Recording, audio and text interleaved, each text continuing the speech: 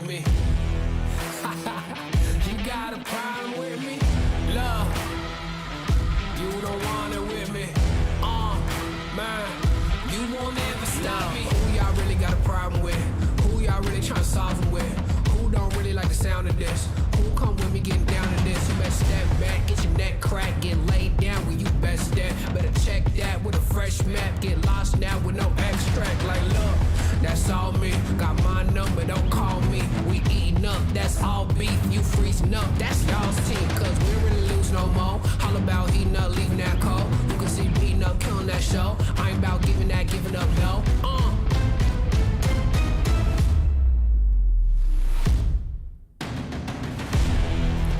Nah, cause they don't want it with me. Look, you got a problem with me. Look, cause y'all don't want it with me. If you start a fire with me, then you never gonna stop me. Ayy, sound the alarm. We about to go on. You getting it wrong. Time to go off. Can't hold us back. Truth hurts, you always that. My truth lurks till y'all collapse. Now scoop first where your homies at. Come my team with me right now. My team's so mean right now. But what you mean y'all out? It's time to weed y'all out. Okay, we coming back with a vengeance. Time to go start your engines. What is this thing y'all mention? Time for y'all stop pretending,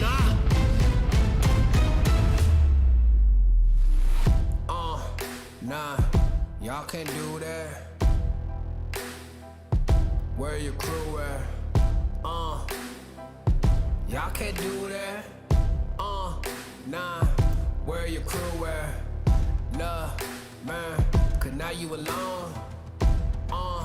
Yeah, get out of my zone. Man, cause now you alone. Love, get out of my zone. Nah, cause they don't want it with me. Love, you got a problem with me. Love, cause y'all don't want it with me. If you start a fire with me, then you're never gonna stop me. Nah, cause they don't want it with me. Love, you got a problem with me. Love, cause y'all don't want it with me. If you start a fire with me, then you're never gonna stop me.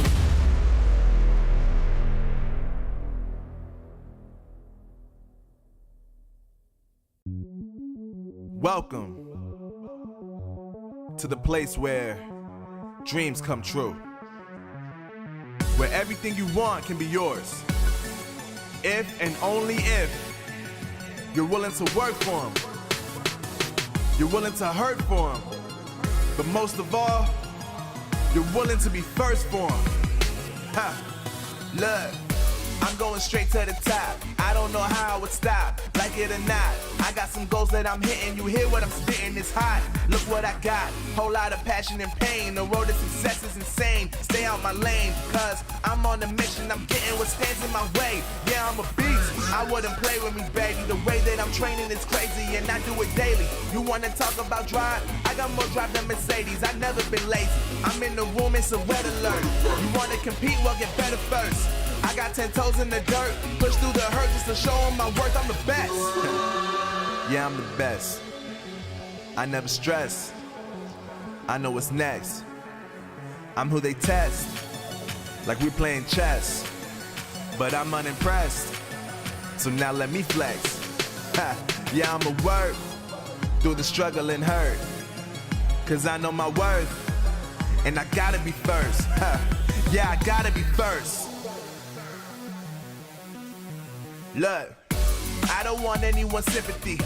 I understand what is meant for me. I give my focus and energy. If it's meant to be, then it's meant to be. But mentally, I'm undefeated. They hear that and say I'm conceited, like there's no reason. Like I don't beat them and come back again just to teach them that when you work under pressure, you reach higher measures. They'll try and bring you down, but you cannot let them, and only get better and focus on cheddar. Eye on the prize and you'll become a legend. Like, when I'm in the room, it's a red alert. You wanna compete, well get better first. I got 10 toes in the dirt, push through the hurt just to show them my worth. I'm the best. Yeah, I'm the best. I never stress. I know what's next. I'm who they test, like we playing chess. but I'm unimpressed. So now let me flex. Ha, yeah, I'ma work through the struggle and hurt. Cause I know my worth, and I gotta be first. Ha, yeah, I gotta be first. They don't know what's gotten into me. How'd I turn pain into energy?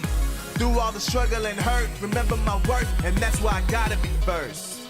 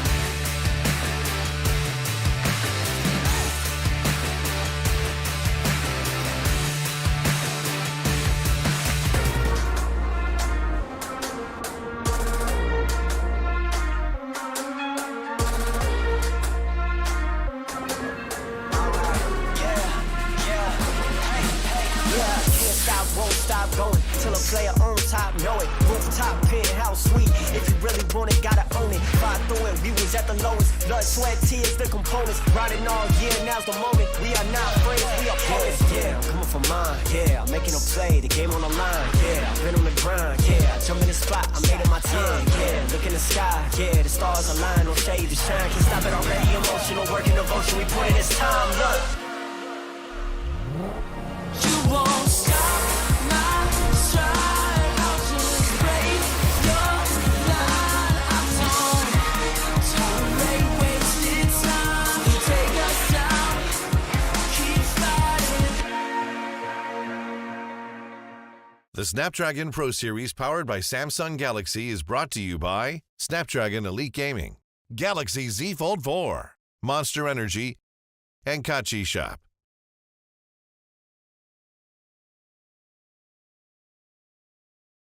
What is up, survivors? Welcome to the Snapdragon Pro Series Free Fire Challenge Group Stage Phase number 2. Woo!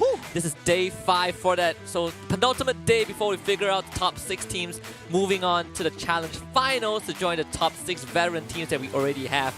My name is Husky, and of course I'm joined by the Mustachio AJ to bring you guys the long haul, because today it's going to be a damn long night. 8 games to prove these teams mettle. Yeah, unfortunately, yesterday we had a little bit of a technical error and we had to push some of the matches over to today. Thankfully, it's not 9 matches. We've got 1 extra game that's going to be played tomorrow. So 8 back-to-back games. I mean, it's just like the Pro Circuit in Free Fire, right? Yeah. So I think it's same old for us. It's just light work for everyone else. Those who have played the major or their local circuit, they are used to this 8-game format. All of this powered by Samsung Galaxy. It's going to be a pretty long and exciting night, you know. By the end of yesterday, I think we are seeing almost the same teams up in top 6, like what we've expected since the first week. Correct. But there has been a bit of shift in dynamics as we see the gap between 7th and 6th place widen. Yeah, absolutely, man. But it's not over just yet. We still have 2 more days. Even a team like Anxiety can make a breakout run, potentially in the last 2 days. Yesterday was a little bit of a disappointment because they just started showing up in the final circle. And then we had the technical error. So, the worst possible timing for Anxiety for a technical error to happen. But today, hopefully, they can pick up exactly where they left off from because their performance in the competition so far, and we know how they used to perform in the past, right, has been absolutely horrendous in the recent past. But hope to see that kind of switch around a little bit. I mean, Sem9 has been dominating, so today might just be yet another day of domination for them. I think Sem9 is probably the biggest surprise that we had coming into phase 2 from phase 1, right? They finished with a huge lead. They come into phase 2, has their points deducted by half, and was still able to put up a great performance. But let us take a look at what these teams are fighting for. It's all about the moolah, well, partially about the moolah when it comes to the challenge group stage. Don't look at first to 6th place. That has been locked in by the first 6 teams. You know, 4 from Thailand, 2 from Indonesia that we will talk about later on. We're looking at 7th to 18th place. So the teams that finish first right now, likely Sem9, they're going to walk away with $3,250 by the end of tomorrow, all the way down to 1,500 if they end up in the last place. Absolutely. And of course, the consolation prizes from the 13th all the way down to the 18th spot here. That's exactly what those who do not manage to make it through to the grand finals will be taking home with them, which is not too shabby at all. I will be happy if I could perhaps get my hands on amounts like that. But exactly where all of the hot action as well as the slightly bigger moolah waits for us is in the grand finals, Aski. Yeah, that is going to be so much more different because when we go to the challenge finals, the prize pool basically doubles, right? We have $65,000 for those that finish as the champions of the challenge finals. Of course, all the way down to $5,000 if they finish in 11th and 12th. Still a sizable amount, not as big as the eventual winners, but it's something, you know, it's still something. Absolutely. And of course, all of that something can help you get lots of stuff for yourself, maybe even a Samsung Galaxy Fold so that you can practice a lot of your Free Fire on. I'm very sure the boys will most definitely love that. There's a lot of things that you can do with the money, but hopefully it is put to good use to increase their capabilities out there on the battlefield. But let's take a look and see exactly how they can collect points. As usual, in a game of Free Fire, you hit that booyah, you get yourself 12 points, 9 placement points for that 2nd place. You -1 for every single rank below that until the 11th and 12th spot, which gets you nothing. But you can bolster yourself with all of those eliminations. Every single elimination gets you 1 point. Yeah. Every single universe is governed by a system, and this is the mandate that we've been running with for competitive Free Fire since the dawn of the ethos, in fact. So the teams just need to remember that getting placement points isn't everything because you still need to get a couple of numbers under your belt, and some of these teams have been really doing a phenomenal job at maintaining that golden balance. I mean, KOG yesterday had a big show up, but we gotta talk to you guys about today's schedule because today is going to be the longest evening for phase number 2. We will have 8 games plus 2 from yesterday. We start with Kalahari, we go to Purgatory, then we go to Alpine for game number 3. Then afterwards, we hit the reset button, we go to Bermuda, Kalahari, Purgatory, Alpine, and we will end the evening with Bermuda. Yep, fantastic. Every single map is played twice in here today, so you can't really complain that, you know, the map that you're not really good at is played multiple times, and the map that you're really, really good at doesn't really get played all that too much. Everybody gets an equal share, an equal opportunity to perform out there. Those who can dominate, perhaps those like Sem9 will have the most of fun, but I am looking for that underdog story as we are reaching the final end towards the qualifier for the challenge finals. Exactly who's going to be able to make it from the right-hand side of the leaderboard on to the left-hand side. Like you pointed out rightfully, the gap between the 6th and 7th spot has grown quite a little bit. Oh yeah. And hopefully that gap is closed within the first 2 games in itself. Yeah, we even had, I think last week, towards the end of last week, the gap was actually not as evident, right? Yeah, We correct. almost had 8 teams contending for that spot, but all it took was just one evening, and now we are back to square one. 7-9 leading the pack with 30-point cushion in first place, Expand coming in second, Heavy third, King of Gamers Club in fourth, V Gaming Esports in fifth place, Team Flash makes up for the sixth place. And the good thing here for Anxiety is one really solid booyah can make them jump from the 12th spot all the way down to the 8th place. Oh yes. And that's why I said, right, today has to be a day of performance for Anxiety because it's not impossible to jump onto the 6th spot for themselves. Of course, that is dependent on whether or not Team Flash as well as V Gaming Esports will let go of their positions, which seems highly unlikely because based on their performance yesterday, these teams are hungry. Even King of Gamers hitting the double booyah yesterday, they were quite annoyed, I'm very sure, because of how well they were doing, and that came to an abrupt stop by Game 3. Yeah, and I think the best part is how King of Gamers Club spent 1 week trying to overcome MDH, and it's always this tug of war, but yesterday when they finally pulled ahead, they pulled ahead by a mile. MDH needs close to 50 points to even have a chance to tie up with Team Flash in 6th place. So even though you can have that breakout round for Anxiety or FARANG to make it to 8th, you still have another hurdle to get over. Correct. And we have only 15 rounds in total for these teams to do it. Every single round needs to be an Anxiety booyah if that's the case. I mean, talking about the underdogs, FARANG, surprisingly a representative of Malaysia at the Free Fire World Series stage, is now struggling to get into the challenge finals in itself. I am absolutely shocked that is the case here. Yeah, FARANG was the team that when they debuted, they actually, brought the Malaysian flag to that world stage. And it has been a downward spiral since then. You can say the reverse for 7-9. They were going downhill really hard, but this is the resurgence for them in the challenge group stage. But let's take a look at the teams to watch today, with King of Gamers Club currently in 4th place, with Team Flash and V Gaming Esports in 5th and 6th respectively. And there's no need for more introduction. These teams have proven to be more than capable of holding their own ground, especially KOG, who started phase 1 as kind of the the imposter of the Thailand region, but right now they have proven that they deserve to be with the rest of the teams there. Yeah, King of Gamers Club were really exciting to watch yesterday. In fact, throughout the whole competition so far, they have been phenomenal. But let's see if or not they will start today off hot. Yesterday was more of a passive day, especially at the start of the rounds, and you really start seeing them popping up towards the mid to the end part of the game. And usually they end up with such a huge amount of elimination points on their end, which makes them a team you really have to fear, especially in the final circle. Yeah, and just to kind of wrap up about the conversation about KOG, I think it's a team that when they are not having a good day, they don't really show up much, kind of in the middle of the pack.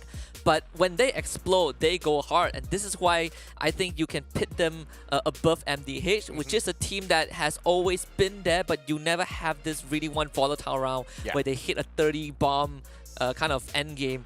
KOG can do that. MDH have yet to prove it. Yeah, absolutely, man. I mean, I think the first game that they took the booyah yesterday, they had 16 of those kills, and most of those kills did not come from wild string, but came from very well-timed executions, right? They really hold back, especially in that final circle. Their main intention is to stay away from all of those engagements as much as possible, and when the timing is right, they bag out all of the teams who are hot in the action. Unlike a few of the other teams who allow that fight to kind of end first before getting involved, they wait for that opportune moment where they can prey on both the teams at the same time. That, I think, requires a lot of skill. I'm sure Victor has talked to you about it a couple of times yesterday on broadcast. This whole vouchering culture. I think there's a fine line between that and taking initiative. And I'm glad to see diversity. Some of these teams have gotten their booyahs through just very calculated engagement. I think DEWA United Esports is a great example of a team that wouldn't start fights, but they would definitely show up if there are scraps to be taken. Yeah, absolutely, man. And I mean, anybody and everybody should show up when there's scraps to be taken, because in a lobby like this that are filled with titans, might not look the case on the overall leaderboard, but they are supreme squads from their individual regions. You have to be thirsty for every single opportunity. Each and every single elimination point can make the world of difference, especially when you've only got 2 more days to qualify into the Challenges final. And one of the thirstiest teams is actually Heavy from the Vietnam region. They went from, not top 3 to right now being almost tied with Expand. Correct. And it's a crazy performance from this team, because they are always kind of the kryptonite of every other team, barring 7-9. But All of this would not have been possible without our friends and partners at Snapdragon Elite Gaming. For when winning matters, this is season 2 with them, and we are very grateful that they're giving all these players the platform to show themselves. Heck, Jakarta wouldn't be a possibility without these guys, so we are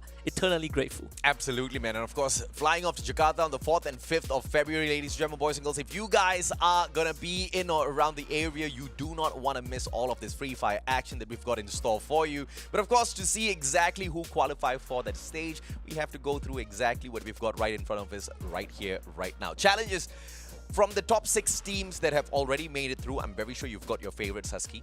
That was the Thailand league, No one came. I was just about to say that. Like, which out of the Thai teams are you actually looking forward to seeing the most? I think Sem9. Sem9 from Malaysia, Heavy from Vietnam. I think these 2 teams are literally on my radar because I think Sem9 is on this resurgence path. Oh yeah. 2 of their players were kind of there when Sem9 first entered competitive Free Fire. Correct. And then you have 2 players from ex-Geek Fam, and right now this felt like the perfect combo. And obviously you have Heavy. I think Buffalo is an icon for the team. And surprisingly enough, Expand can't even match up to the quality that Sem9 brings out there on I the am battlefield. pleasantly surprised. Yeah, absolutely right. And I mean, I'm pleasantly surprised for the Malaysian scene, but I'm at the very same time a little surprised, unpleasantly, with how Expand hasn't really been able to prove themselves from coming back from the Free Fire World Series, right? I'm wondering if or not it is a lack of performance or just extraordinary performance on the side of Sem9. I think it's probably a mix of both.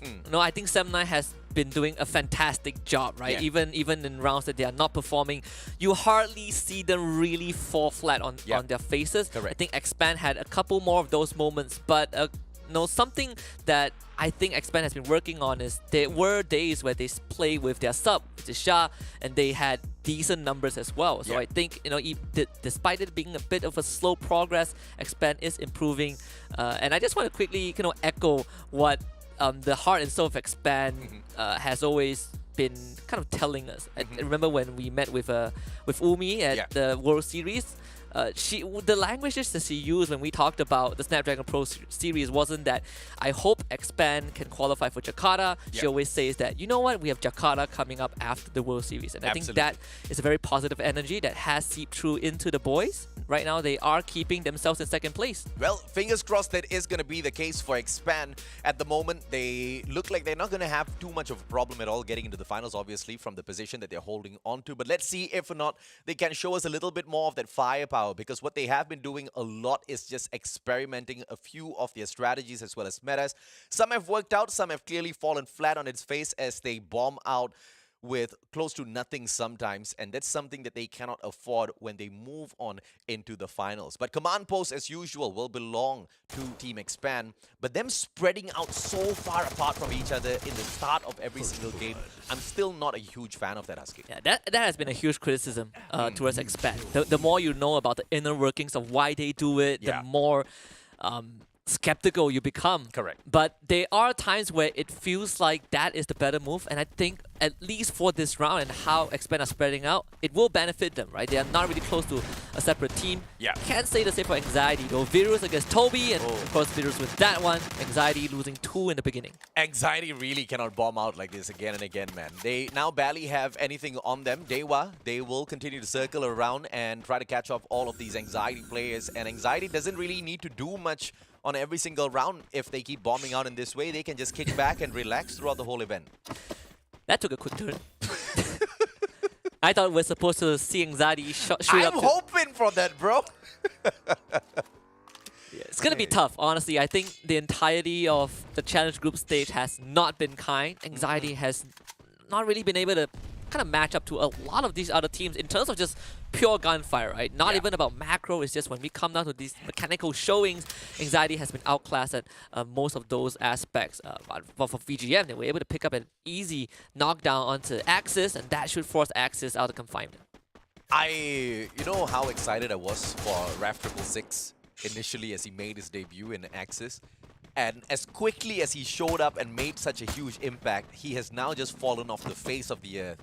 barely does anything out there on the battlefield. Oh, wow. So I speak about him. The guy gets tanked with a couple of shots from the back, and Axis Esports out in the 12th spot. I have no idea exactly what went wrong in this whole mix, because when he first arrived, Axis was really popping off on the battlefield, and he was perhaps the core member that really made a lot of those plays possible. Yeah. But that just hasn't been the case recently. The craziest part was that it all happened within 1 year. Yeah. Start of the year, Axis was one of the kind of the dark horse contenders, right? Showed Yeah. up in the finals, and suddenly you realize that, okay, we might need to keep an eye on this team. Yeah. And it would be a heartbreak if Axis doesn't make it. And it's a fat chance, right? They are in 11th place. But, you know, if you are in the shoe of Rav, you really would want to qualify for the finals, because that's back in Jakarta. That's where you know, home soil is for him. But they gotta kind of rack up the numbers a bit. It is a tall task. Minimum of what, 60 points? Actually, no. For them, it's 80 points. Yeah. That's I mean, a lot. if I say that it's still possible for Anxiety, providing, of course, they do have multiple breakout rounds, it is going to be possible for Axis Esports as well, but not with that sort of a performance, right? And I think at this point of the competition, on day 5, if you're still having hot drop issues, you probably need to do a little bit more homework. I mean, it's best possible if you can avoid all of the initial engagements, but I guess it's just a little bit too much to ask for some of these teams. I remember there was an interview with Raph. I believe it was done in phase 1, you know, somewhere in close proximity to where we are now, where Raph did discuss they were struggling with call-outs, especially when he first joined. You know, the language barrier, and the difference in region. It is also a team that has been, you know, switching members out. You know, sometimes you trade Axac for Neptune and vice versa. And sometimes you have both of them in the same roster, but the results remain the same. Sometimes you do wonder, right? What is the core issue? What was the core obstacle that this team needs to tackle? I think you just answered your own question there. Really? The lack of communication seemed to have done them a lot of good. Raf was just going out there and doing his own thing. Sure. Now that he's working together with the squad, I don't know whoever who's calling the shots whether or not he's doing a good job, but clearly something's wrong. Charge Buster Yan Bin manages to get one player from the side of DEWA, but Bams, as quickly as his partner went down, brings him right back into the fray, and DEWA gets to reposition, leaving Anxiety in the middle of all of this fight. So Flash is probably going to be picking off the player from the side of Anxiety before they make their way through to DEWA. Really bad news for Hawkeye, because he has not been able to revive anyone. And now he's literally caught in a battle zone. Gotta cross his fingers that he makes it out of this alive. Team Flash, thus far, no casualties. Not much worry, in fact. I would say that them and DEWA have an equally good start, but maybe Team Flash will pick up a free kill along the way, with Hawkeye just literally right beside two of them. I still think they're a bit more focused on DEWA, and I do not blame them. There's a revival point right there. Yep. I would be surprised if Hawkeye was able to sneak it away, but right now it's between DEWA and Flash, and Rain has sniped out Bayo. Oh, fantastic response coming through from DEWA. They're not really afraid to take on Team Flash. They just wanted to reposition, find a better spot for themselves before they take this fight. And I think that's brilliant, right, in terms of strategy. Don't take that fight out in the open. Make sure you have got a certain advantage first. Now they've got Team Flash flanked from both sides already. And this should be an advantage for Team DEWA. With one player down and out for the count already, Team Flash is in a lot of trouble. But I don't think Hawkeye is going to be chipping in anytime yet. He wants to run away. He wants to revive the rest of Team Anxiety. And hopefully that's going to be possible because that revival point is still active. Just so close yet so far for them. Bayo just got revived and he is running as far away as possible just to get some equipment online. I mean, we are seeing DEWA slowly pushing the envelope a bit, inching closer and closer to the members of Team Flash. Yanbin has expanded multiple glue walls just to keep himself alive, and now he is pinned behind a wall, and DEWA should be able to pick that one up as well. This circle is going to make life so much harder for Hawkeye, as it basically just dips down to the southwestern western side of the map, with kind of MDH in the center of it alongside FARANG and Sem9. Let's see. How will DEWA kind of circle around and punish Flash? They were teased first, and now this is that counter. This is them returning fire, but Flash is brilliant enough to reposition to avoid all of those engagements. Now they have got a defensive advantage with DEWA now on the approach. potentially exposing themselves as well, but it doesn't seem like Team Flash has found those positions to counterattack just yet. And I'm afraid this is going to get turned right on its head for Team DEWA. Yeah, that's the UAV as well. So Team Flash basically exposed out in the open. Yanbin has already made contact, and DEWA, they're just gonna pincer him. Just a crunch from multiple members. Renz picks that one up. And Bale, I don't think he has much to offer to the team because he just revived not long ago. So Team Flash are fighting at a massive disadvantage. They did tag Rain a bit, but the numbers just not in their favor. Shin gets one down. Bams is the one that goes down. Couple of glue walls to cut off line of sight, but unfortunately Shin has trapped himself in there. Renz would just try to finish the job, bringing his body to double up on this as well. It's a slow and painful death for Bloody. Yep, so this is just a perfect play coming through from Team DEWA. Bloody doesn't really get away from that. Shin goes down. Bams to be picked up now, and Team Flash will rue the day they tickled DEWA and took those shots from behind. But now, Expand versus FARANG. This has been pretty much a fight that we have seen many a times now down here at the challenge stage. And Expand has got that bird's eye view. They have taken out the position of Team FARANG, who want to hold on to this platform. Jembal backs away behind the container. Everybody avoiding all of that angles that Cobra can perhaps catch them off guard on. AC-80 in the hands of Cobra. He can do a lot of damage from here. He's being really patient about it, at least for now. I did see Spade's backside just sticking out a bit from behind the wall. But I think Expand probably going to take their time. There's a lot of other teams nearby. Yep. I'm slightly worried for FARANG though, because I think Expand, they do have that tendency to go for the rush. And Jembao, he's already feeling it. Just those utilities being slowly dropped onto him. Smack dab in the next circle. Expand and FARANG don't really need to reposition. Oh, here they go. Don't really need to move anywhere. But Expand just wants to take the initiative to take the fight straight up to them. And look at who's moving up fourth. X-Roy. Good glue wall. That'll just block the shots for the time being. He patches himself right back up. Grenade will try to take down the glue wall to no avail. And out of nowhere, they just fly on in. Yeah, Spade got nicked by the grenade, and Roy has found Jembao. That's 2 down on the side of FARANG. They will start to get those glue walls up. They need those revives, but Cobra, he's going in for the rush. More. And unfortunately, Spade is just not ready for this push. We expected this from Expand. XL, let's get traded back, but no finisher just yet. FARANG somehow holding their ground. 2-Bat gets picked back up as well. Expand losing ground in this fight, and they were the ones who started the rush, and they were the ones who failed. FARANG hold the fortress.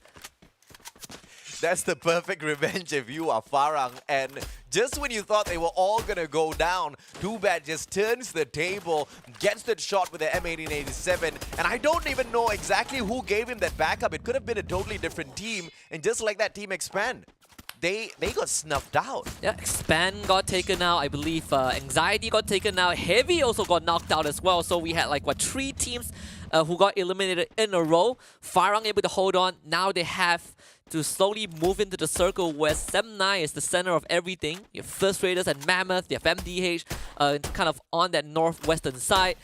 VGM is the one that's getting pressure, and I believe it's by First Raiders.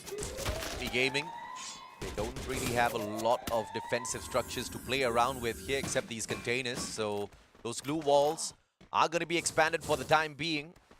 But they just have to be a little careful because the end game is soon approaching. You don't really want to be wasting all of those glue walls, and you know, when you've got an airdrop hovering about in the air like that, it's just so unfortunate, man. They're going for the perhaps a long rotation. There's the vehicle, so it's taking this time. One more. Can't find it. There's no vision. Almost did though. Vehicles ablaze, both of them, so I guess that's a win for Darkol. We've seen some crazy vehicle snipes. You still can't get over the Buffalo one, but yeah, Bams has been found by MDH. Nukes getting that easy snipe, and there's just no angle for Rain to play with. MDH just needs to be careful though. They are teasing DEWA, but they are wasting a lot of time. The circle's already moving. They have to reposition. They are on the very edge of this next circle, but it's not really a saving grace because 7-9 is right there behind them, and that's one of the last things that you want for yourself. And here comes King of Gamers as well as they slowly rotate in. 7-9 trying to put a stop to their rotation. Yeah, so far 7-9 has been oddly quiet this game. There's no kills at all. They even did suffer, an elimination early on. But aside from that, they have been just doing their own thing, moving into the circle. But that might not remain for long. KOG putting a lot of pressure, and they even have MDH on the other side as well. This might turn out to be a 4-way fight. Osaka takes out Don't Cry from long range, as Ika will take out Dark Loop from the side of VGM as well. 7-9 completely silent on this affair. And I really love that play by 7-9 because the last thing that you want to do is just drag more attention to yourself. So you say that newbie, trying to take a couple of pot shots, finds nobody though. Not many of those shots connecting. He's trying to steal that kill away to no avail. Come on, get it, man. Ring's just crawling around, avoiding all of those shots. And King of Gamers should be able to sit. No, he just gets eaten up by the circle. I like it when he dies to the blue zone, and then you see the quad kill feed. I didn't know that giving yourself away counts as one, but sure, I learned something new today. KOG, they are not going to wait for MDH to make any other moves, just going to fly right past Hwang, and it's going to be Ikao that takes that one as KOG looks to reposition themselves and just at the edge of the circle. Yeah, First Raiders are doing a damn good job right now. They one more knockdown, one more elimination can put Team Flash out of the run here. Because Boo's not going to be in a position to circle around just yet, but they're sticking together. Smart plan by Team Flash. Basuza from up top. Woodpecker in hand. No amount of armor can stop his bullets. But Team Flash very smartly dodges all of those engagements. And MDH, unfortunately, they bite the dust a little early. First Raiders now, they've got the advantage against King of Gamers. Shot after shot. Can they get any? King of Gamers dodging back and forth between those glue walls, keeping themselves safe. And who in the world? It's Flash from the back. And I cannot believe how much of damage they're doing here. And while that was happening, KOG just wiped out 7-9. 7-9 just could not get out of the building that they held so long for. And First Raiders had too many targets to look at, ended up losing 2 of them. And KOG, they might, if they know this, they are going to just start pushing into First Raiders. Osaka is going to lead the charge. Farang, Tubat and Jembao the furthest away from this circle. But so far, First Raiders having an incredibly good spot on that high ground. Tubat cannot go down now because the next circle is approaching Team Farang. So they are at an advantage here. They just need to survive. But the disadvantage is that's truly open grounds. No defensive structures to work around with. They have to depend on all of their glue walls. And there are just so many of those glue walls that you can expend early on in this matchup because you still have a little bit more time. 2 more minutes to survive here in this matchup. Team Flash did one heck of a good job earlier on with all of those backstabs. And now V-Gaming, they are not going to be able to survive for much longer as Yan Bin's Vector does the Yeah, Flash still kicking. KOG, full squad left alive. First Raiders the same, but 2 of them just got revived, so they do not have anything much to work with. Yanbin still getting challenged, but at the end of the day, it is Flash that is still winning out for now. Bayo and Yanbin literally in the red. Bayo somehow 1 health, and he's literally still kicking. Kevin and Oscar though both go down as Tubat slowly shoots them down 1 by 1, but that glue wall is gonna fall and Tubat left out in the open. Is KOG getting that win down to a 1 versus 1. It's gonna be between Bayo and Osaka. Osaka has the health and Osaka got it. King of Gamers getting the first booyah of the night. And it's pretty much a back-to-back booyah because this game that we are playing is a continuation from yesterday. So all in all, 3 of those booyah out of the potential 8 matches here. Let's see if or not King of Gamers can keep this up for themselves. I mean, it's a phenomenal start to the day. They had a phenomenal start yesterday. They didn't look like they were going to drop their momentum. And to think that the momentum can be carried on into today as well. This team really wants blood. Yeah, absolutely. But also kudos to Team Flash. Had one of the most miserable starts to the game. Just could not play Free Fire at all. Somehow makes it to 2nd place. And with a decent amount of elimination. So this team incredibly resilient. What a way to start off the first map of the evening. And if Team Flash wasn't so focused on King of Gamers earlier on, they wouldn't have lost those 2 additional players. And there's a high probability they could have even walked away with the booyah this time around. And this is exactly where you really want to prioritize your defense, especially when you're taking those pot shots at all of those team members who are kind of crossing in the open grounds, right? Yes, you think that you have an advantage, but in a lobby where you've got so many of those players to kind of really deal with, especially after that 1 player went down, they should have repositioned instantaneously. But just that wasn't on their minds. Yeah, I mean, you could give credits to, well, not really credits, but you can also point at First Raiders as well, where they were trying to stop Team Flash and then trying to stop KOG. Team Flash took advantage of that. And this all started with another Indonesian team, which was DEWA United, who was able to find, I believe, 2-3 members of Team Flash and get themselves an early lead. This was kind of one of those moments where it looked good until it stopped looking good. I mean, this was just... I have no idea how Expand lost that fight, right? And I think at one point Cobra could have just played it a little bit more safer. He jumped on down and he thought he was going to be able to get the kill after the time turner was pulled out, but things just got turned around so quickly that Expand had no time whatsoever to respond to that situation. Unfortunate, but that's exactly what you will have in a lobby like this, once again, full of Titans, Sasuke. You really love it when you have around where a lot of the teams on that second page are putting out decent numbers. And in this case, we have 3 of them on the first page. We started with KOG and Team Flash, the usual top 6 returnees, 19 points for KOG, 17 for Team Flash. But then you have DEWA United and FARANG sharing 14 points apiece. Then you have V Gaming Esports and First Raiders Eclipse getting 13 apiece. Yep, FARANG can thank Expand for that. I'm very sure that kind of boosted their confidence quite a little bit. MDH trying to keep up with King of Gamers, but with those 7 points, it's not gonna be the best of points to be able to pick up for yourself. And Team Flash picking up 17 just puts a little bit more distance between that 7th and that 6th place. So that's a little unfortunate. Sem9 picking up 5 for themselves. They're not going to be too worried in that #1 spot, as they're not going to lose it to Expand, who picked up nothing. I mean, Heavy only picked up 1, so it's still good news for Sem9. The 2 teams that are closest to them didn't get anything out of this game. They probably didn't perform all that too well because they're like, the 2 guys chasing us went out already, so let's just take a break. We'll just play round 2 today. Fun fact, I think the smallest gap between Sem9 and whichever team is in the second place is 30 points. 28 to 30. So they have never, given away that cushion, and they're sure as heck gonna keep it just for a bit longer. But DEWA United Esports is our team of the match. Sure, they didn't get the booyah, but they had one of the better starts that you want to see out from this team. Absolutely, man. And of course, if DEWA keeps this up, they are most definitely going to be able to find something better for themselves. And by better, I mean the top 6 spots. Yesterday, I believe they were around 200 points by the end of the day. And to get up to that 6th spot, you need about a solid 50. And by the way they're performing right now, if they can bring out this exact same of slightly above average performance, top 6 is for sure. If you catch MDH on a bad day, then chances they do increase. But it is just game #1. We have 7 more to come in the marathon of this evening. We're going to take a short break and we will come back for more Free Fire action.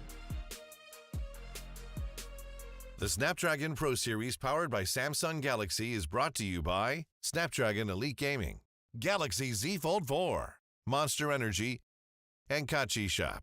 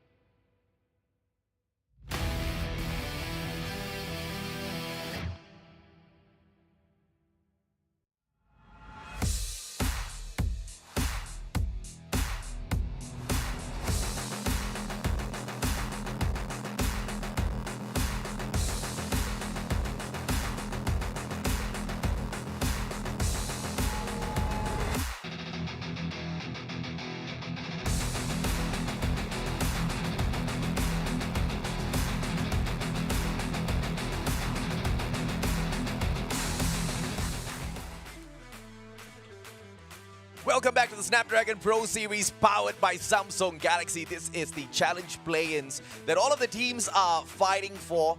Top 6 spots. That's exactly what is coveted in this stage. And it doesn't seem to be an easy fight for those who are on the right-hand side of the leaderboard. My name's AJ. I'm the mustachio down here with the one and only Husky, bringing you guys the broadcast for the day.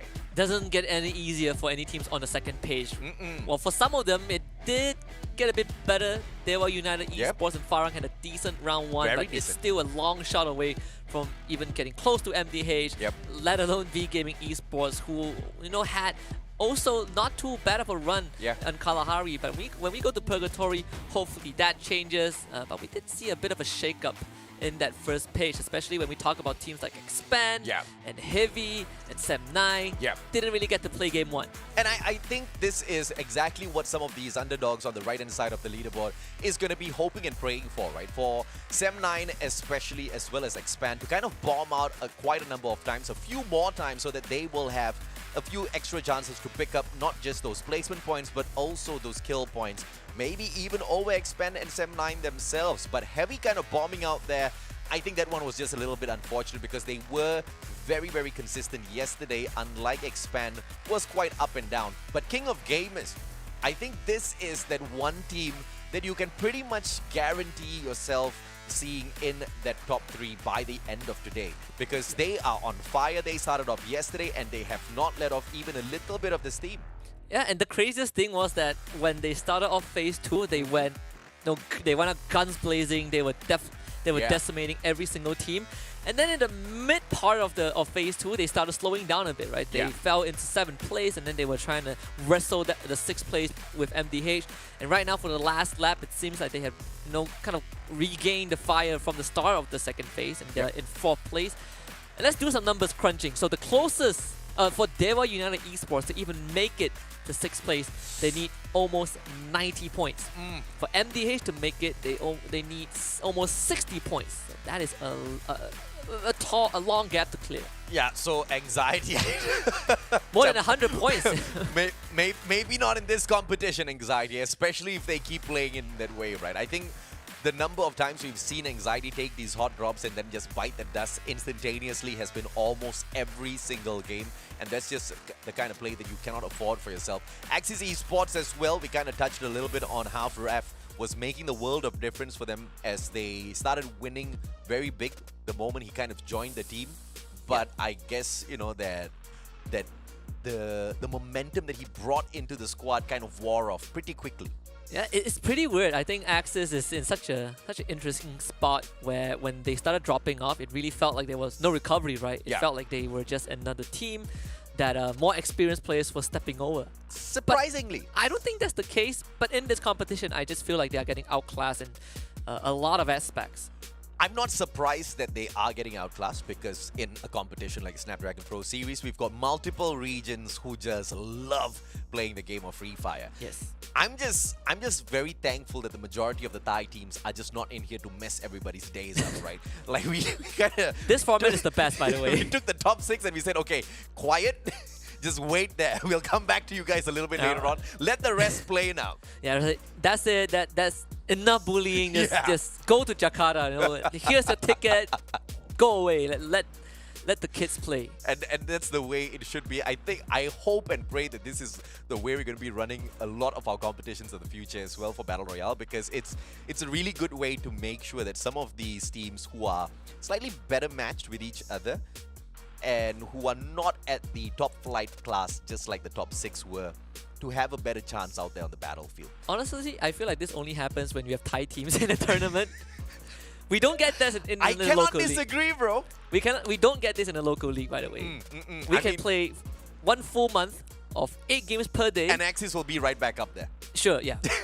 You're not wrong. They will be in the top 12. They will play the finals. But when we put Thai teams in, they need a league of their own. Yeah, and now Vietnam is starting to become a threat as well in this play-ins. And I don't think that the Malaysian teams are going to have a lot of fun. Thank goodness M9 as well as Expand have already made their jump towards the top of the leaderboard very, very quickly, because Vietnam has started waking up towards the tail end of the play-ins, and I don't think that's good news for any one of the other regions. There was a team that I was especially worried about from Vietnam, and that was Team Flash, because that was the team that was giving Xpan a lot of problems in the World Series. Both of them didn't make it. Xpan were 2 points away. Yeah. But I think Team Flash, when they really started performing in the second phase, it looked pretty good. Even on their bad rounds, it felt like the overall performance, if you just put them in the league with Xpan, you play it out for 1 month, I think Team Flash just has a bit of that meta. Absolutely, bit more compared to what Xpan has to offer. Yeah. Not to take anything away from Xpan, but we are starting to see the bit of cracks, right? The consistency is still not there. Yeah, you gotta look at the consistency of how they take some of these early fights as well and really calculate exactly how much of risk they can expose themselves to. And time again, you see them in that final circle, which is just ridiculous if you ask me in terms of consistency. Yep. Well, 40 more rounds to see that happen, but before that, we gotta thank Samsung Galaxy, the newest addition to our Snapdragon Pro Series family. Really grateful to have them, and I think, this is just only going to get better and bigger and more powerful.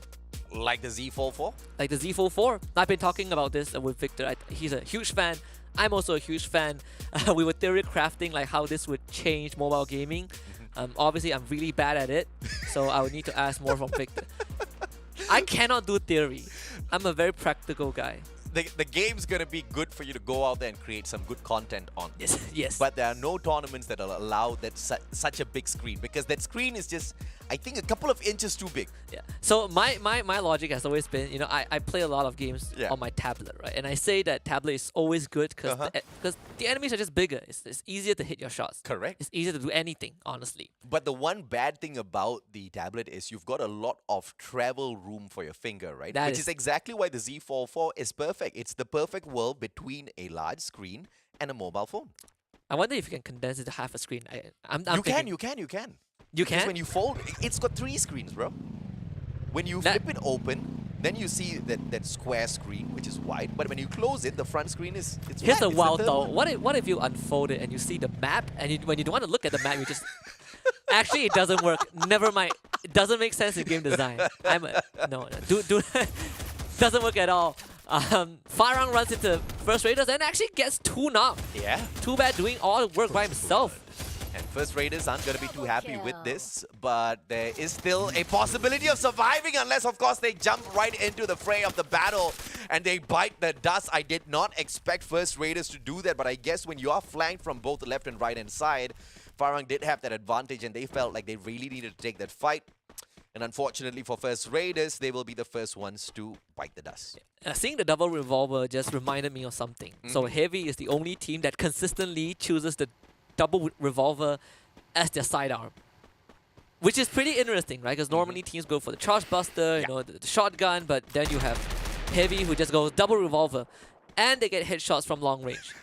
That is the craziest part. I do not know how they do it, but Heavy is something else. This team led by Buffalo is something else.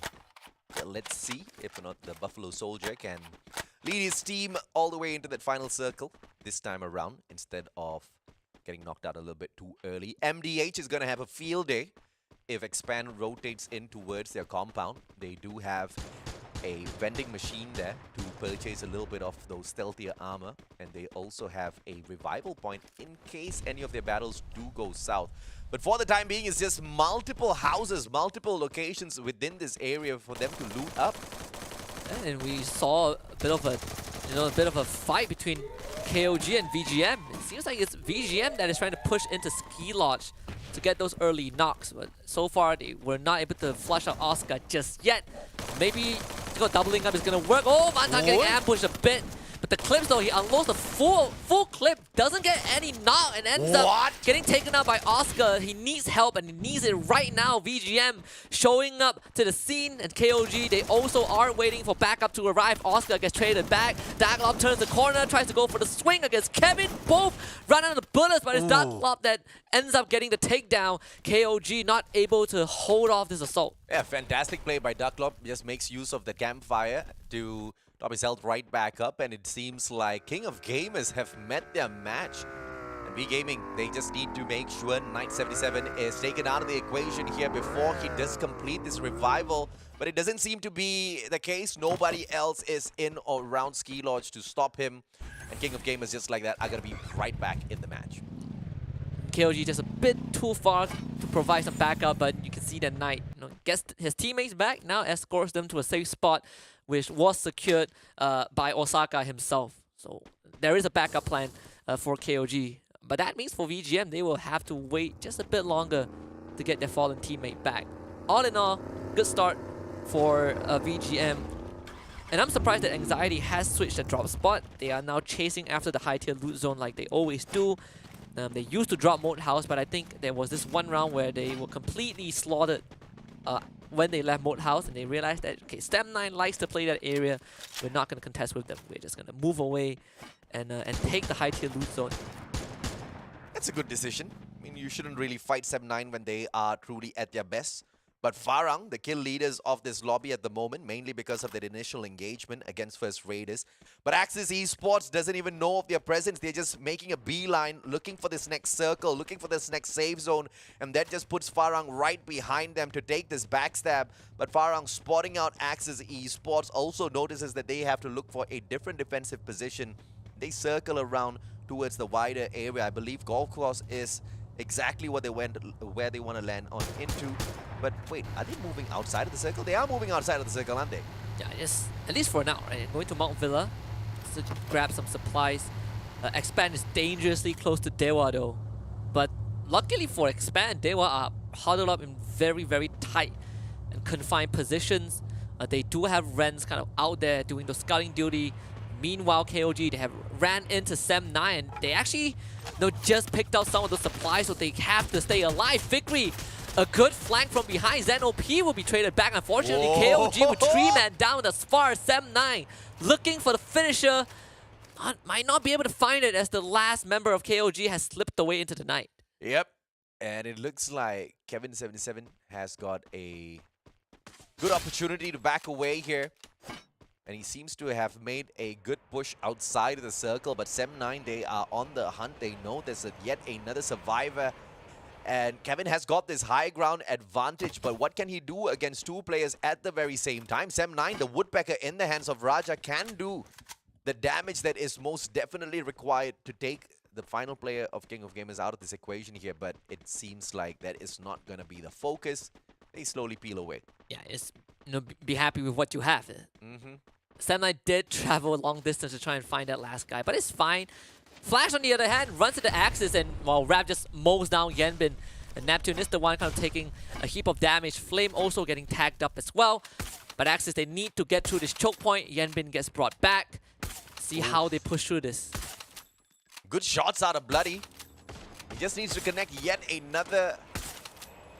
AWM's going to do a lot of damage, but Time Turner pulled out this time round, and they will continue surviving. Team Flash doesn't walk away with anything here, but those players are moving straight into their compound. Axis wants a fight, and Team Flash is ready to give it to them. And this fight has to end decisively because FARANG is right behind. And Team Flash, they are already setting up the defenses. We see those multiple glue walls as Team Flash slowly peel away from the initial compound, letting Axis take up a lot of that space. And this is good news for Axis because they shouldn't even be allowed to get close to the building. But with FARANG behind, this is going to turn bad real quick. Initially, FARANG was turning around, wanting to move away from Axis, but I guess one thing led to another, and they hear all of these gunshots and they want to play the third party. Axis is going to be in a lot of trouble if they stay on the outside. Just Boo alongside Spade. Flame 7 down on the ground. They bite him out instantaneously, and Axis now in a lot of trouble. Raf goes down as well. Bloody can get picked up here by Shin, and that's going to be Team Flash saved by FARANG's Inference. Yeah, but Team Flash are also out in the open. This is just free pickings for FARANG. Jesbo, he is just going to push forward to get all those free kills. Bayo does tag him with the grenade, but there's no finisher from Team Flash just yet. They need to somehow hold the fort, but that does not seem possible. The bonfire, they're all laid. Bayo, another nade! Second one, this time on the two members of FARANG. Maybe Team Flash will have a chance at the back of Bayo's performance, but he needs the finisher, and so far, he cannot find any. Yanbin backs him up though. Spade goes in for the push, and that should be the nail in the coffin. FARANG finding the third member of Team Flash, and Bayo is the last man alive. Yep, Spade, smart move coming through from the guy. Makes sure he goes in and takes out the damage dealer. But Bio's still alive and kicking here. He's going to stay hidden as long as possible. But look at exactly where FARANG's moving on to. That revival platform. They know, they smell something fishy, and Two Bad's moving on in to finish off the job. Bio's going to get spotted out. And Team Flash is not out yet. Yeah, still one guy alive. Who? Oh, Shin, right? It got revived and flew right to the How? southern side of Brasilia, just in the nick of time. Too good, man. Too good. This was just so well timed. And he's got a vending machine just beyond this next circle. He's going to be able to buy one player right back as an insurance policy and then move on forward towards that revival point as well to bring the full squad right back in. And Team Flash is still going to be a threat. Just when you thought that some of the underdogs are going to have a better chance with one of the top 6 getting taken down, Team Flash just holds on for their dear life. Yeah, but they could not take a break. Cannot catch their breath at all. Game 1 was incredibly brutal. Game 2 moving in the same direction, but a bit worse. That they have lost 3 members and a lot of their... Actually, this is starting from ground zero again. Yeah. Shin has nothing in the tank. FARANG so far doing an incredible job. I think close to 8, 9 eliminations last we saw. Expand moving a bit farther away from DEWA, but EXO is keeping an eye on their watchtower. Expand. Opportunity to engage with DEWA and potentially take them out of the equation here. DEWA out in the open grounds, but they do have this slope to work around with, so they won't need to expend a lot of their blue walls as they engage with Expand, no pun intended.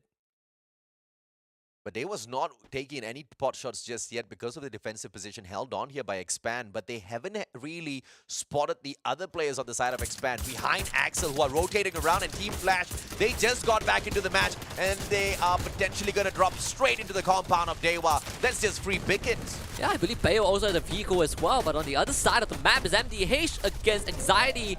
So far, Anxiety have lost 2 members. Toby needs to get his friend back up, but MDH says no.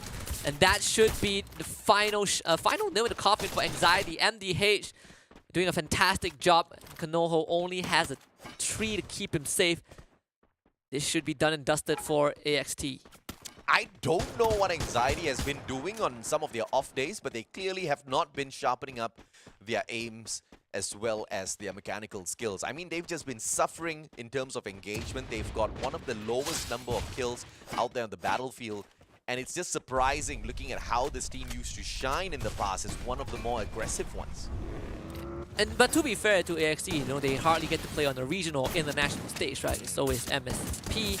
Yeah. The secondary example is, you know, AV Radicals, but that's pretty much it. 7-9 surviving that onslaught, at least for now. KOG is showing up to the party pretty soon, but MDH, they have FARANG behind them.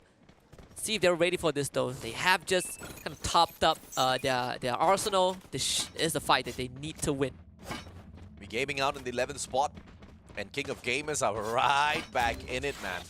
I mean, what a play by Knight earlier on, or Kevin was it, that brought the whole squad right back in. And unfortunately for Anxiety, this run does not continue. Expand, FARANG, everybody being tortured by MDH as well as King of Gamers, as DEWA United gets put out of the equation by Heavy, who appear out of nowhere, and that was just an instantaneous elimination.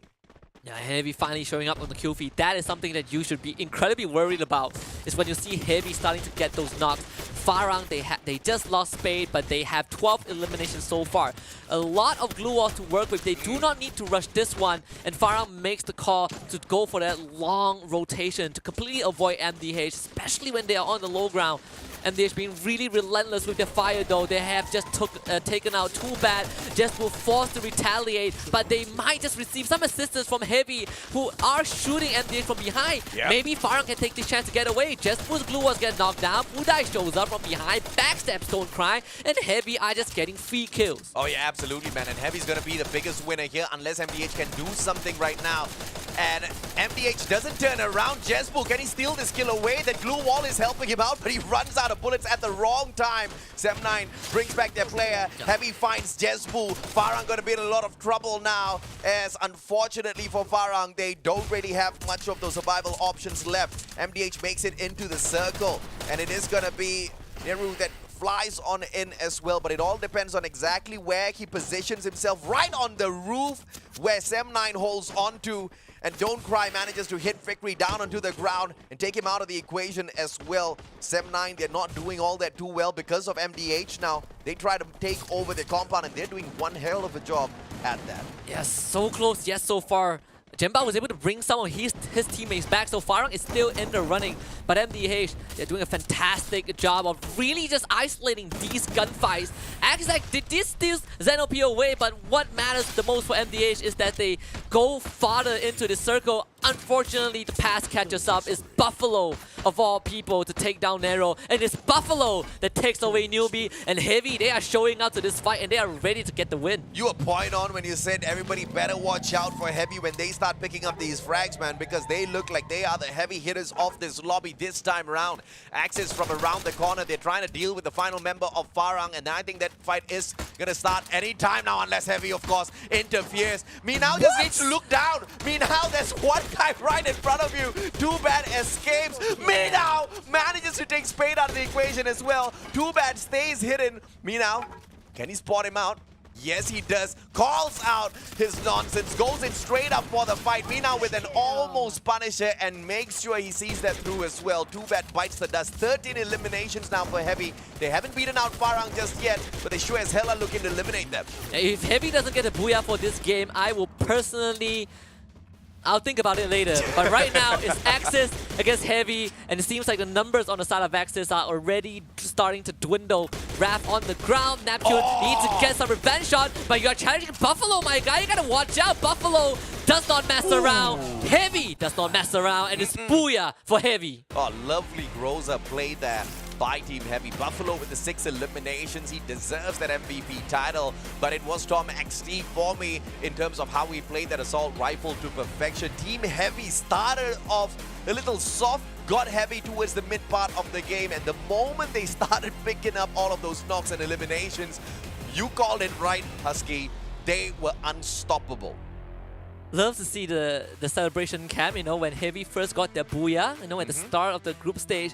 They weren't doing too hot, getting bullied by, you know, the Thai teams, and they were struggling a lot in the first 2 weeks. And when they got their booyah, you know, it was just a sigh of relief. But right now, you see a bit more celebration, a bit more smiles on their face. They know they got it, and I think with that round, they have temporarily placed themselves in second place. Absolutely, man. And it looks like Expand is not looking to go guns blazing anytime soon just yet. I really wonder if the strategy of splitting up very because, I mean, I was talking to Victor about this yesterday as well. Right.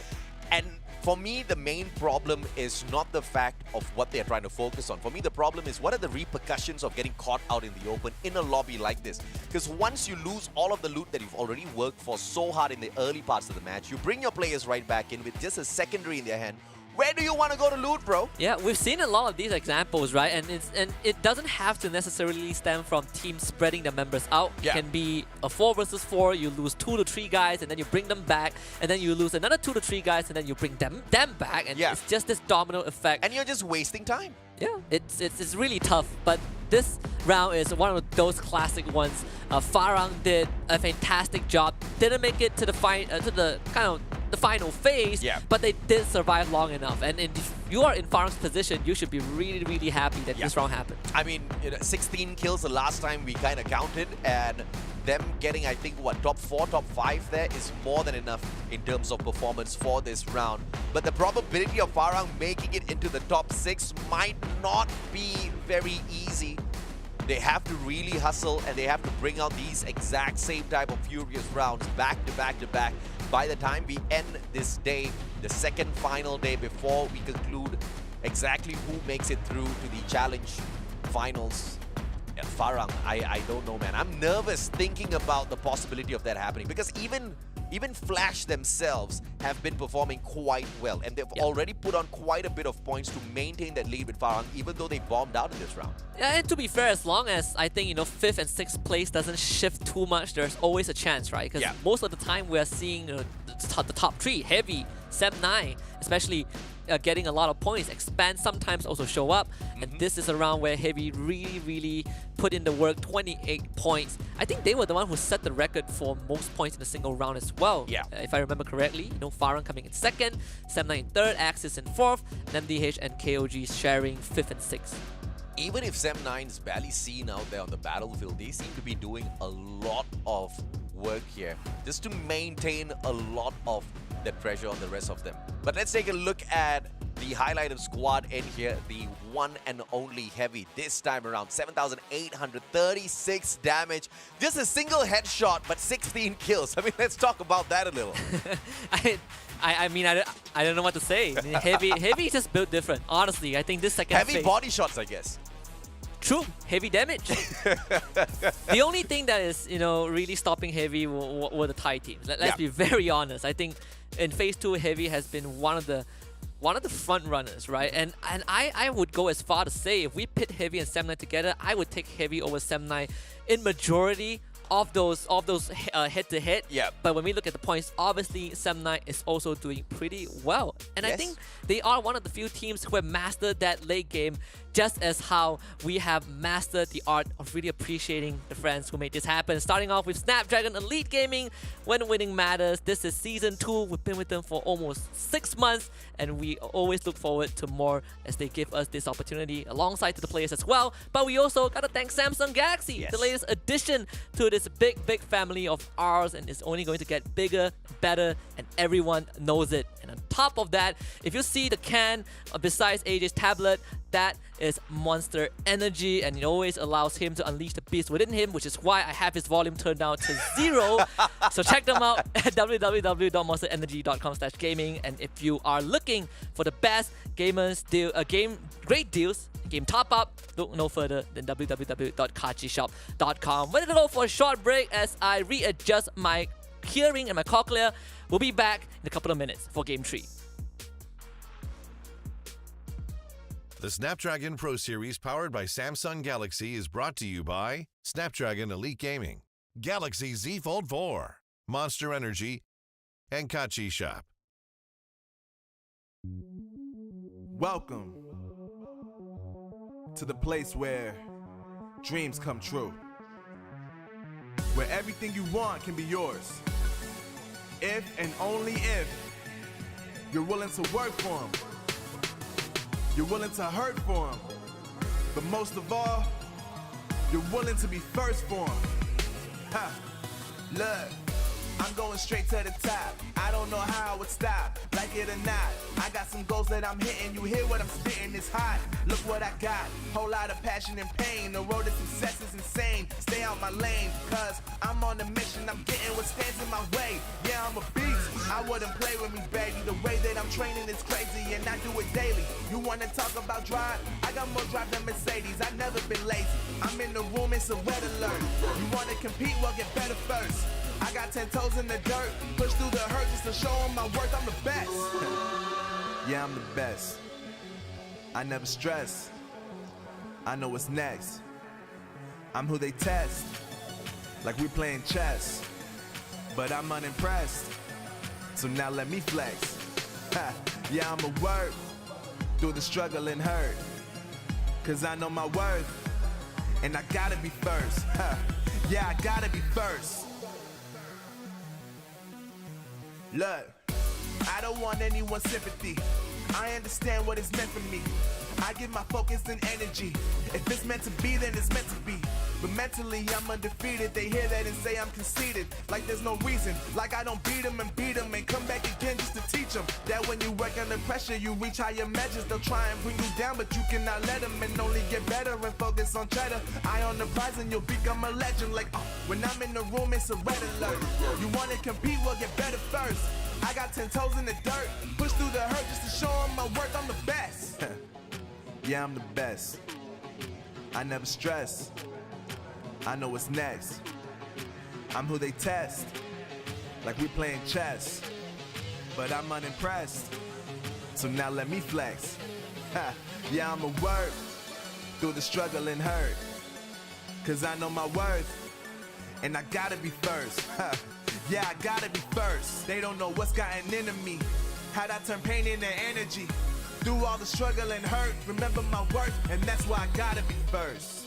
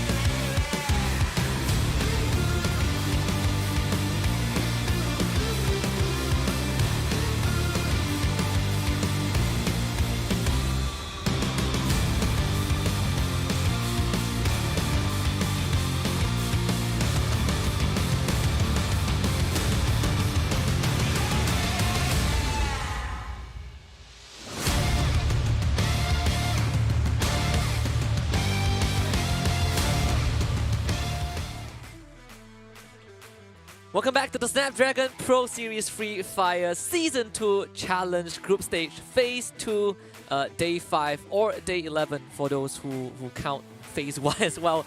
My name is Husky alongside the Mustachio AJ. We have just gotten done with Purgatory, and that means we're moving over to Alpine that is as cold as the studio today for Map 3. Absolutely, man. And I cannot wait to see if or not we will see the rise of Expand once again. There was a point of time where Alpine was just the home of Expand. No other teams could really get past their performance on that. They picked up massive number of kills, but that was in a league of the past. That was in a tournament of the past. The Expand that we're seeing right now, I wouldn't say are a weaker form, but they've been practicing some sort of strategy which I just cannot wrap my head around, and they're trying to perfect it. I get them, but it doesn't seem to be faring well in terms of their points, because now they've dropped their spot to Heavy, who've brought on that very heavy performance. Honestly, if you don't really care about the group stage prize pool, then sure, you know, you guarantee yourself the grand finals most likely, but you know, for the rest of the teams, I think it's fair to say that they are also not going to go anywhere, at least for now. You know, Sem9 still at the top, Heavy move up in second, Expand in third place. You have KOG in fourth, Team Flash and V Gaming Esports in fifth and sixth respectively. The gap between V Gaming and MDH is still pretty big. I think almost 50 points in terms of difference, whereas on the second page, not much of a shake-up, aside from FARANG making it to 8th place. Yep, and there's no doubt at all that FARANG will be looking to catch up with MDH, who's not really on their best of performance today. But another point to look at is also King of Gamers Club and their slow climb towards the top. They have now cut the distance between themselves as well as Expand. What is this? Barely 12 points, so they are going to be able to jump right on over if they can secure yet another booyah for themselves. And clearly, as they've proven so far, it's not difficult. It's surely not impossible. Yeah, Expand has gotten less than 10 points in 2 games. You know, game 1 was a disaster. Game 2, I believe they were caught out by KOG on the outskirts and were not able to go far. So hopefully when we go to Alpine, Expand can give us, you know, something that is more average. Yeah. That we normally see. I'm not looking for a booyah, to be honest. I just want a good round. Yeah, but Team Flash is surely going to perform on Alpine. I think this is one of their most favorite maps, and they have performed extremely well there. It is the team that has the most number of eliminations on Alpine thus far, with 36 to their name. And if they can pick up a few more, catching up with King of Gamers Club is surely going to be a possibility here as well. It's not just about being in the top 6 at this point. It's about maintaining your spot as well, as some of those underdogs will try to make a last-minute run for the top 6. And MDH might not be the ones, but clearly with the way FARANG has been playing the last 2 rounds, they desperately want this. Honestly, one of the few pep talks that I think some of these teams need is that just because you've qualified doesn't mean that you are safe, because you are going to face off against 2 world champions and a 2-time world champion in Jakarta. and they're going to face off against two of the home crowd favorites as well, SCS Alpine and Evo's Divine. There's a lot of work to do, so Phase 2 is kind of just Division 2 to a certain extent. I'm wondering if or not there'll be any home ground advantage for some of the Indonesians. I mean, you've got your home ground. The advantage might not come through the gameplays in itself, but it might come through from the kind of phenomenal support they'll get from the fan base down there. I mean, you look at the Grand Finals event, right? I think the crowd is going to be massive. I think if you are going to that mall simply to do shopping, you might have to rethink a shopping day, because that mall is going to be taken over by Free Fire, 100%. Absolutely.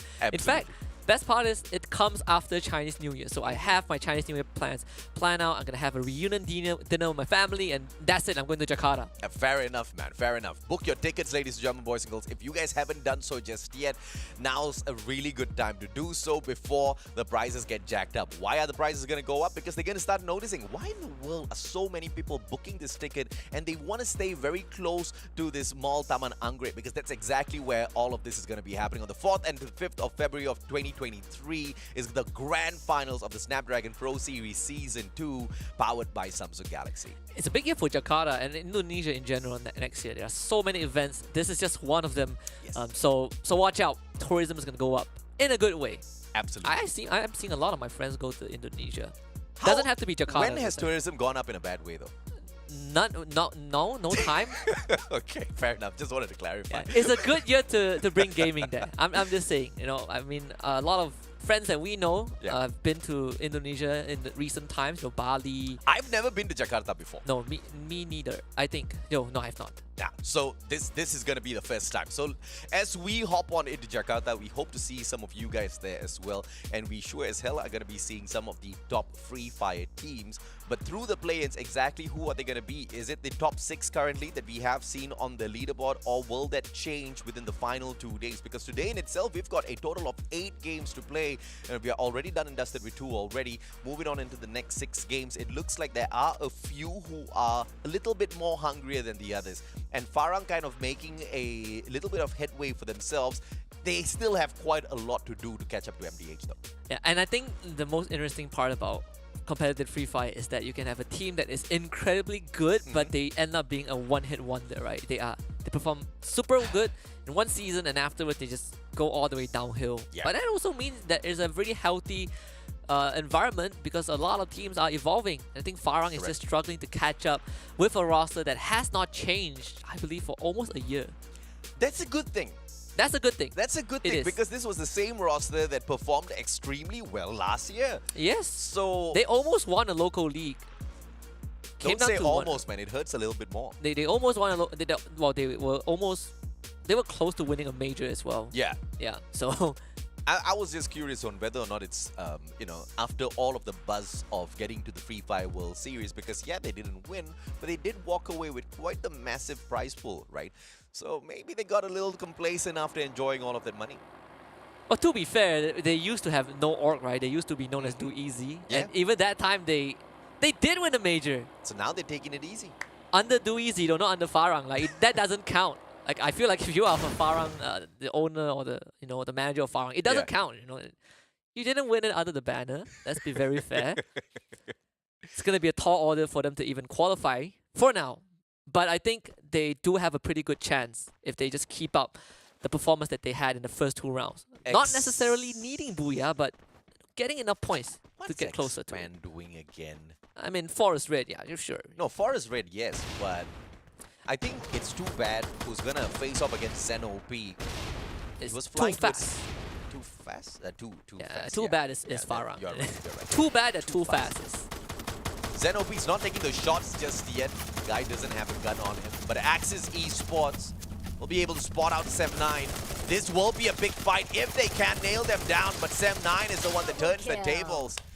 And they get a couple of players. Zen OP manages to find Too Fast as well, which, to my point earlier on, just forces the rest of Team Expand to go on a revival mode instead of focusing on their loots, which is so important in the early game. This is crazy aggression from Sem9. The members that split up are actively taking these fights. I mean, Zen won his with a slither of health, but there's no one there to kind of, punish him. Newbie will get punished though, as Axis, they rotate their members there. And maybe that is one of the core differences that we are seeing, for some of these teams, where Expand, maybe the philosophy is that if you go down, we can revive you, take that fight, you know, with full freedom. But for Axis, it's like, all right, guys, we found a straggler. Let's choke him out. Yeah. Not a big fan of that strat at all. Said it once, we'll say it again and again until they stop doing it. No, it's okay. Like, he's back. He's back. Cutting some slack, you know. No, not 7-9. Yeah, well, exactly. You know, he's Expand back. Yeah, he is back. Okay, yes, he is back. Anxiety, on the other hand, this time around, they don't bite the dust super early. They do have a couple of fights, though, with King of Gamers, 977 going down, but that's only because the guy straight away a little too far away from the rest of his team members. You see, even King of Gamers can lose their team members when they spread out in the open against Anxiety of all teams, man. Expand stands no chance in a lobby like this when they spread out. You know what they say? 2 guns is better than 1. Do they? Yeah. What if it's a machine gun versus 2 pistols? I don't know. I feel like if the pistol guys stand far apart enough, then they still win. Okay, fair enough. You're not gonna tell me that the spread of a automatic rifle is gonna be so far out. Fine. That straight bullets just one ACAT versus 2 pistols. depends on the distance, I guess. Fair enough. Fair enough. King of Gamers. 2 players still left in here. Osaka just got brought right back in. Kevin's nowhere near him. Jembal will be able to put on a world of hurt if he does spot him, but he is on that lower ground and not actively searching out for any of those players on that high ground just yet. And DEWA, on the other hand, rotates in slowly towards red here. Axel's going to get caught out. This is a 2v1 that Axel's not going to be able to fight right back. But he goes in for it either way. Yeah, there's no help from Expand. Just look at how Expand are moving on the map. The backup, it needs to come in quicker, but unfortunately, it's just not quick enough. Axel just fed to the Sharks. Nowhere to go, stuck outside, and DEWA just pushed it. And I just props to DEWA for calling that immediate shot to push Axel, because normally you would do a bit of stakeout, but for DEWA, they just went for it, and they were rewarded. But thankfully for 7-9, there is a revival point there, and they will bring Axel back. But that means that more time is needed for Expand to kind of gear up. And DEWA, they're not going anywhere. They're hanging around. VGM is also nearby Forest Red as well. Axis is also heading towards Forest Red. Less some money to buy back your players in the late game.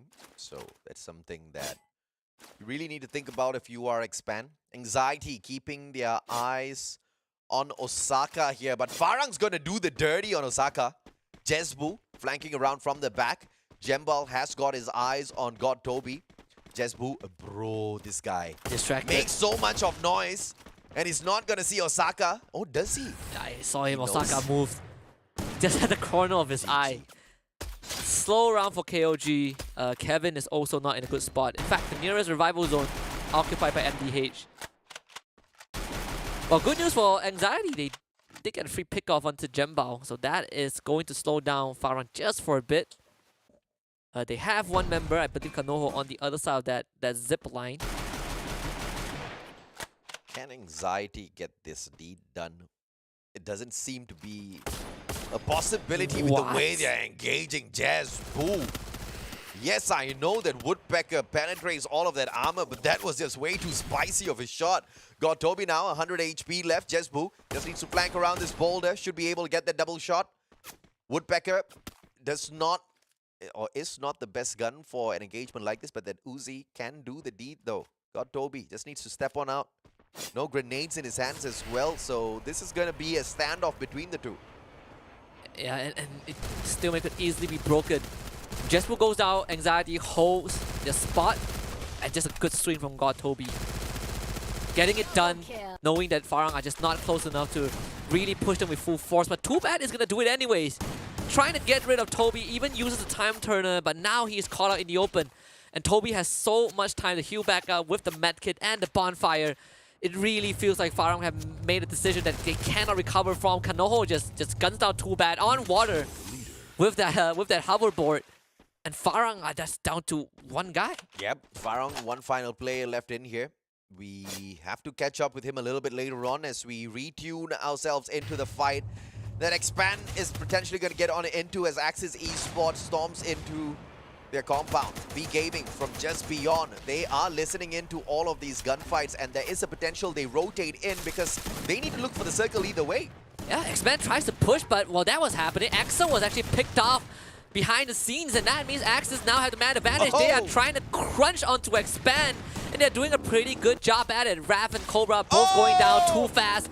Also gets taken out from the roof as well. Axac putting in the work, and Expand are just left with one poor X-Roy who is caught in his own compound, and VGM now decides to storm right in. X-Roy has nowhere else to go. He's got to fight his way out, but even that is a tall task. Yeah, you probably have two big losers here inside of the house with B Gaming winning out everything. Expand, they bite the dust with a wonderful god nade that came out of VGM. Big Sue will be able to find Flame as well as Raph, and here goes Axis Esports right behind Expand as well by the looks of things. One more guy just hanging on for his dear life, but this guy, he can be the one that turns things around for Team Axis, but going up against 4 players, I don't know exactly what his luck is going to be, and Van Tan shows up from nowhere, takes him out of the equation. It's another round that Expand just could not do it.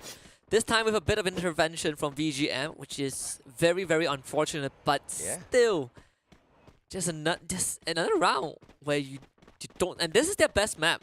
Yeah, what's the definition of insanity again? Doing the same thing over and over again and expecting a different result. Expand. Hope you're listening. It's been a rough day.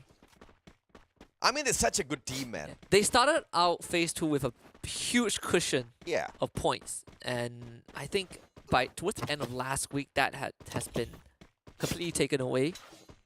Such talented players, so much in them to give in the world of Free Fire.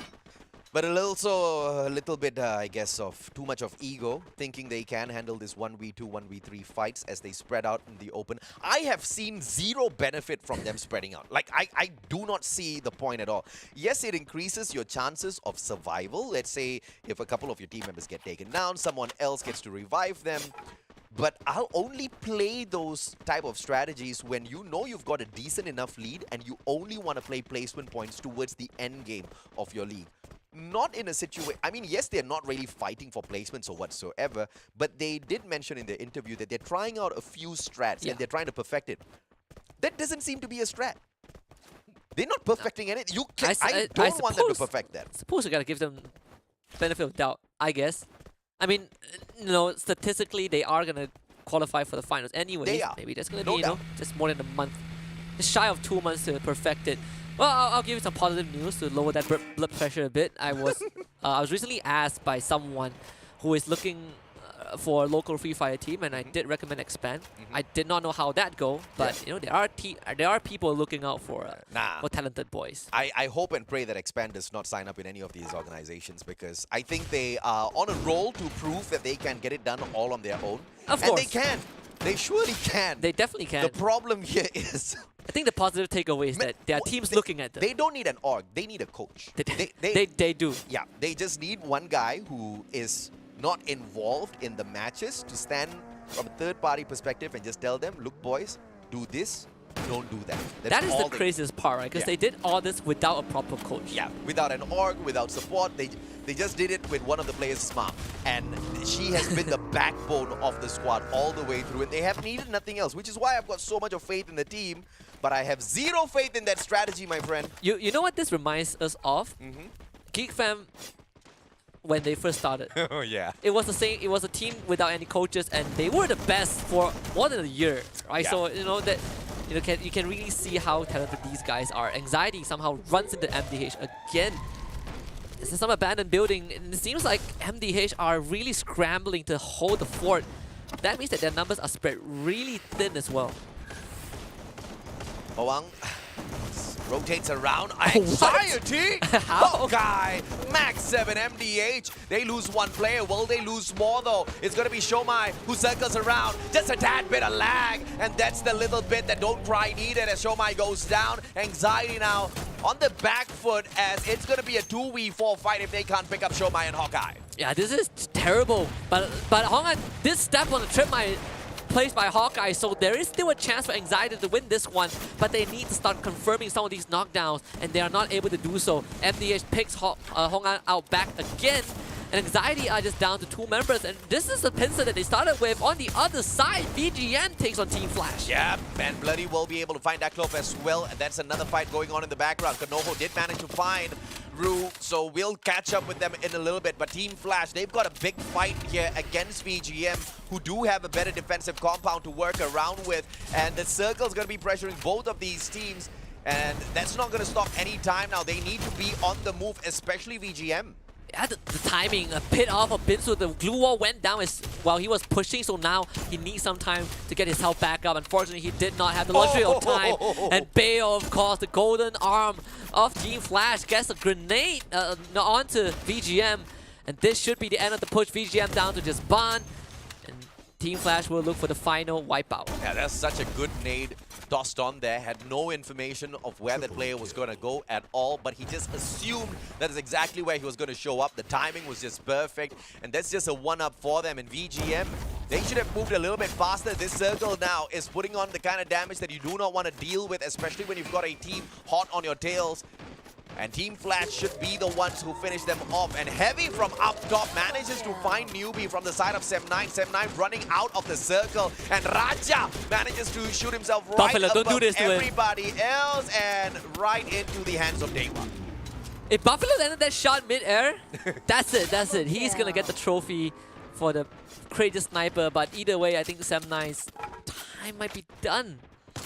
And they brought back one player, I don't know how. Fikri's right there, back with them. Raja needs to get away. What a glue wall, protects him for just a moment and now exposes himself through the window. Raja needs to find a better spot for himself. Fudai and Gang, they're going to use this launch pad to reposition as well. And Team DEWA now taking the fight up against Heavy. What a repositioning, and instantaneously in yet another fight. Yeah, Heavy just dropped right on top of DEWA in an attempt to take them out. Mina surrounds himself with glue wall, heals back out with a bonfire, and now they are starting to lose members. Fudai getting absolutely destroyed by DEWA, but Mina is going to take matters into his own hand to get a couple of trade back, equalize the battlefield, finds himself in the midst of multiple DEWA members, and finally goes down as well. Buffalo would not be able to support his teammate from long range. He has 3 DEWA members to look out for, but they are slowly getting healed out. Ren's able to get away. Buffalo has been found out, and Heavy might have just bitten off more than they could chew, and they are now out. First Raiders as well managed to find Farang with all of those lobs from the grenade launcher, so that was a little unfortunate. There was a quick elimination.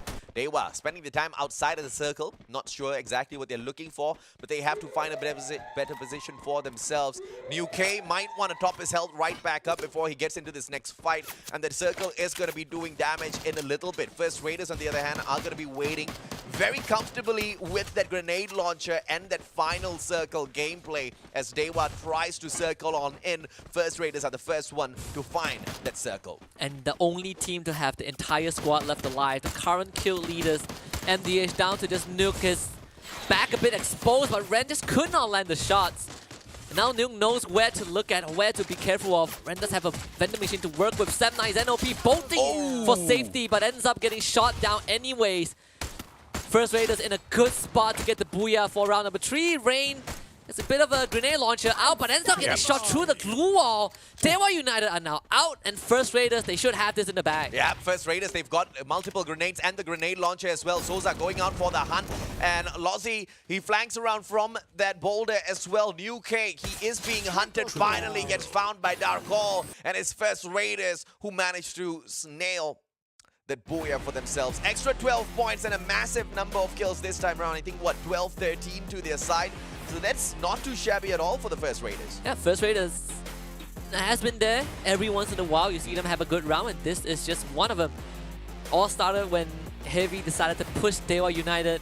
It is one of those teams that do not mind dropping on you with a hoverboard and trying to challenge you. But I think, you know, DEWA United getting rid of Heavy definitely did help the rest of the teams in the final circle. First Raiders doing a lot of work in the shadows, and it paid off. Yeah, and you can be towards the bottom of the table as well, but you can still perform extremely well. I don't know exactly what their chances are going to be, though, because First Raiders have not been as consistent as they were in this one particular lobby and all of the other matches, which is going to be quite the pain because they're nowhere close to the top 6. No, not even close. I believe First Raiders are 10th, 11th place, Yeah, so right. almost 100 points away from 6th place. A long, long journey for them. But that means that you are also seeing that shuffle on the second page, and that really, in the grand scheme of things, is hurting every single team on the second page because no one is getting anywhere, and the gap between 6 and 7 is just gonna widen. But good on First Raiders. It is a booyah that they definitely would be happy about. Yep. But I don't think any other team would feel the same, especially if you're chasing after V Gaming. But let's see if or not we will be able to see a little bit of a different play as we head on into the next map, because this one would have expected a little bit more dominance from Expand as it's their favorite map, but it was all broken apart by a little bit of a sloppy play, and that strategy is just not clicking. First Raiders, on the other hand, the saving grace here was Husky, those grenades as well as the grenade launcher as a whole, which managed to get them the whole of Team FARANG as well as so many of the other players. Yeah, absolutely. And they also were the only team that had the entire squad left standing when we went into that final phase of the round, so the numbers advantage did play a big part. We are seeing, again, Expand and KOG, the two teams in the first page, just not having a game at all. Yeah. Expand in particular, just another round where they tried to, round 1 they tried to rush FARANG, didn't work out. Round 2 they got caught up by KOG. Round 3 tried to rush Axis, and just to cut them some slack, V Gaming did ruin things a bit by coming in from the flank, but still getting nothing out of it is definitely a bit of a heartbreak. And this is a fantastic round for MDH, looking at the fact that they picked up 15 and Flash only picked up 8. That means they do manage to cut down the lead that Flash has over them by 7 points, but there's nothing to shout about just yet. They just need to do this a few more times, in fact, for every single game if they want to stand a chance. Like you pointed out earlier on, Husky, the distance between the teams just a little bit too big. But First Raiders, I mean, this is a little shocking. Just 4,000 damage. They pick up that booyah. They barely got into a lot of those engagements at all, except for a sure few where they thought those grenades could do the job. Very few of those eliminations came through gunfights. Victor will be happy with the stat. Just third party, last circle, clean up the scraps. And honestly, in situations like, in rounds like this, if you can get these easy kills, you just go for it. I think First Raiders kind of gives us a bit of feel of Sem9 in the first week of Phase 2, where they were pretty quiet in that early to mid round. And then that mid to late round, you just see them really racking up those numbers. And First Raiders delivered it. Well, let's see if they can deliver a few more, not to perhaps make it into the top 6, but perhaps to ruin the chances of some of these teams who are trying to survive up there, especially for teams like Team Flash, so that MDH can perhaps pull off a shocker by sneaking into the top 6, kicking someone else out. That is still very possible. For some of the other teams, maybe not, but for MDH, it is still possible. I think the last time we checked in, about 50 points of difference? Now, about 40-ish. Probably. I'm still looking for a booyah from MDH, by the way. Me too. I think, MDH has the weight of all the teams below them and all the teams above them. And quite a rock and a hard place, but we still have 5 more rounds for this evening. So that means there's more to come. We're going to go for a short break and we will be back for more Free Fire action. The Snapdragon Pro Series powered by Samsung Galaxy is brought to you by Snapdragon Elite Gaming, Galaxy Z Fold 4, Monster Energy, and Kachi Shop.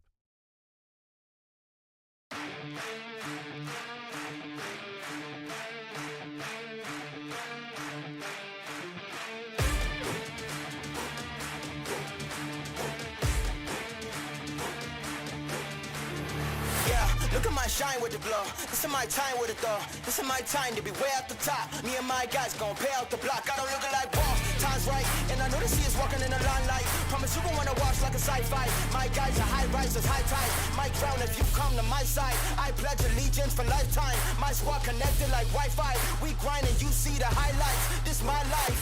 It ain't a game now. Me and you, we ain't the same now. Lions coming out to play now. Opposition out the way now. Out of the way. You wasn't invited. Say you come to play. I dare you to try it. You don't wanna try me.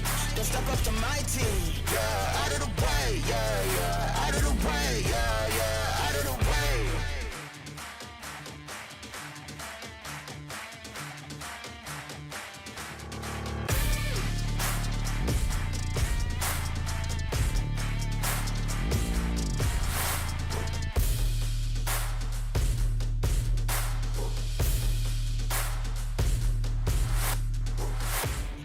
game now.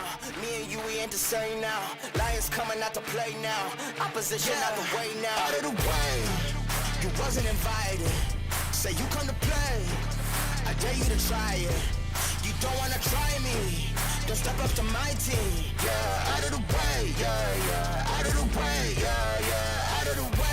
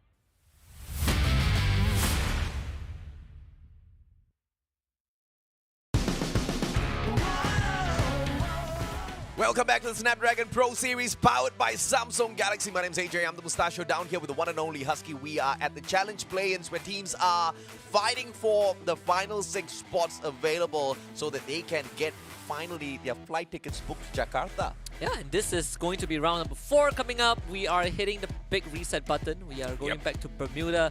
But do not worry, this is just a halfway point because we have 5 more rounds to go as opposed to the 6 rounds per day. We have 8. And that means more rounds for these players to play, a bit more fatigue, but that also makes today the most important day of their tournament lives. But it's free fire. I mean, you're talking about 15, 16 minutes per round. It's not going to make the world of difference for them, but for the teams that do manage to pick up a little bit of headway, a little bit of momentum, that's going to be excellent, right? Because you've got 8 matches to kind of bash your heads in and get as many points as possible for yourself. But we haven't really seen much of consistency from some of these teams just yet. And King of Gamers, from being at the top down towards the very bottom, that's not the best of places to be in, those individual runs. You're kind of giving me Expand vibes right now. Well, kind of, I guess. The difference is that one of that team is going to Jakarta. And unfortunately, even though First Raiders Eclipse got the booyah, it just makes the situation on the second page so much worse. Now, the only team that even remotely has a chance to make it into top 6 is MDH. We are basically back to square one, where we started phase 2.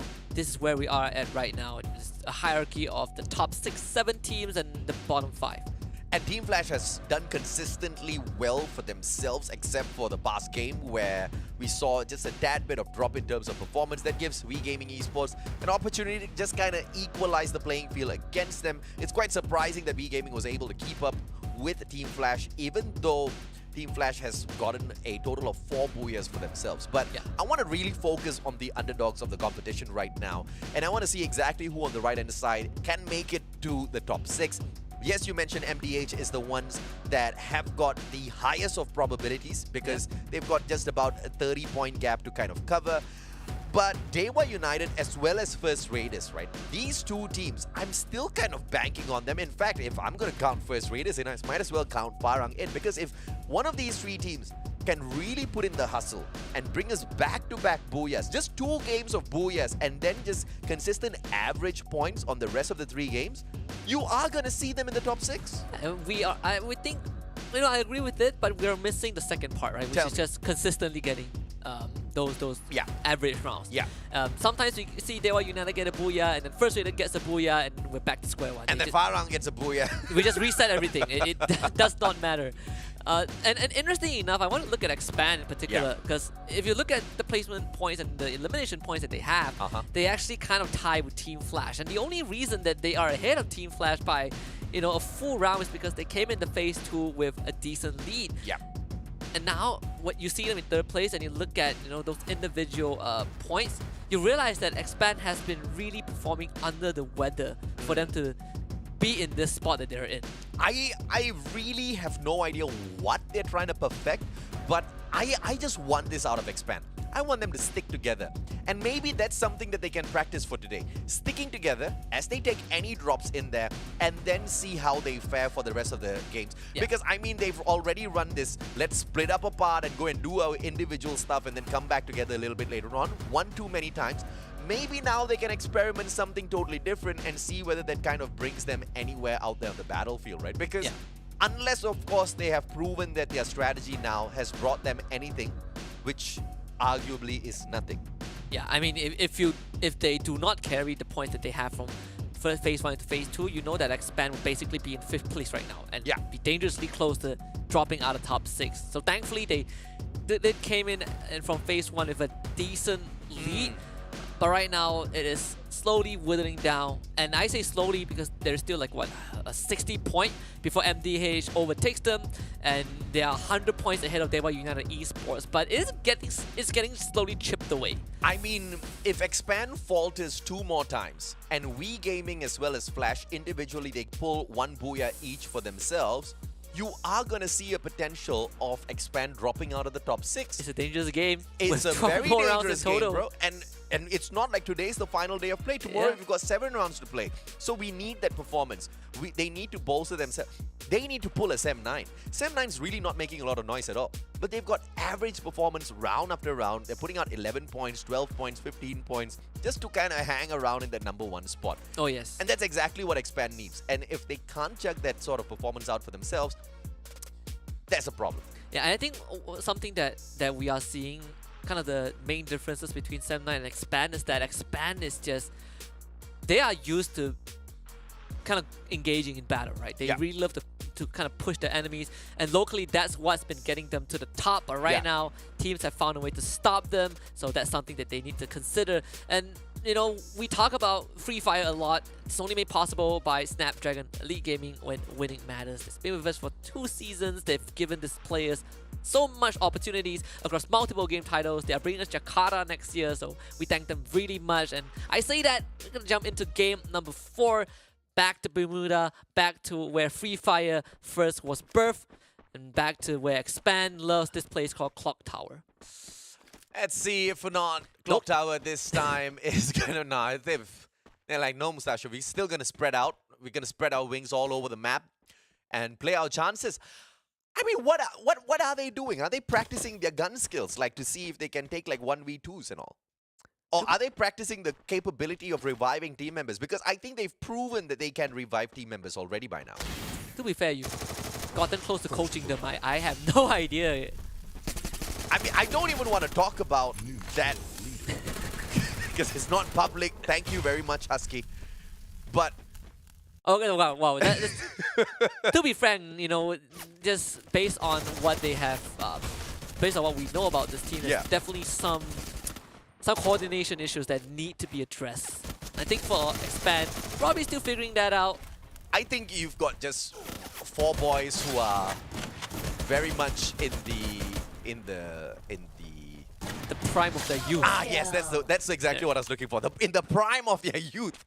And that's sometimes a very good thing, but in this case, it's a very, very bad thing. They just need to find a way to play to the strengths of each other instead of their individual strengths. Because we know they are individually gifted, but we want to see what sort of gifts they can deliver to their squad as a whole. And if that day is one day reached, I think Expand will dominate not just Free Fire in Malaysia, but throughout the whole world. Yeah, we're missing a bit of the magic that they first brought when this team came together out of nowhere. And it's one of those squads where there was no leaks, no rumors. They just show up one day to the league and they dumpstered everyone. Yep. You know, it's a really well-kept secret. I think we're missing kind of that cohesion, right? Because they were so close to winning a major. They were so close to getting into the World Series playoffs. Team Flash are very close to getting knocked out. And Nero just needs a couple of finishing touches. But unfortunately, it is... I mean, Yanbin is... Oh, okay, never mind. He's gone. I still remember this because when they started the league and when they were dominating, I still remember the strategy because I was so in love with Expand at that point. We all were. I'm still in love with them, but maybe that love is kind of wearing out if they continue to split apart very early in these matches. So what they used to do was, they used to play this buddy system, right? They used to split off because they've got 2 long-range specialists and they've got 2 close quarter specialists, right? Right. Cobra used to stick together with Axel. And I still remember this one play where Cobra was just running and gunning everybody down with his shotgun. And there were moments where Cobra almost got taken down and Axel just had his back covered at all points. Oh yeah, I remember that moment. And it was such a beautiful thing to see, man. Teamwork like that is just so freaking rare because, you know, there are not a lot of teams who have that sort of teamwork as well as that sort of mechanical skills. This is the team that has it, but they're not using it. At least not in the second half of the... Surely, yeah. Of the squad, right? I mean, the first half, perfect.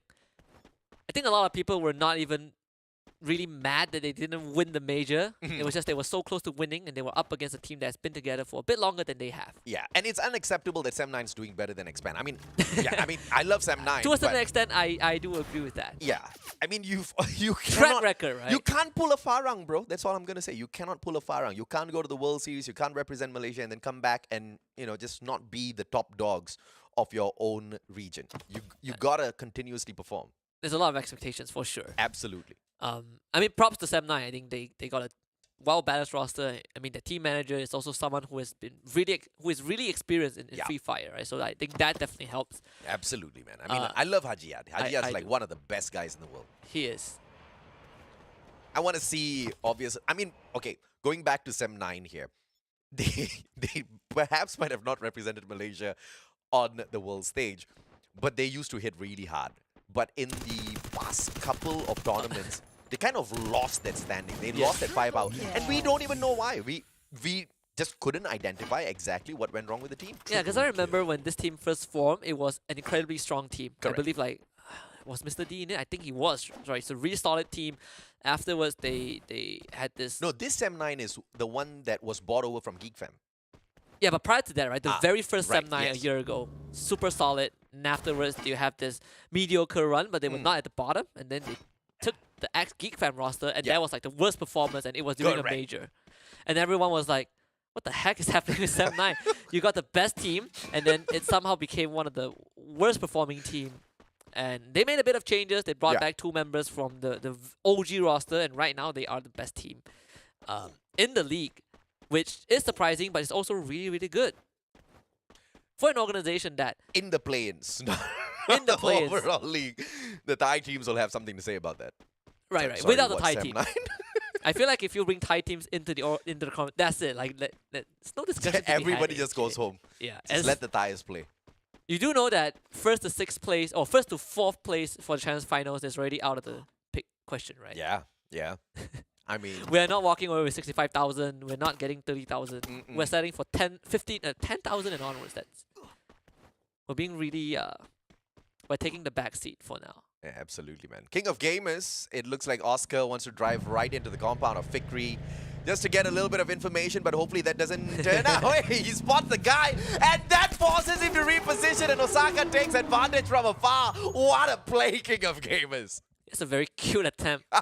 Well, Sam9 has been pressured very, very early on, so this is a very slow round for them, right? They were not able to find any footing, and thankfully for Zen OP, he is still pretty much alive. Unfortunately, outside the blue zone, and the closest revival point is at Hangar.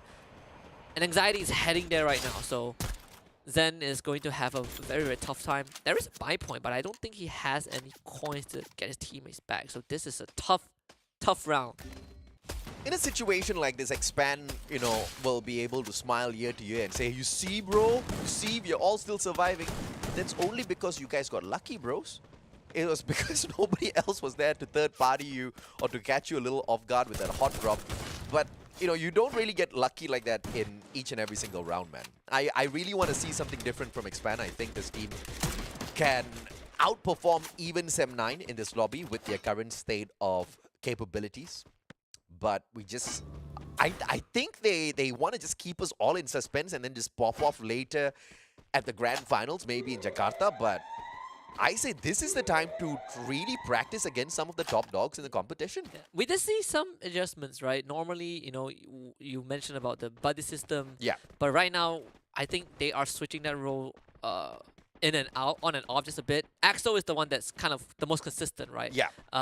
Sometimes you see Cobra trying to play that long range, but when he gets into close range, we don't really see that Cobra Axo dynamic as much as we want to see. And I think that could be something that they are trying to figure out.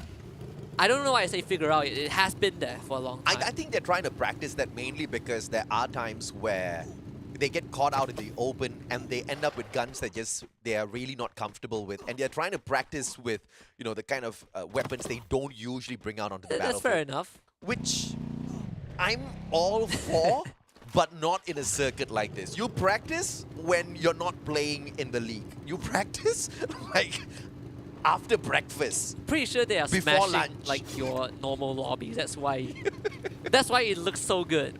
Yeah. But hopefully, obviously, things change a little bit. Anxiety. This is that one team that has consistently given me anxiety with their performance. Statistically, this is one of their worst leagues.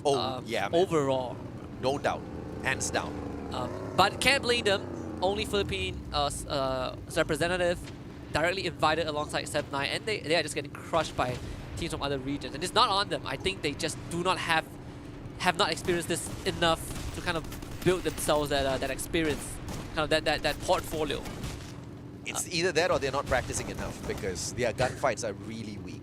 I mean, I hope they're listening so that they can take my words to heart, even get angry with me and just really try to prove to me that they can take some solid gunfights, because we really need to see that. We desperately need to see some solid gunfights for Out of Anxiety.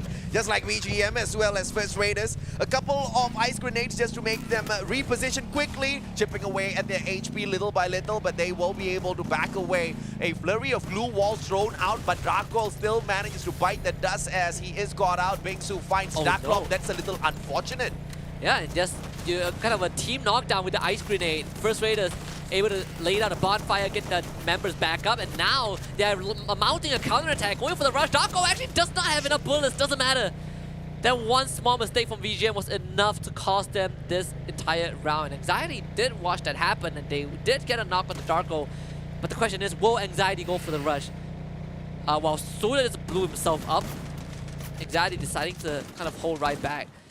Domai can't take a fight because he only has 2 blue walls on him, so they run the other way. Good on them. That's the good decision made. And Team MDH, on the other hand, they will have to deal with Expand, who are slowly trying to storm their front. And the boys are sticking together. Let's go, baby. Yeah, unfortunately, DEWA United were able to pick off Cobra from long range. Huang An getting knocked down as well. DEWA United really playing spoilers from afar. And guess what, AJ? Heavy is nearby as well. So this is not going to be easy for either Expand or MDH. The good news is that both teams still retain the entire squad. Bad news is that there are multiple teams watching this happen. Yep, and they just have to be a little careful here. They need to keep their eyes on MDH above and beyond everything else, because a couple of grenades through those windows can be the world of difference. But now MDH moving straight into the compound of Expand. Expand needs to turn this around instantaneously, and they do exactly that. A good shot by X-Roy. He doesn't back away. Rue manages to find too fast as well, so that's a 1-for-1 trade on both sides, but UK can still get picked up. Huang down on the ground, and Expand really putting the hurt now onto MDH, who dared step into their compound. Yeah, X-Roy really throwing his life for this, but they still need a bit more XL, trying to go for the revive! Needed a bit more. Just needed half of a second, but then MDH just swung Expand and knocked them out. Probably the closest fight we've seen so far, but Expand just could not hold on. 4th round in a row, AJ, that Expand got nothing done. KOG on the other hand, trying to do some numbers onto Heavy, but this is not going to be easy though. Me now down to 18, has the Bonfire and the Inhaler to top his health back up. Tom XT also catching a nade in the face, but Fudai does have the grenade launcher, so both teams getting a 1-for-1 trade. But it's KOG who are on the back foot. Another trade, Fudai just using me now as a bait. KOG down to just one member, and Heavy should have this in the bag. Unfortunately, Fudai gets knocked. It's bad from DEWA. They have just crashed the party. Heavy were not ready for this. Buffalo holds on just for a bit longer. DEWA knocks out KOG. FARANG somehow still in this fight. They showed up. Jesper gets knocked by the grenade. Buffalo takes down. It's DEWA winning everything. And Victor is the happiest man in the world right now. He's like, yes! Third party vulturing once again, and DEWA the biggest winners in that encounter. They came at the right time to eat up both of the squads who were heavy in battle. They took away all of it. 6 eliminations just from this alone. And Heavy almost got the job done with those nades. Yeah, Heavy was having such a good time, and DEWA showed up, and FARANG somehow showed up from somewhere. DEWA wins that one, and FARANG perishes as well. Kanoho catches out Spade. 6 more teams to go. Anxiety doing a pretty good job keeping the entire squad alive.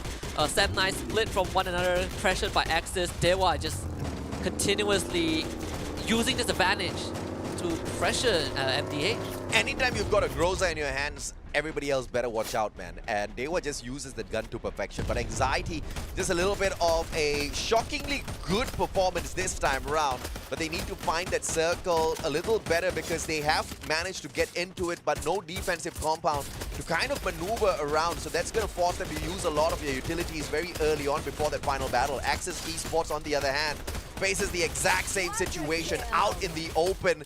This is just like an open season for everybody else against Axis. Did they not have enough glue wall? The whole team just tried to run across the open ground. For one glue wall. I think they used like what, 2, 3? Definitely not enough to keep themselves in the game. They still have one more guy left alive. Can say the same for MDH. DEWA down to 2, unless they can get Rain back up. So First Raiders having a time with their lives coming into this one. MDH getting knocked out. Anxiety is still alive, so that's a positive for the Philippines. Let's see if they can make good work of this. Just play this game of patience as long as possible before interfering. DEWA will survive with one final player inside of this next circle. The final one to be played. 8 more seconds. Circle starts moving. Anxiety better get it moving as well. And it looks like First Raiders are not going to try to be the first ones to engage with DEWA. Instead, they want to gatekeep a couple of these other teams, especially Axis as well as Sem9, were quite far away. Hawkeye actually kind of driving into the center as well, trying to secure a good compound for his team. And they've been able to do so. So Anxiety makes it in with someone watching the outskirts as well. First Raiders though getting 2 more in a row, and that's going to be Sem9 out of the equation. Axis Esports follow suit. Down to the last 3 teams, and First Raiders looking for the second possible booyah. Yeah, First Raiders played that so well, gatekeeping the rest of the teams, and they managed to bag the best out of that engagement. DEWA, they lose Bams. Virus all alone now. It's nowhere near to pick up his team member just yet, and Virus needs to make a beeline for this if he wants to stand a chance, because a 1v-all is not going to fare well for Team DEWA. Kanoho, that one nade does not connect, but he has got a couple of more in his hands. All about the placements now. Goes in for that toss, and that one goes wide as well. One final grenade to play around with, and Kanoho decides not to waste it. That's a good decision, as the rest of Anxiety, they flank around the right-hand side. Yeah, you need the golden arm of Kanoho right now. This is the moment where Anxiety has the best chance of not only scoring a booyah, but putting up a heck of a performance. As Darko, he is going to start flanking from that left side. Anxiety about to get pincered. They have to win these 1v1. Kanoho though getting backstabbed by Ikao. Anxiety needs to provide assistance right now. They need to win with numbers advantage, but Lozzie has already got 2 of them. Showmai and Hawkeye both go down, but they were able to trace Souza back. Anxiety not having the numbers in their favor though. Virus is still hiding, and he finds Toby. DEWA sneaking in the shadows, and maybe Virus might just be the savior for his team. It's Kanoho against the world, swings right out, gets 1, puts up the glue wall, looking for a second. Lozzie finishes the job, and First Raiders definitely got this. Virus the only one left in their way, and the only way out of this one is to give First Raiders the second consecutive booyah of the night. First Raiders showing up on the penultimate day of the play-ins. Beautiful play by First Raiders. Final one is a melee scythe kill, and I don't know if that's gonna be enough for them to jump right back up because they are third from last right now. And they need, what is this, 40, 45, 80, need about 90 points to climb up. But this is a good start. This is a good start. It's a fantastic start. They've got quite a number of matches to complete in the day in itself. If First Raiders can keep this up, it sure as hell is alive the top 6 for them. Yeah, you can see that, spirits are still pretty high despite their position on the leaderboard. So First Raiders kind of really putting in the work. Same as DEWA United. I think the 2 Indonesian teams we have in Phase 2, there are no pushovers. In Phase 2, they don't want to lose face and they want to book the ticket to their home ground, man. They want to perform in Jakarta for everyone, and I think that's exactly what's kind of lighting that fire up in the pits of their bellies. And they're doing a fantastic job at that. They were just a little unfortunate because they managed to get into the final circle, but no heavy manpower on their side. Just 2 players. One got caught out a little bit too early. The final one, Virus, kind of just trying to hang on for his dear life. But First Raiders, I tell you, this was a very aggressive round for them. They were just attacking left, right, center, picking on everyone, especially with those grenades in that final circle.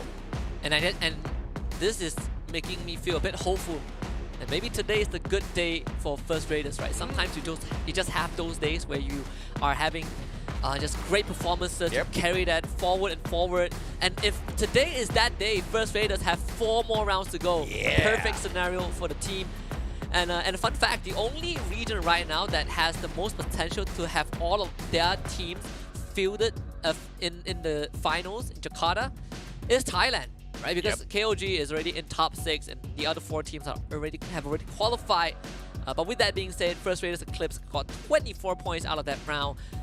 DEWA United gets 17, but MDH also no slouches. They got 15, so the gap is still pretty much there. It most definitely is there. Anxiety slowly climbing up to the top. I love this. I just want to see them prove that they can take a little bit more points, but once again, the weak point of Anxiety is shining as they pick up this 12, just 4 coming through those eliminations. They really have to sharpen up their gun skills when they're not playing in the league. Axis Esports, I mean, it's quite a number of teams from that right-hand side of the leaderboard who are not in the top 6, making great headway here. In fact, 5 of the teams who got the top 5 are not in the top 6 right now. I love that. Yeah, I love this as well. Really needed a shake-up just to make it a bit closer. It's a bit more entertaining so that we don't have the full certainty of who is going to qualify until the very end. But now a featured team, First Raiders Eclipse once more, and this time there's a lot more engagement, a lot more productivity from the team in comparison to the first Booyah where they were just picking off scraps. This time they made the first move. Were they the one that got 1 headshot and then the Booyah? That was heavy. Heavy. Okay, all right. Fair enough. But First Raiders, I think that was a phenomenal round from them.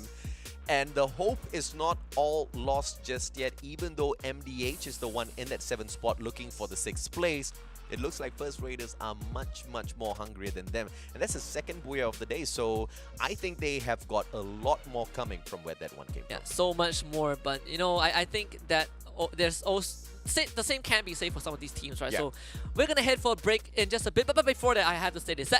Not Sam 9, Expand. Wake up! 4 rounds and less than 10 points. Wake up, please. We have 4 more rounds to go. We'll be right back after this break. The Snapdragon Pro Series powered by Samsung Galaxy is brought to you by Snapdragon Elite Gaming, Galaxy Z Fold 4, Monster Energy, and Kachi Shop.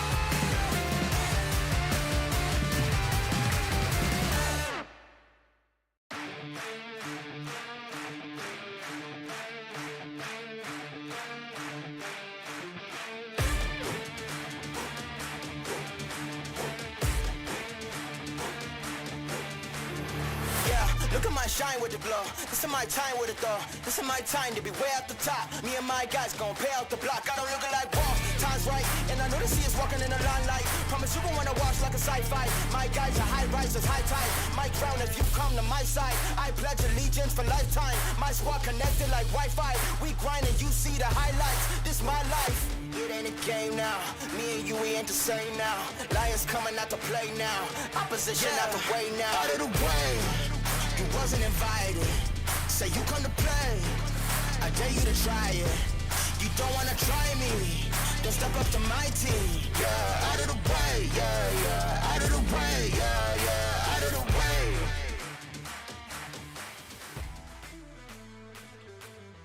way. Wakey, wakey, it is time. Well, actually, you should be awake before this, but it is the Snapdragon Pro Series Free Fire Challenge Group Stage Phase 2 powered by Samsung Galaxy. My name is Husky, and as always, with the mustachio AJ, we have just passed the halfway point of today. That means 4 more rounds to go. That means we're going to Kalahari again for the next round. Yep. And so far, some teams have not woken up yet. Nah. And I think he's talking about expand, but it's okay. I guess they are in the top 6, so it's not really a detriment to them that they haven't woken up. They have to right now, though, as some of these other teams are quickly catching up with their game. I mean, look at King of Gamers Club, who are in the 4th spot, but just a stretch away, an arm's length away from expand, from taking that number 3 spot away from them. V-Gaming as well as Flash have been extremely consistent as well. But I've got my eyes on first Raiders Eclipse as well as DEWA United Esports. These two teams are going to be making a very strong stance to making to the top 6 as they want to play on that home ground. So prior to the previous round, they needed 90 points. Yep. They've cut that down by 33%. Now they need 60 points to catch up to Team Flash. That is a huge leap, and honestly, it might be more possible than we thought it could be, right, at the start of the day. I mean, the guys hit a back-to-back booyah. I mean, I knew it was 2 booyahs, but it was so much of action, back-to-back action today, that I totally forgot that it was a back-to-back booyah for these guys. I mean, you delivered 2 more times, first Raiders Eclipse. Talk about 60 points. I think they can even hit 100, no problems whatsoever. But Team Flash, they have been one of those annoyingly consistent teams for some of the other squads out there who might be a little too hard to catch up with. And V-Gaming Esports as well. Even if some of those rounds are a little bit softer for them, they always find enough eliminations to kind of bolster themselves. I mean, if you look on the left-hand side of the leaderboard, they're the ones with the least number of booyahs in their hands. Absolutely. And at the same time, we're seeing that slow effect of just chipping away at a lead for some of these teams. Expand used to kind of lead by a lot in the 2nd place. Now they not only got overtaken by Heavy, they are 7 points away from tying up with KOG. And they are just 1 good round away from falling to V-Gaming Esports or even Team Flash. Yeah. So the possibility of Expand kind of hanging in the balance, by the end of the day is more probable than you think it is. I don't want to imagine a situation like that, and I'm very sure Expand doesn't want to imagine a situation like that as well. I just want them to try out a totally different strategy this time around. Stick together from the get-go. It's not like one compound does not have enough loot for one whole squad, unless of course you do get hot dropped. But think about it. For a team like Expand, even if they do get hot dropped by the best of the best, they should be able to hold their ground and fight them off.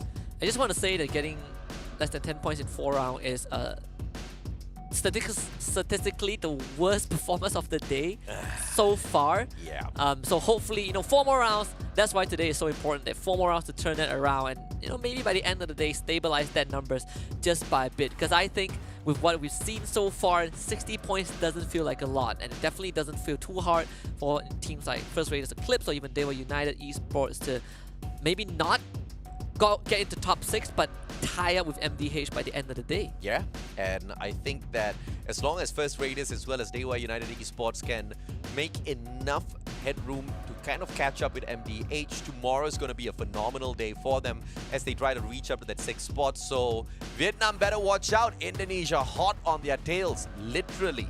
Yeah, literally hot on the tails. And the lead between, the Indonesian teams and FARANG X's plus anxiety is also widening by a bit. Yeah. Kalahari is a map that when we look at it, we know the first team that comes to our mind is FARANG. We talk about a local team. But we also have MDH, who has been really actively taking refinery. Yes. And FARANG has decided, halfway through phase 2 to let that go over to MDH without challenging them. So that is very, very interesting. But all of this made possible by our friends over at Samsung Galaxy. This is their first foray into, into the Snapdragon Pro Series, the latest addition to our family. We're really happy to have them. Extremely happy to have them, and I'm gonna be extremely happy to have that phone in my hands as well very, very soon. My fiance has been bugging me ever since they came out with these 4 phones because she's an OG. She's older than me, and she really, really, really used to love the flip phones of the past. She's like, wait, now you've got like touchscreens that can fold as well. She wants it, bro. It's gonna bust a hole through my pocket, but I guess I don't have a choice. Things you do for love. Thankfully, I do not have... She's more scarier than the Sahik in Avatar. If you haven't watched Avatar yet, go watch it. You'll understand exactly what I'm saying. Yeah, I saw that reference. The women in Avatar are really scary, bro. I saw that reference. Yeah. On your social media. I hope you haven't gotten into trouble. I was out of the house before I put that up because I'm smarter than that. So are you returning to the house? I'll have to update you once I try to get back into the house later. But Blue Zone hot drop here for Sem9 as MDH aims for the exact same thing as well. Everybody wants those good loot, but only one team's going to be able to walk away safely. What is this, MDH? What are that one round that they decide to not go for refinery? That place is now open for business. And they hot drop into Sem9 and they're winning against Sem9. What in tarnation is happening? Yeah, unfortunately for... Oh, hey, they turn it around. Raja, opportunity now. Can he get the team right back in here? Don't go for the revive, boy. You gotta keep your head down and try to get a couple of more frags first. It's a 1v2. Raja can get this done, especially those CQCs. He's got the double barrel shotgun in his hands. Raja backs away, needs to find a good defensive position for himself, perhaps even loot up a couple of more items before he gets the deep done. Tagged up by Don't Cry, and in the meantime, FARANG bringing back the rest of MDH into the game. Yeah, this is a curveball by MDH, and it worked out brilliantly for them. Just props to MDH. On the other side is VGM dropping members to Access Esports. They did get one knockdown, and that person is Raph, but unfortunately VGM could not deliver the finishing blow, so Neptune will bring his buddy back up. VGM might just be forced to leave this area if they can. With the members of Access swarming downstairs, that should be an impossible task. Teabagging his own teammate. I don't think that was necessary. I think it revives him faster. I don't think it revives you faster. But as well as Wantan, making me hungry as I say his name. Access Esports, opportunity to finish off V Gaming as well. They just need to step on down and take this fight. But V Gaming has got a lot of room to kind of work around with, but not many of those medkits all glue walls. So Ban has to take this, and he gets that fight on his side, only to be turned around. That backstab was too good, and Ref once again goes down. And KOG, they just sent someone, Oscar, to be perched up on top of the tower. Axis, GG. they saw that happening, but KOG, it seems like they're committing to this push on the confinement. Axis might not be fully prepared for this though, as Osaka, he's just gonna start delivering some of those shots. Kevin is also on that elevated ground. The grenade flying down, this is a big one, just bounces a bit far than he would have liked. If only it didn't hit the container, I think Flame would have gotten taken out of the equation and Raph would have gone down again. Unfortunate Raph! No, that's just an ice grenade. That's just going to tickle them just a tad bit. Neptune heals himself right back up. Access Esports not in a lot of trouble. Now, one of the benefits of being on this lower ground is that headshot becomes so much more easier, but the positioning of the players of KOG spread out across 3 different locations, all playing the high ground. You peek out, you're going to get shot down. And Oscar, he just relocated himself. We are seeing this triangular attack onto the members of Access Esports. And I do not think that they were able to sneak anyone away. If anything, well, actually they did. So Access Esports were able to get the rest of the squad back. Flame will be sacrificed, but the team lives on. That also allowed VGM to escape with Wantan. So at the end of the day, both teams, had a silver lining to look at. We're going to call Wantan just one moving forward. I so desperately want some Wantan Mee now. I was about to ask if it's a form of food, but it's not. Wantan Mee is, but Wantan probably not. I was shocked when you said is Wantan Mee food. I'm like, huh? Never mind. King of Gamers, Axis Esports, final guy. Obviously, he's going to go down. Unfortunate for Flame. He was left high and dry, but the revival should be coming through any... No, they're just going to make the guy wait. They can wait. There are 3 more guys alive, you know. I think Axis, I think BGM are in a more pressing position. First Raiders, bouncing all of the confidence that they had in the past 2 rounds, are just going to run down Gem Bowser. Oh, yeah. 4v1, easy knockdown for Lozzy, easy pick off. Too bad, not able to provide any sort of assistance. I am going to be on the First Raiders bandwagon moving forward. It's all about the underdog story, as I started the day off with. And I think First Raiders are now that underdog that I am going to be in full support of. Too bad, getting pinched from 2 different sides. Souza, what a nade! But the time turner saves, too bad. And he gets away. He has got the grappling hook. Reposition, Souza. Open shot! Down on the ground you go, baby. Good attempt from Too Bad, but there was just too much firepower from First Raiders. So the 3rd point easily secured. FARANG still not out of the round just yet, as Spade and Jespu very much spread out. They do have one control of a revival point near the sub, and that's where FARANG loves to start off from. So they should continue going. A lot of these early encounters have happened, and so far MDH are the team that's in the lead. Team that wiped out Sem9 early on. Rest of the squad are still pretty much quiet. I miss my old studio that had a little bit of soundproofing. I can't shout so much in this current studio.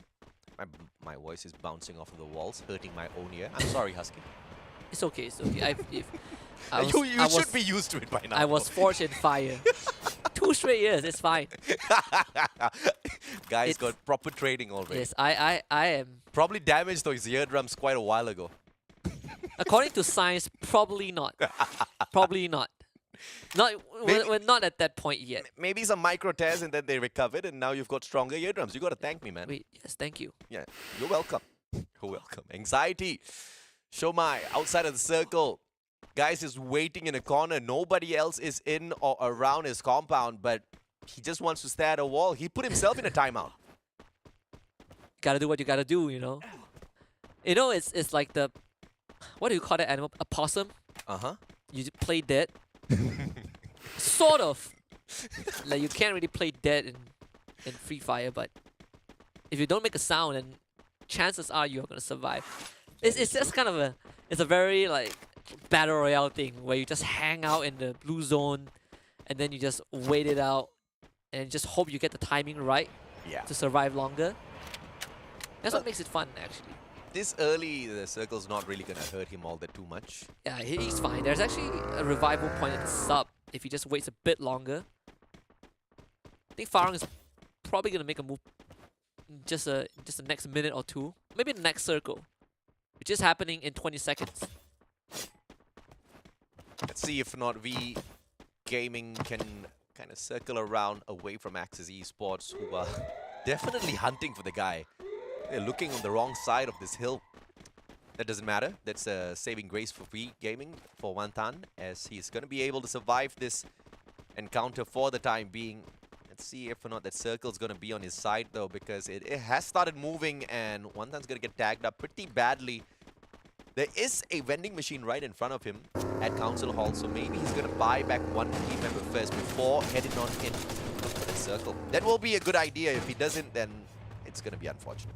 Yeah, Axis Esports have already moved away from that location, so for Wantan it will be a good time if he decides to move right now. It really just comes down to his instinct, I think.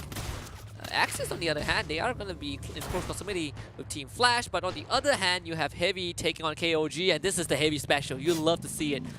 Sending both Tom XT and Fudai into the mix, and then you have Buffalo playing that long range, and by now it is a staple of Heavy.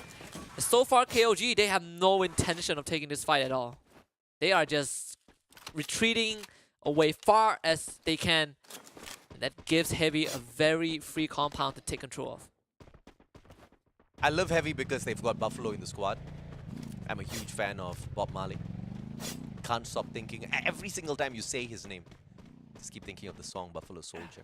Just plays in my head over and over again. I'm not kidding. It really happens and it's very distracting. Yeah, my zodiac sign is Ox, so Buffalo is a very close relative to my zodiac sign. Your zodiac sign is what? Ox. Ox. Ox. I heard Ark. I'm like, what kind of a zodiac is that? Ox, the cow.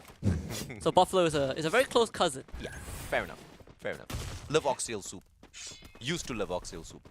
I'm going vegetarian these days. Yeah, you've talked about it. Miss my oxtail soup for sure. You can have a cheat day every now and then. Nah, maybe chicken, not beef. Yeah, fair enough. Yeah, can't do well with beef. Hey, Zach. What a headshot! Took Bio's head right off with that one. And the rest of Team Flash approaching Axis. Neptune is gonna get caught out here. Flash recovers Bio. Neptune backs away. And Rap getting very aggressive, but that wall animation I thought was gonna be the end of him, but he still manages to shut down Shin. That's the 666 Rap that we used to know in the past. But Yan Bin now opportunity, but a great blue wall pulled out by the guy. But the circle doing the damage as well. Rap running out of time. Yeah, trapped in a horrible spot. There's no way he's getting out of that one. Neptune is the last guy alive. Team Flash should be able to clean this up. They will just send everyone after Neptune. Axis Esports out of the round in 11th place. Nothing much they could do. Just caught in a bad spot. And oh, I like this circle. This circle very much towards the northern side, in fact. Axis got in a bad spot, and again, it's a very, very strong team. I'm just so in love with the way Team Flash plays some of these engagements. Wantan survives, buys back one player. No, two players actually. Ban's in as well, but I don't think V-Game is going to have a good round here, because those players are all spread out with barely any compound to loot up for themselves. And that's going to be, and I say that, Wantan goes down, X-Roy takes that shot, Expand still alive and kicking. We'll catch up with them in a little bit, but it's just an ice grenade that still takes out Kanoho. What? I mean, yeah, direct impact damage. It's unlucky. Oh, no. I just want to say that they've added water to Kalahari. It's a resource that is very, very scarce. For a moment, I thought my eyes were playing tricks on me, but apparently not. It does change the landscape a bit, though, for this final circle. It does. It actually does. So let's see if or not this desert can get a little bit of a refreshing twist. As FARANG out in the open now has to go up against MDH. And one good defensive compound to play with here for Don't Cry, who repositions. Jambal down on the ground. Then LMG doing the dirty, and New K finishes him off as well. MDH just having such a good defense. They actually bought time from FARANG as well with that trip mine that FARANG destroyed, but that gave so much time for MDH to work with, and FARANG are just decimated. 10 points thus far. Axis, ooh, well, almost ran into that grenade. And thankfully, there's a building protecting them. They're getting pushed by DEWA. In fact, Heavy is behind. And we've seen this story a lot of times before. Yeah, this is a 4v4. Let's see exactly how they do against the Indonesians. This is going to be a true test for Expand. They turn around this wall. They will have the advantage because it's going to be a sniper versus a shotgun. Oh, no. Doesn't happen. Axel goes down. A little unfortunate. V-Gaming finally gets taken out as anticipated. And the one to put the final bullet in is Shin from the side of Flash. DEWA still alive and kicking. It's a 4v3. Sorry, a 3v3. As Axel did manage to get taken down a little bit earlier on. Virus Cobra from afar, who's focusing on a totally different fight. Yeah, this is very dangerous because Heavy are repositioning. You know that Heavy wants blood. They've done this so many times. Cobra does get the kill. They do take out KOG, freeing up a bit of breathing space, but behind them is Team Flash. Expand, you gotta do something right now. Yeah, I mean, they're not finishing off DEWA. They're waiting. They're wasting too much of time. Heavy's gonna... I mean, the best saving grace for Expand is gonna be that Flash starts engaging with Heavy and they get a little bit more time to finish off DEWA here, but they need to get the job done right here, right now. One player goes down. Expand has the advantage. Axel got picked right back up and was a too-fast grenade. Cobra does manage to find Virus as well. One final survivor on the side of DEWA. And yes, Heavy is preoccupied with Flash, so Expand should be able to get the deed done and circle around into the next safe zone. Yeah, and Rainy's trying to spoil the fun. Tom XT actually almost gets taken down, and Cobra gets a freebie onto Toby, bringing Expand up to just 5 points. Heavy, very preoccupied with Team Flash, while literally just isolated on top of the water. Tom XT does go down thanks to Bloody with the charge buster, and Buffalo, he's trying to look for an angle to support his team. So far, no luck with that. Me now deciding that there's no point pushing his luck. In fact, MDH turns their attention to Expand.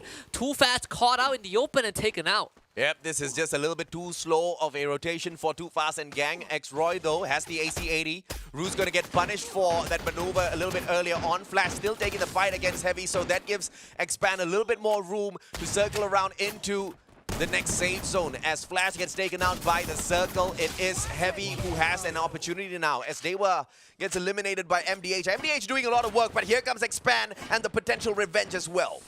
Dude, the water changed so much of how these teams rotate. Expand could not take a separate path. It's a 2 versus 2, though. Unfortunately for Expand, they have to somehow find isolated fights and win them. Nero against Xroy will be kind of the first 1v1 that we see, but Xroy decides to go the long route. Nuke, preoccupy. Xroy needs to win this one. Runs out of ammunition at the end. Me now gets nuked down. But for MDH, they have extra members to back it up, so Xroy is going to be the receiver of the brunt of that assault. But this round is a very well done round for Team Expand. In the top 3 already, just needs to survive a little bit more, but FARANG finds Cobra up on top of the roof, puts him out of the equation. 2 more teams left here. Heavy looking for that very solid booyah, but MDH surely the ones who deserve it this time around. Heavy circles around, playing ring around the Rosie, around all of those glue walls, and that one made by Fudai could do the difference, but it is Buffalo who finds Rue. I mean, Buffalo is just doing all the job, and that is all Heavy needed. Second booyah of the evening. You take your eyes off of Buffalo for just 1 second, and you will lose the round. MDH though, finding that final circle, doing phenomenally well this time round. They surely won that top 6. And with BGM kind of bowing out a little bit early, Flash as well, that just cuts that distance between that 7th and that 6th place a little bit more. But it is Team Heavy who manages to bring that heavy firepower into the competition once again, looking for that #1 spot. Sem9 wasn't anywhere in that final circle, so that kind of cuts down the distance that Sem9 has against Heavy. Heavy is really catching up super fast. Yep. You love to see it. And it's one of those rounds where if Heavy can put Buffalo in a good position, that's it. They win the fight hands down.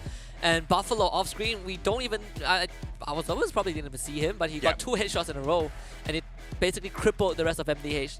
But it's a great round for MDH nonetheless, and that means there's a lot more problems for the Indonesian squad. Yeah. Because the gap that they've been trying to close so much has now been widened again. That's the kind of play I'm expecting from Expand.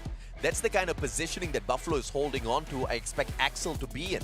I mean, he used to be known as one of the best long-range specialists who's just not really shining at his best right now, which I want to just see change a little bit. Cobra, on the other hand, he did manage to get up on top of the roof, but he's kind of got caught out there. A lot of the other players also had the grappling hooks on them. Hang finds his back, took him out of the equation. But this is literally, what, the 5th opportunity, and it was the best round for Expand. Yeah, I'm not going to complain. I think I'll take it. Based on what we've seen, this is something that is within the realms of being acceptable. Yeah. Hopefully the next 3 rounds is going to be either the same or better than what we have seen thus far. Yep. In fact, you look back at the history of some of these individual players, they actually hold prestigious title in the local scene. Best sniper, best close quarter combat, best utility user, and now you kind of put that together, and suddenly it should be that unbeatable super team, right? I mean, Too Fast when he was with, I believe, what, Freedom Rumble or Fast QMY, either one of those teams, he was literally the one running in and basically just killing everyone. Yeah, correct me if I'm wrong, but this time Expand actually stuck together from the very start of the game all the way until the end. Oh, yes. And I mean, if that doesn't prove the strategy of just freaking sticking together, I don't know what else will. It's easy math, right? 2 is better than 1.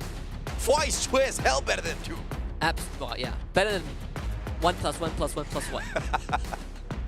I mean, at the end of the day, it's not just about their individual skills, it's about who can back their team members up really well. And especially with the whole feature of being able to knock down your opponents and also having you pick your own team members up, you really have to bet on that. Expand with the 8 eliminations this time, and the 8 placement points gives them 13, but it's nowhere close to the Vietnam squads who are trying to run away from the Indonesians. Heavy gets a 22, MDH with a solid 25 to catch up.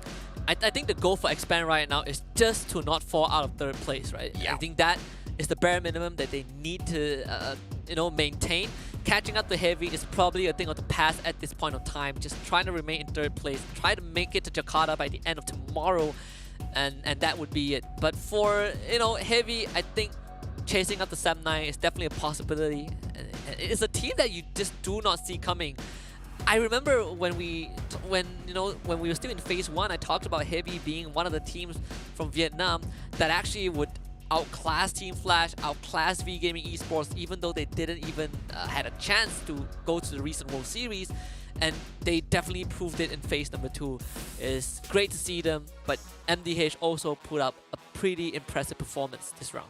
Yeah, with 7,049 damage, 11 headshots in total, MDH was surely doing a lot out there on the battlefield with a total survival time of 15 minutes and 11 seconds. There is a possibility here that we are going to see MDH in the top 6 by the end of the day, because they are maintaining the kind of consistency that's needed to get them there. Yeah, MDH is doing a fantastic job. As long as there's someone to contend for the 6th spot and make it interesting, I think Yes. That's all we ask for. Because, it definitely does get a bit dry when you know who is already making it through before we even end the phase number 2. But of course, all of this would not have been a reality without our friends, sponsors, partners over, starting with Snapdragon Elite Gaming for when winning matters. I've said this a lot of times. I'll sound like a broken record. It feels like I'm reading off a script. But It's a good record. It's a good record. 2 seasons going stronger. They made Jakarta possible. For different game titles, they also brought us an experience at Thailand as well. So there's so much to be desired. We also got to thank Samsung Galaxy for putting their trust in us. They are the latest addition to this family, this bandwagon of SPS, and we are just going to get bigger and better.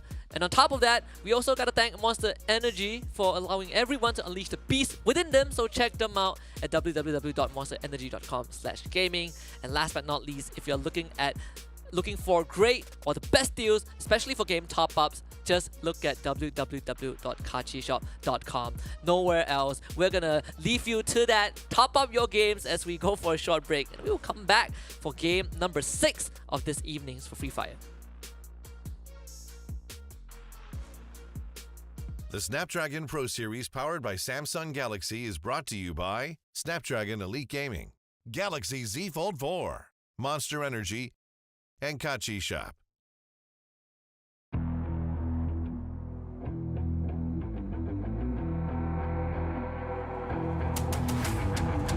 I gotta get it, I'm on the mission, snap any minute, casually winning. Stop tripping on me, stop dissing on me. Yeah, I got a dream, can't take it from me. My fire's burning, I'm always learning. Tell me where to go, man, I'm on a journey. Yeah, I can't explain it, I get excited. Keep it 300, King Leonidas. Strap in, cause it's gonna be a long ride. Working on me every single day and night.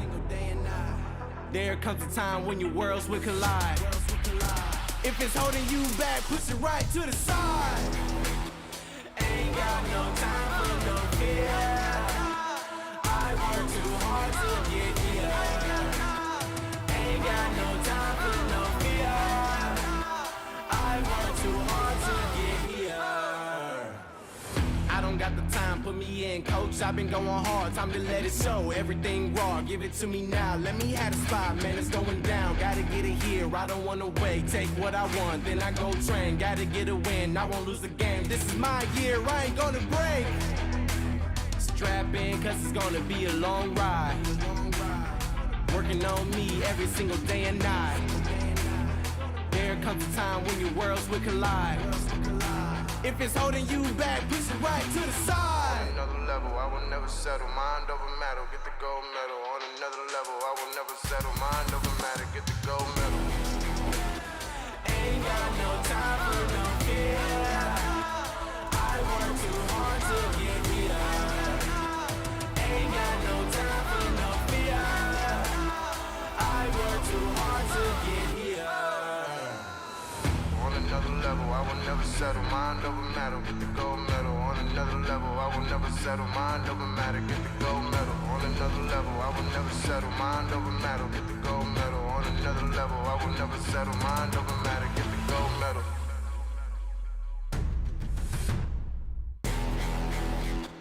Ain't got no time for no fear. I work too hard to get here. Ain't got no time for no fear. I work too hard to get here. Ain't got no time for no fear. I work too hard to get here. Ain't got no time for no fear. I work too hard to get here.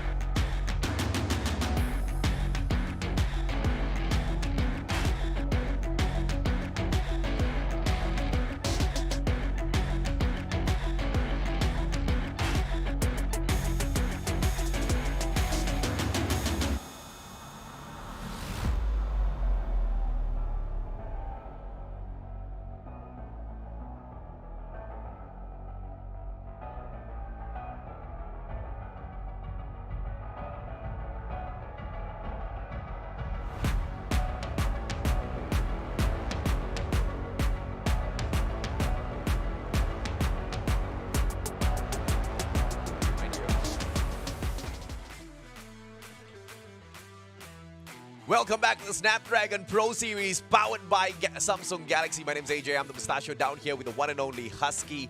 And it looks like it's going to be a day of doubles, providing King of Gamers also nails a booyah in this next game for themselves. Heavy with a double. And we also saw First Raiders hitting a back-to-back for themselves. And now what's interesting about Heavy's booyah there was that they're now just 9 points away from getting the #1 spot. That is crazy. Because Heavy came Absolutely into crazy. this. Heavy came into phase 2, I believe, close to the second page. Yeah.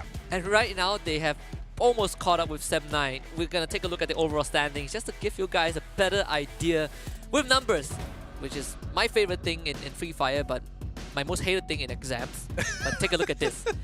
Heavy 8 points away, just like AJ mentioned, from tying up with 7-9. Most booyahs so far with 5. Expand in 3rd place. KOG catching up to them. Team Flash just slightly ahead of V-Gaming Esports. But MDH is really close. They are 7 points away. Well, they're 5 points away. 3-2 and 3-3-9. That's, 7 points. Let's just throw that as a 7. But dude, that's like nothing, man. MDH now should be able to punish one of their Vietnam brothers, either V-Gaming or Team Flash, depending on how MDH does in this next matchup. And just when you thought that the Indonesians were going to be hot on the tails of Vietnam, that's soon becoming a thing of the past. Unless First Raiders, of course, can pull out another booyah for themselves, maybe pull a 3rd one of the day, or DEWA United finally rise up to the occasion to catch up with the rest of the teams. That's going to be something. But what is for sure is we do not have a confirmed top 6. And that's exactly what we were asking for. That's exactly what we get. Yeah, but thankfully for both First Raiders and DEWA United, they did close the gap just by a bit. When we looked into the last round, they were 60 points away from top 6, and now they are just 50 points. It's slowly getting closer. They just need to slowly push it, right? We have 3 more rounds for the day. 7 more tomorrow, so that's 10 rounds in total. It is still doable for some of these teams. Absolutely right. And of course, if you look at a team like Team Expand, this was a really good round for them. So the question is now is going to be, can they pick up that 2nd spot for themselves and outdo the performance of Heavy, who have been hitting really heavy shots in the past few rounds. And there is a potential that 7-9 kind of bombs out after this as well for Heavy to sneak into the #1 spot. It's all going to be possible all in this day. But my biggest question is, can MDH sneak onto the left-hand side of the leaderboard as well, all in the same exact 3 games that we've got left in here? I think it is very possible. We started the day with MDH needing, 450 points? Yeah. Now they are just a stone throws away from top 6. And I just want to quickly point out that statistically, if you look at the points both allocated for placement and kills, Heavy is the best performing team in phase 2 that we have so far by a mile. Absolutely, man. And, you know, the main reason why they were so pumped up was because, like you pointed out, when they first started off phase 2, they were close to the 2nd part of the leaderboard. I believe they were in the 7th spot. And to now make it into 2nd place with the potential of moving into the 1st spot in the next game, it really shows exactly how hungry these boys were. And being hungry is one thing, but having the skills to deliver out there on the battlefield consistently is a whole other. And I'm really excited to see exactly what they've got in this next matchup. I think Heavy's going to have a few more heavy blows to deal. It's going to be... I don't know, man. Heavy scares me in a good way. I think, you know, at first you look at Heavy and you're like, yeah, they're getting good rounds in. Yeah. And then suddenly you start to see those individual players really shine, and you realize that this team is actually incredibly strong. Yep. And it's really hard to get rid of them. They have beaten almost basically every single team in a 1v1. They have beaten every single team at least once in those 4v4, those head-on fights. And some of these teams are consistently getting beaten by Heavy. And as long as you've got Buffalo kind of just holding your backs from the background, there's no way you go down. And even if you do go down, there's someone to execute that revenge no matter what, right? I love setups like that. I love it when teams are not just, rushing blindly into their opponents and trying to go ham against them to pick up all of those extra execution points, but really setting themselves up for success and having that layer of extra defense if anything does happen to go south in those battles. And that's the exact winning factor for Heavy here. Never overcommitting into any of these. It's one of those teams that when they drop on top of you with the launch pad, you might actually die. We're heading into game number 6. DEWA can attest to that. DEWA can. I think Heavy was punished once, but that's pretty much it. Everything else, they basically owned it. Purgatory game number 6. And just for those who just tuned in, this is not the last game. I know game number 6 is usually the last game, but today we have 8 games, so with more to come. And I think all the rest of the teams have got something very big to fear, because it looks like Expand is all years in terms of what we've been asking for. Brasilia, this is a drop alongside MDH, but the boys are all sticking together. Better than what you could have asked for, that's for sure.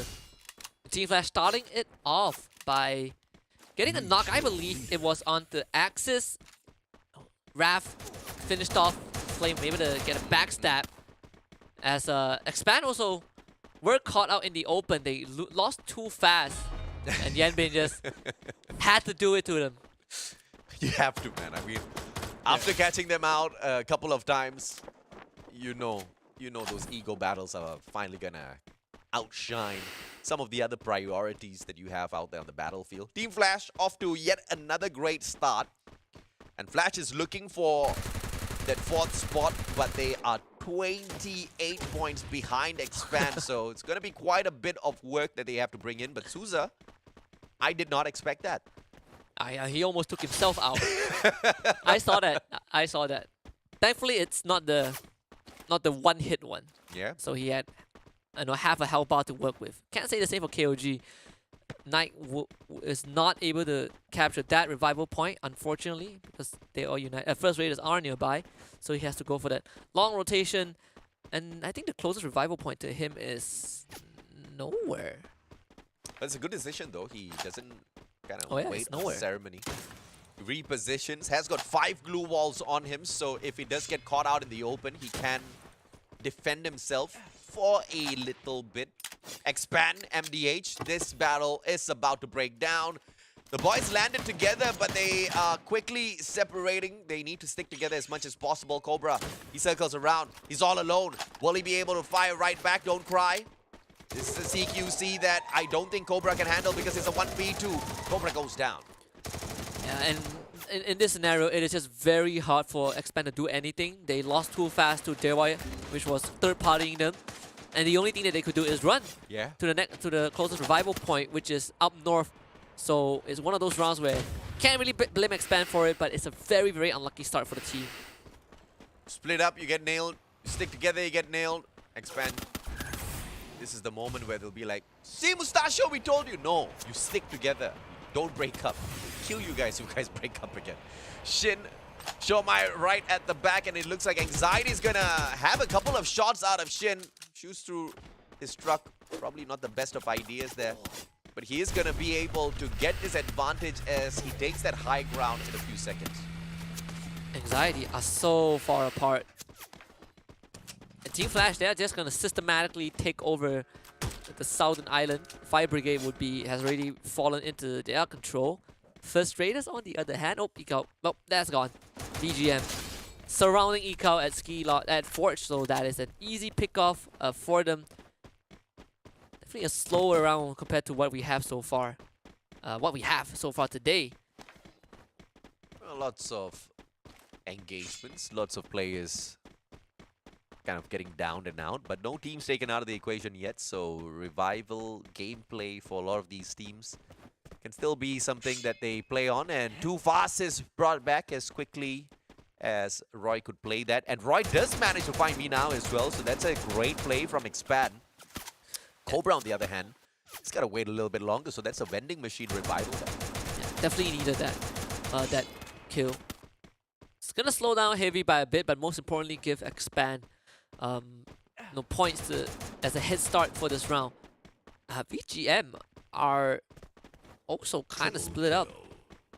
So just some love taps exchanged between them and First Raiders, but at the end of the day, First Raiders decides that we're not going to continue exchanging bullets.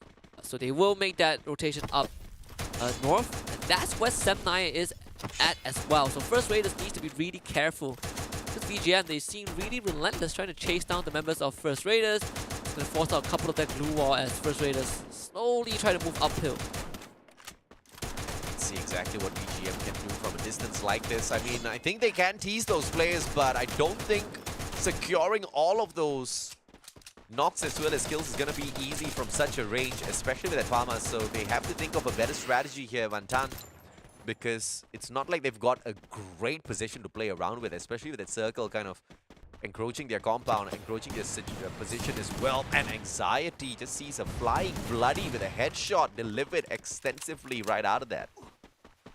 Kill point number 6 for Team Flash. Wow. And they've cleared out basically the entirety of the southern island. But they will have to start moving into the safe zone though. It is quite a distance from them. They will have to backtrack to where they came from. Uh-oh, Buffalo on the kill feed, and that means that Heavy gets a kill. That's not too fast. It's a little unfortunate for Expand, losing Captain too fast. Let's see if or not things can change around for them. But even though we're getting so many of those initial engagements as well as kills, still 12 teams standing alive and kicking. You gotta love that revival system in Free Fire, which just ups the ante just a tad bit. But you gotta wonder as well exactly what those positions are gonna be like. But you know, this is a saving grace because Purgatory's got a lot of space to play with. So when you come back, you're probably not gonna see anyone this year. At least unless not you are for now. unlucky. I mean, 7-9, wow, they are getting picked off one by one. This is just not a game for them. They have no space to loot, they have no space to go for revive. It's just a very unlucky round for 7-9. This is their last stand. They are gone. Cobra down and out as well in the 12 spot. You guys better not get cocky and start saying that, hey, we stuck together and we still got taken out. It's just you are not used to sticking together just yet. Yeah, this is just an unlucky round. Yeah, it's a There's super unlucky round. No going around.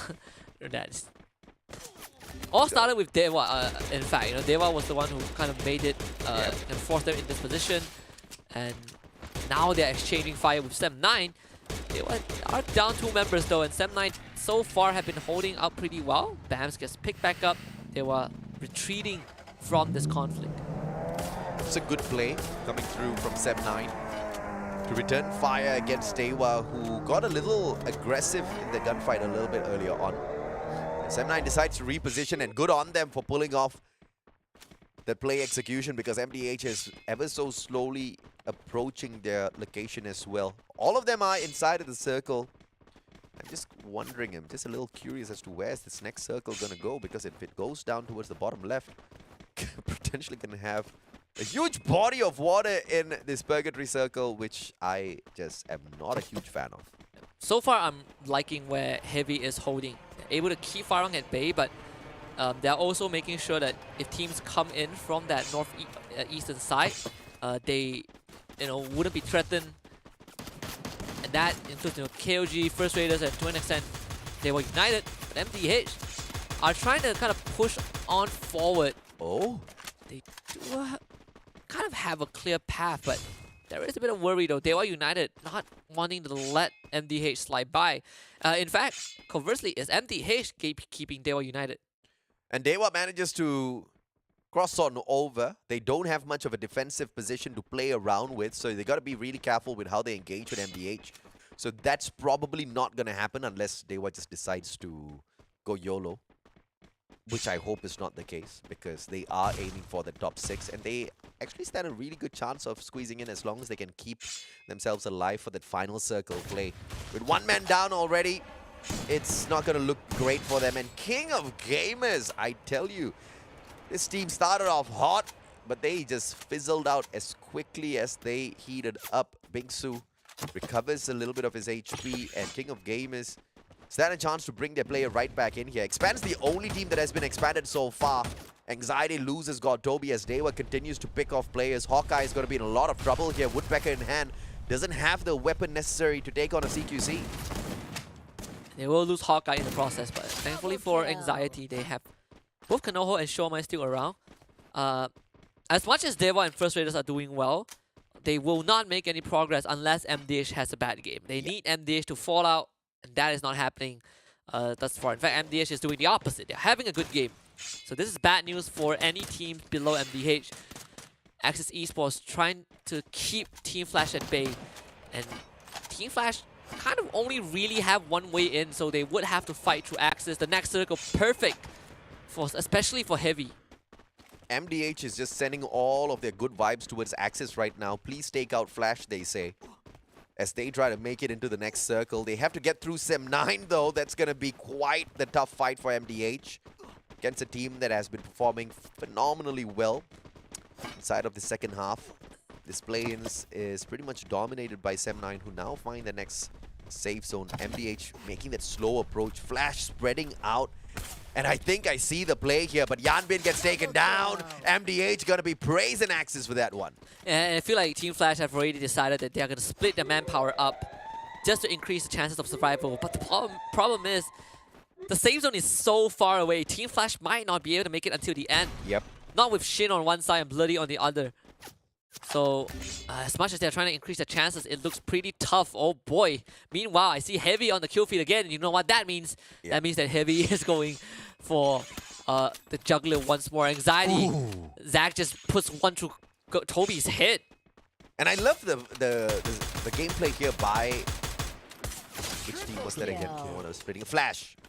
And those are the kind of situations where splitting up is acceptable on a map like this, in a lobby like this.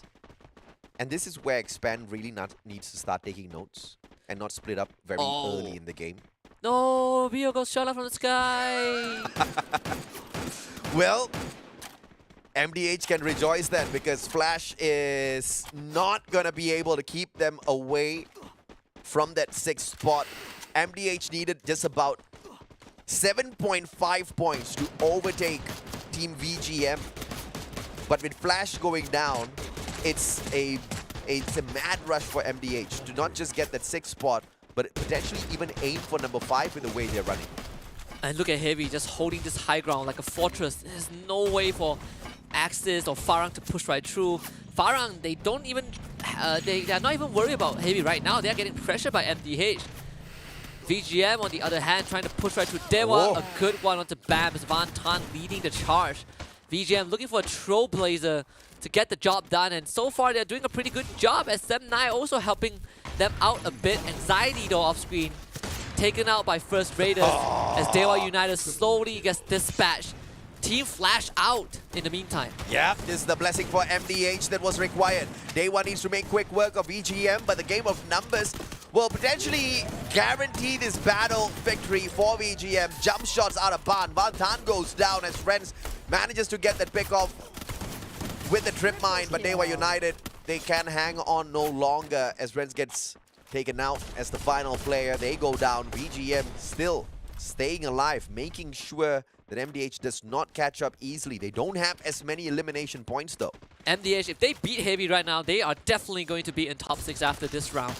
Heavy, what do you have left? Oh boy, too bad. What are you doing? Distraction! FARANG, what are you doing? Into a grenade launcher. MDH just got fed a couple of free kills.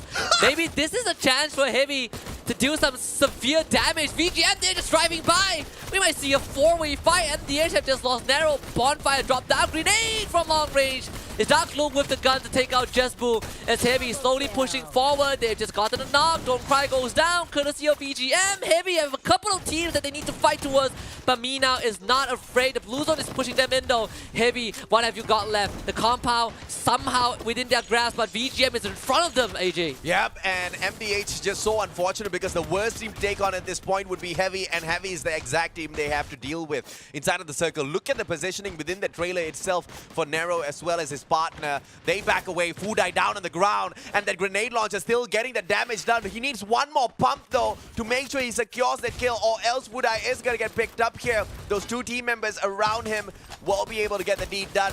Fudai back on his feet, and Nero does not capitalize on that knock. Look at First Raiders, look at where the circle is. GG. It is First Raiders circle. This could GG. be the third booyah for First Raiders, the very needed one. But we cannot count Heavy out though, because Buffalo is going to work, and Buffalo has come online. He is brandishing those horns. Souza getting a long one onto Fudai, but Heavy, Buffalo is still in this. First Raiders, 10 kills, still counting. Ton XT on that low ground. Not much left in the tank for Heavy. Darko gets that one.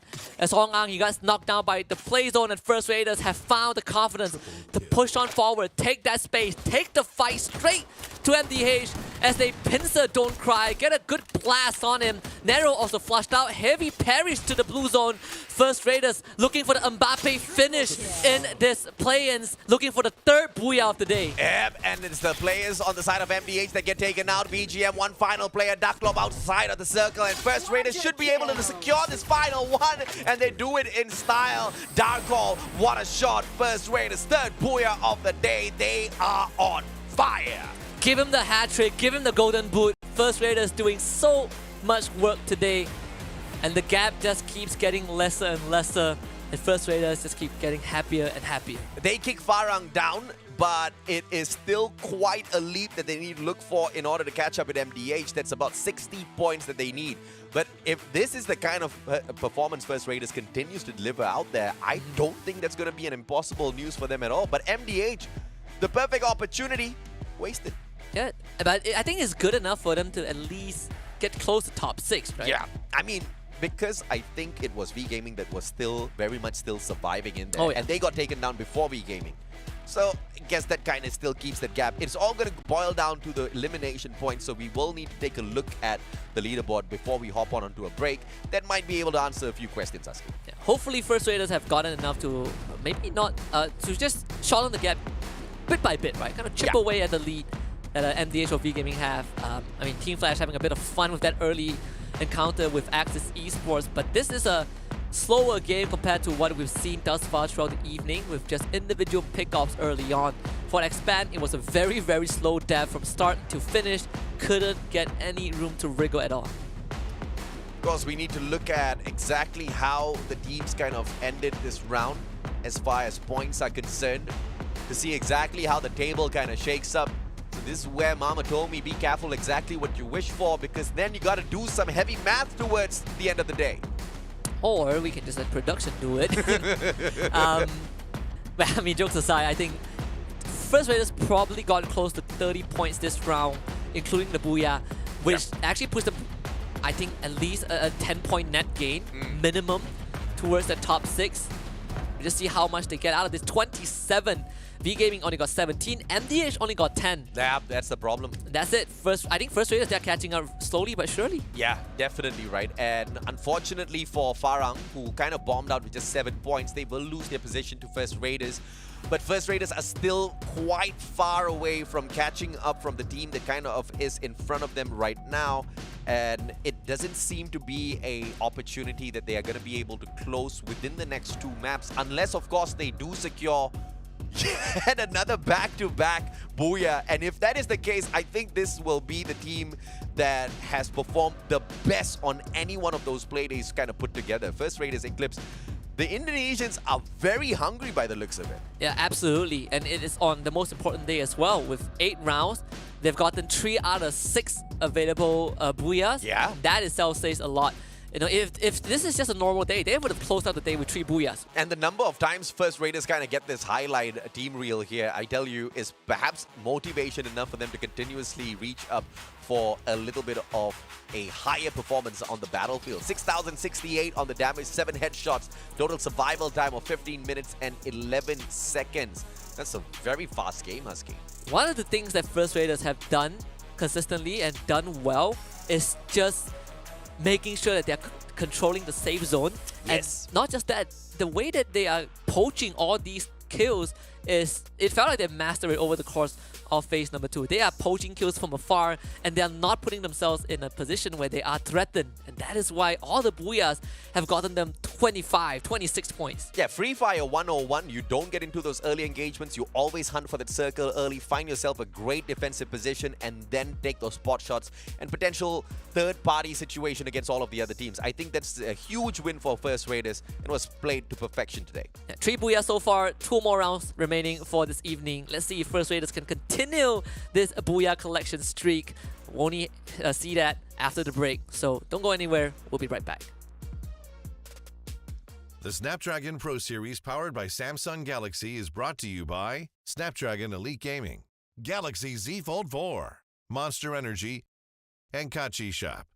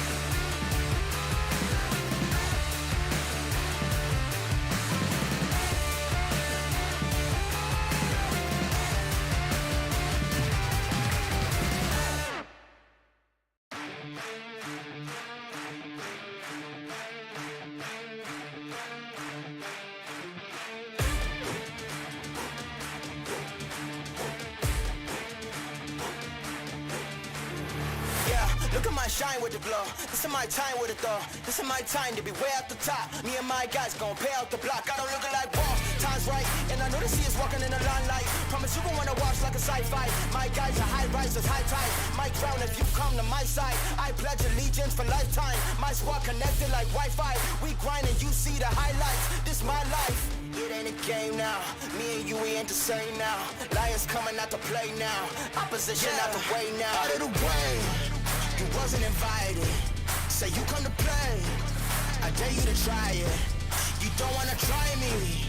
Then step up to my team. Yeah, out of the way. Yeah, yeah. Out of the way. Yeah, yeah. Out of the way.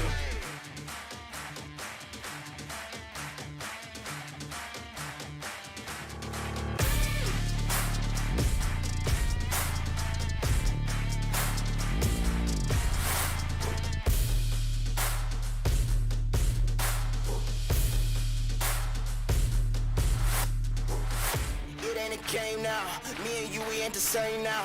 Lions coming out to play now. Opposition out the way now. Out of the way, you wasn't invited. Say you come to play. I dare you to try it. You don't wanna try me. Then step up to my team. Yeah, out of the way. Yeah, yeah. Out of the way. Yeah, yeah. Out of the way.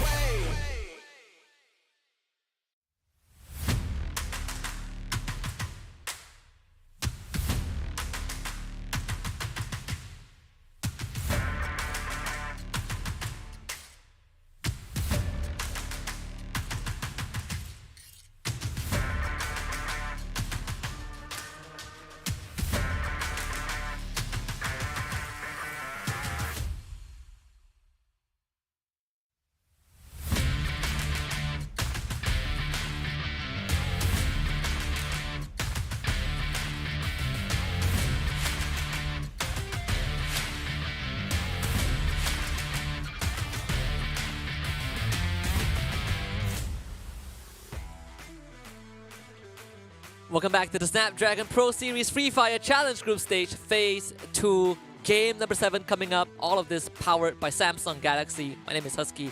And alongside me is also the Mustachio AJ, who is also powered by Samsung Galaxy and Monster Energy. All time. Double Monster Energy today. Do you know you basically ruined my magic trick? What? You know, last week I was thanking Monster and I was showing them the can of Monster. I say it can't be shown because that screen that gets chromaed up, and now you put a can on the table and You can see it. thanks for ruining the trick, AJ. It's okay, you're welcome. Anytime, brother. Overall, leaderboards right now at MDH. They can reach out and touch Team Flash already. Yeah, very, very close. 10, just almost, 10 points to tie up with Team Flash. First Raiders Eclipse now need 50, less than 50 points, making very, gradual progress towards being a contender for top 6. Sem9 also just barely ahead of Heavy at this point of time. I mean, Heavy, if they get one more good round, that's it. That's first place for them. Looking forward to First Raiders Eclipse kind of catching up with MDH here just to make things a little bit more spicier. But no matter what MDH does in those rounds, Team Flash just seems to be able to do just enough to keep themselves in the top 6, but that's gonna change potentially. And I think one of the biggest problems here for MDH is with the uprising of First Raiders Eclipse. The third booyah of the day, I don't know if or not any of these other teams can keep up with the heavy firepower that First Raiders seem to be bringing into these lobbies. And with Heavy themselves, earlier on, we did see that they just needed about 7 points. Now it's 9 points. So Sem9 is not making a lot of noise at all, but they're doing just enough. Yeah, and it's also because Heavy had to fight, 3-4 teams in the previous round. So Unlucky. one of those scenarios. I just want to say that First Raiders Eclipse have 4 booyahs in total, and 3 of them came from just today. Yep. A total of 96 points picked up.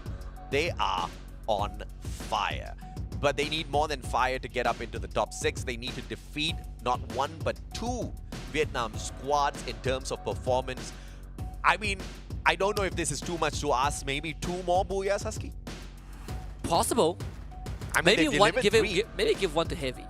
Heavy has been performing pretty well. I don't want Heavy to take a booyah, man. I'm not about the top flight teams. I'm all about the underdogs today. And it's either for me, MDH, First Raiders, DEWA. One of these 3 teams pick up the booyah. I'm a happy boy. I mean, I do not really want Davey to get it, but they just take it. You know, They do. they do. Yeah, they've gotten like what? Yeah, 2 of the booyahs that they have today.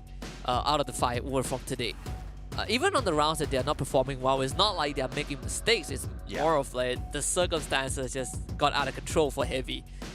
But aside from that, they have been consistent with their numbers. King of Gamers, they are just about 4 points behind Expand. Yep. I think that's more than enough to kind of burn that fire under Expand's butts to perform a little bit better out there on the battlefield, but the previous round was just so unlucky. I mean, imagine getting caught between 3-4 teams, DEWA United continuously taking pot shots against them, and Expand just could barely do anything in that round. I think they have an average of just 5 points. Actually, less than 5 points per round. We play 6 rounds. They have an average of They've less had than 22 5 points, Yeah. and we've had, what, 6 rounds? 6 22 rounds. divided by 6 So is... it's not even, it's not even 4. Yeah, not Just even... 3 point something. Whew, that's I think painful. 3 out of the 6 rounds were like 0 points. Yeah. 1 point, so. They were. So an average of 4 points Expand. I think the only forgivable round is the previous round, because that one was definitely a rough one for them. Yeah. We have 2 more rounds to go. And this time we're heading into, I believe, Alpine. Yes. One of their best maps, their favorite map. So last time when we looked at Alpine, I think they were rushed by DEWA United. They were knocked out. Correct. And Axis, I think, was also part of that as well. Hopefully they get to hold on to Alpine, because what I've seen on Alpine Purgatory is that they happen to go for drop spots that are surrounded by multiple teams. And that has been a problem for Expand. Just early game is one of their biggest weaknesses. Well, the last time they did go into Alpine, they split up apart. And I True. wasn't too happy with that. They managed to sneak away 3 points from the map. This time, it looks like they're listening and they're sticking together. So Forest Red, as usual, is going to be their home. If they had taken that solid drop as a team into Forest Red earlier, they could have stood a better chance. So this time, I'm betting 4 players into Forest Red. Please don't hot drop Team Expand. I'm hoping for the Malaysian squad to do well. This is like a secretly like an indirect coaching session, because I'm pretty sure Umi is watching this, and we have a long delay on broadcast. Don't get kicked out, guys. Yeah, okay? that message is probably gonna go through just with a 1 game delay. I is swear fine. to God, if the boys split up one more time because they were convinced that sticking together does not work for them, I'm gonna give up. We'll find out. We'll find We'll out. find out, We'll let sure. it happen. Just It's a very fair flight path, cuts through directly through the middle part of the map. all right, here we go. So Forest Red is going to be wide open for Expand. I'm just gonna let you know it's a very, very early drop from one of the guys. Very. How much you want to bet that that guy's gonna? Yeah, there we go. That was a very early drop, by the way. I think he fat-fingered that one. Everybody else is going to Forest Red except X-Roy. And Zen OP is gonna be a little annoying in this scenario as This is well. the same 1v1 that we saw last time. Yep. Oh well, we know who won that one. That's 2-0 for Zen. He beat Too Fast 2 times in a row on Alpine. Same drop. I'm damn sure they were arguing with their mom earlier. It's like, Mom, you see, we stuck together, we still got taken out, so we're gonna split up. We're gonna go with... You know, the logic is like, if you still lose if you stick together, what chances do you have if you're not together? I know, right? That's a really good logic, man. But it seems like Expand has managed to find one good knock. But FARANG's not doing fantastic at all. They're getting knocked down one after the other. Jespu down on the ground. Jembal super low on HP. Has got 1 medkit to play around with. And he has got 3 seconds to patch himself right back up. That's going to work in his favor. Spade outside in the open. And Team Flash teasing Team Farang. And I don't think Shin has found any one of the players just yet. Jembal does show up. And Shin doesn't have much of those medkits nor glue walls to play around with. He backs away and Jembal walks straight into his shotgun. Yeah, just so unlucky. 8 HP, that could have changed everything for Farang. They were down 1 guy in the beginning, but Team Flash knocking them out early on basically kills any chance of Farang getting remotely close to contending for top 6 at the end of the day. And that also keeps Team Flash, you know, just a minor cushion that possibly by the end of this day can still prevent any form of catch-up from MDH, who are very close behind. This is a start that they desperately need, and they got off to a good one. Let's see a little bit of a better rotation this time for Sem9. And of course, Team Expand has a good chance here because they did manage to bring back their player already. Yeah. So I believe VGM's going to be teasing Expand in a short while, but that's just one player approaching their compound. Still spread out too far apart for my liking. The biggest difference between this round and the previous round was that Expand didn't get choked out, right? They were able to get a knock of them for themselves. They bring Too Fast back, and now they're taking a lot of that room, which is something that they are comfortable doing. And this time, they are not getting kind of pincered from multiple angles, you know, on multiple fronts. So it definitely is kind of the dream start, which is very rare in a lot of these cases. But And if they had stuck together this round, they would have done pretty well because this whole of Forest Red belongs to them. like in the local league, you know that they are going to be running around wiping team. Yeah, you can spread out in the local league because I think close to not many teams can hang with Expand. The only reason why I don't want them to spread out wide is because it's the kind of teams that they're going up against in some of these other regions are just way too good, man. Not saying that they are way better than Expand. Expand still has got an advantage against them mechanically, but when you spread out, you just take away all of that advantage and you just give it away to these other squads. The Vietnam teams have been a big kryptonite to Expand. They have been tortured by all these Viet squads. It is so hard.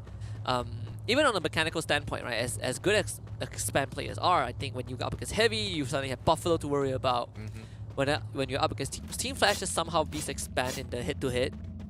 That has been carried over from the World Series. It's something that Expand, I think, hasn't really found a solid solution to. Yeah. And that's why looking at where Expand is right now, they are regrouping. That buddy system that, you know, we've been really focusing on. We're seeing that right now. They're holding This I'm Forest Red. comfortable with, right? I mean, you split up, but you still play that buddy. I'm absolutely fine. But you split up like 4 guys in 4 different spots. Yeah, I'm not up for that. But together, I think they should be able to cover each other's backs. So this 2-to-2 system that they're playing around with. But with Axis now spotting out Axel, this is going to be a problem. Raph does have that high ground advantage and Woodpecker in hand. But it is going to be the danger zone that kind of saves Axel the trouble. He doesn't need to engage just yet. Still a little too far away from the team, though.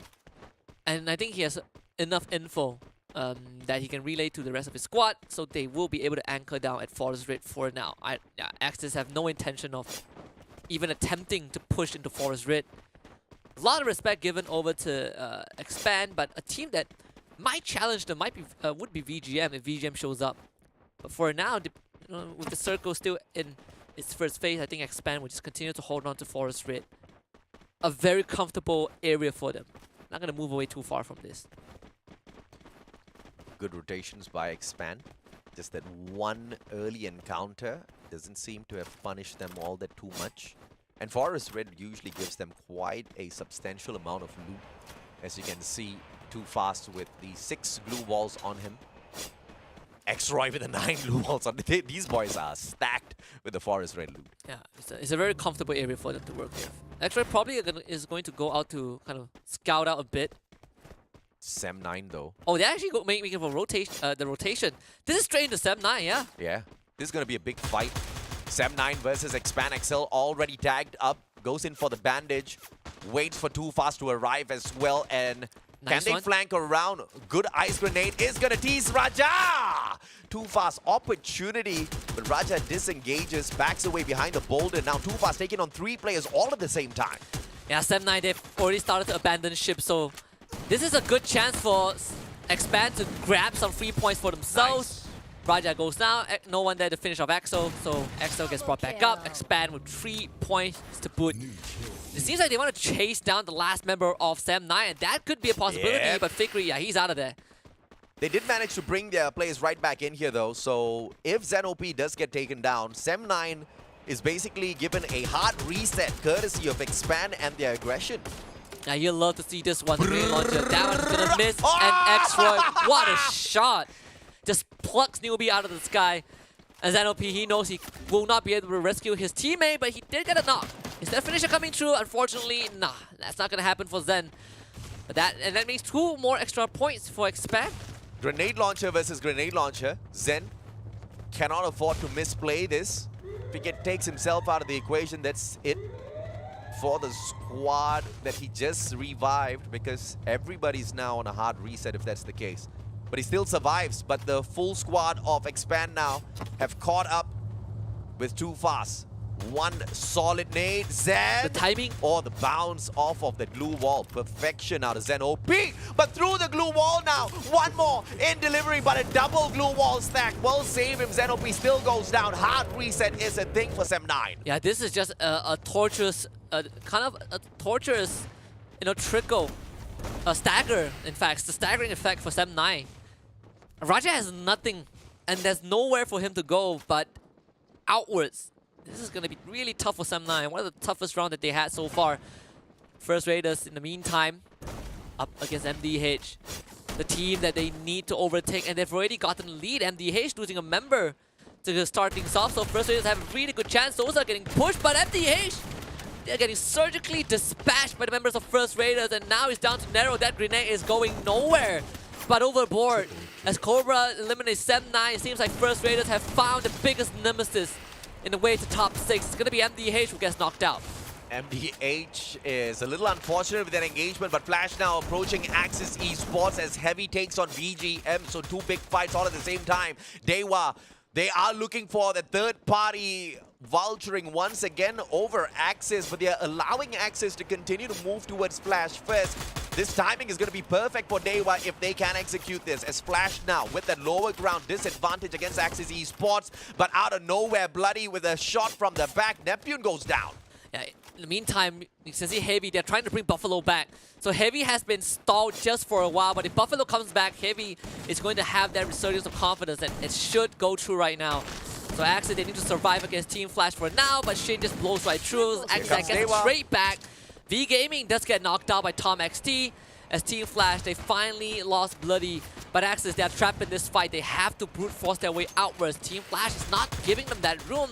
Bayo shows himself from in the corner, but forced to use the glue wall. This is a very tight-knit fight. DEWA looking for an opportunity behind. Oh, and Heavy might just drop by as well. DEWA now from the back, just waiting for the timing, and Neptune manages to turn in things around against Yan Bin. Axis as well as Flash, they're smashing their heads against each other. Neither one's gonna win, and Flash decides to disengage from the situation, and DEWA now can finish up Axis Esports as they continue encroaching their compound, and Flash will have a moment to recover as they back away from this fight. Yeah, and the grenade comes through from BAMS. Neptune is down, Flame is down as well. Axis Esports, not long for the world. Team Flash feeding Axis, using them as a bait to get DEWA in. Oh, and he steals it! And he steals it as well. Axis Esports does get eliminated eventually. But Team Flash right now are also going to be facing the wrath of DEWA. Oh, dude, he should have just shut up and just continued to reposition, man. You did not need that extra 1 kill point, and Shin's gonna pay that. Yeah, they're to out. the circle. Oh, was there? No, it was taken away by Renz, and DEWA is just the biggest winner as anticipated. That third-party vulturing for the Indonesians once again pays off. Guess where the circle is? It's at Forest Red. It's at the home ground of Expand, but right now infested with the members of Heavy. While all of that was happening, Heavy actually took a big control of the western side of the circle. Now DEWA have to fight their way back in. I hope and pray that Expand does not think that this is a sign that they should be splitting up round after round, because they still did get punished very early on. They just got a little lucky that nobody else was inside of Forest Red. They should have just all stuck together though, because then they wouldn't have needed one extra bit of loot. Lozzy goes down.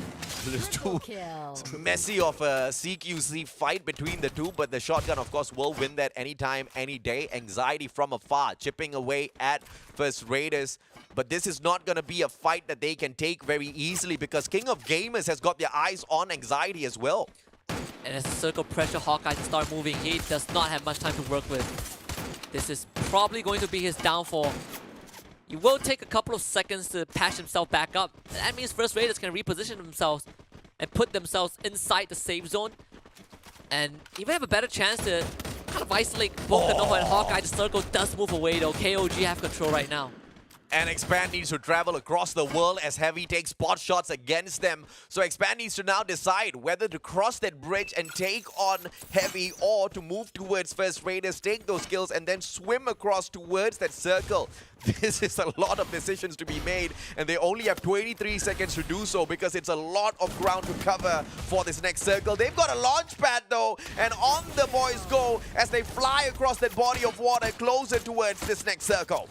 First Raiders are now getting pressured by Expand Cobra. What a play. Nice shot onto Lozzy, but no finisher just yet. And Cobra has been found out. And this is very dangerous because you have Heavy behind. They have Heavy behind them, and Expand. They're suffering a lot of return fire. X-Roy this time, kind of a tag team moment, taking down Souza. But again, no finisher from Expand, and that means First Raiders continues to keep reviving. Still big plays from Expand. All of those shots forces those players to waste a lot of their resources before that final battle. So if Expand can survive into this next circle, that's going to be a big one for them. But Heavy now with the heavy firepower as well as glue wall melters, courtesy of DEWA, one after the other. All defenses down on the ground. Heavy is out in the open, and DEWA, they bag those big shots. What a play by the Indonesians. 8 kills on here so far, and Heavy has nothing against them. One final survivor backs away a little too far. Buffalo might be sacrificed to the circle here, patches himself right back up. A lot of defensive ground to play around with, but too many players to take on later.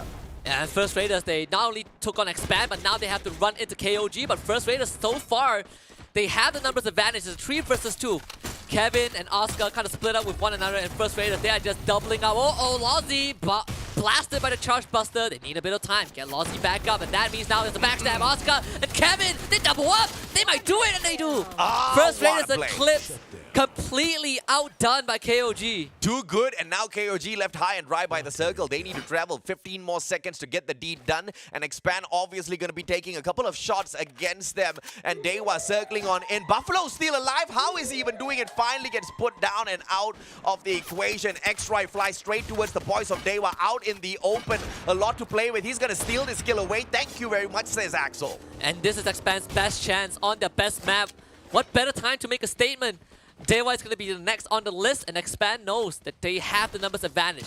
Take it slow, isolate the members of DEWA. The grenade launcher is going to tap onto Rain. He pops right up too fast, cleans it up. DEWA down to just 2, and Virus on that low ground, also taking a heap of damage from the members of Expand. We're down to just 3 teams, but KOG, they only have 2 more left. Expand have the most members. They just gotta play together. Oscar out in the open. His res taken, but it's Royce to steal that one away.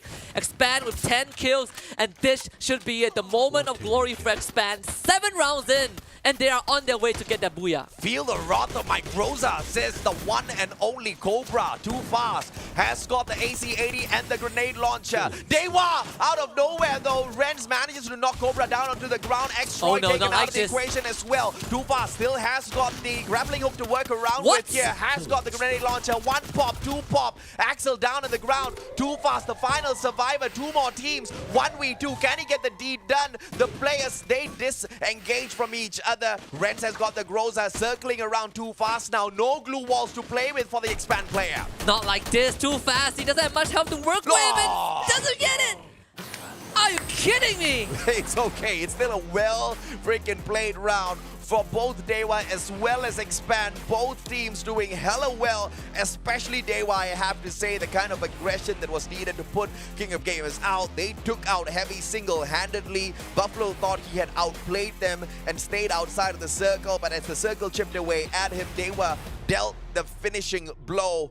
It was all a fantastic game towards the very end, but Expand, don't get cocky with me. It was still a bad strategy, okay? You lost a player early, but good recovery. Yeah, definitely one of the best rounds for Expand, but they were able to basically just rip that booyah away from Expand. Unfortunate. Very unfortunate. It was a good round though. It was a good round. Fantastic round. And DEWA, I think the run for the Indonesians to look for that 6th spot, that's still very much going to be a case here. Because yes, we are reaching the end of day 11, but we've still got the fantastic day 12 with 7 massive rounds waiting all of these teams. So you can pretty much bet on the Indonesians that they will be making a beeline for that 6th spot. So if anyone has to watch out, it's the squads from Vietnam. And let's see if or not Vietnam can put up a great fight, but one team that did put up a phenomenal fight, apart from First Raiders, was the one and only Expand, of course, but we'll highlight them a little bit later on. Axis Esports, they took on Flash out in the open, and it was a third party that they just did not expect, Husky. Yeah, definitely not. I mean, KOG had a great moment to outplay First Raiders, and this final sequence definitely felt like we're seeing the Expand disease. Yeah. Where it was just the confidence kind of taking over, and they tried to go for the rush. A bit of a loss of composure towards the very end. Was it Too Fast that got taken out first? It was him, right? He was the last man standing. No. He was. No. I'm talking about when they first dropped him. Yes. Okay, you see, the guy didn't have glue walls on him. If he did not get taken out as soon as he dropped in, if he had more loots on him Too Fast, it wouldn't have happened, bro. Stick together.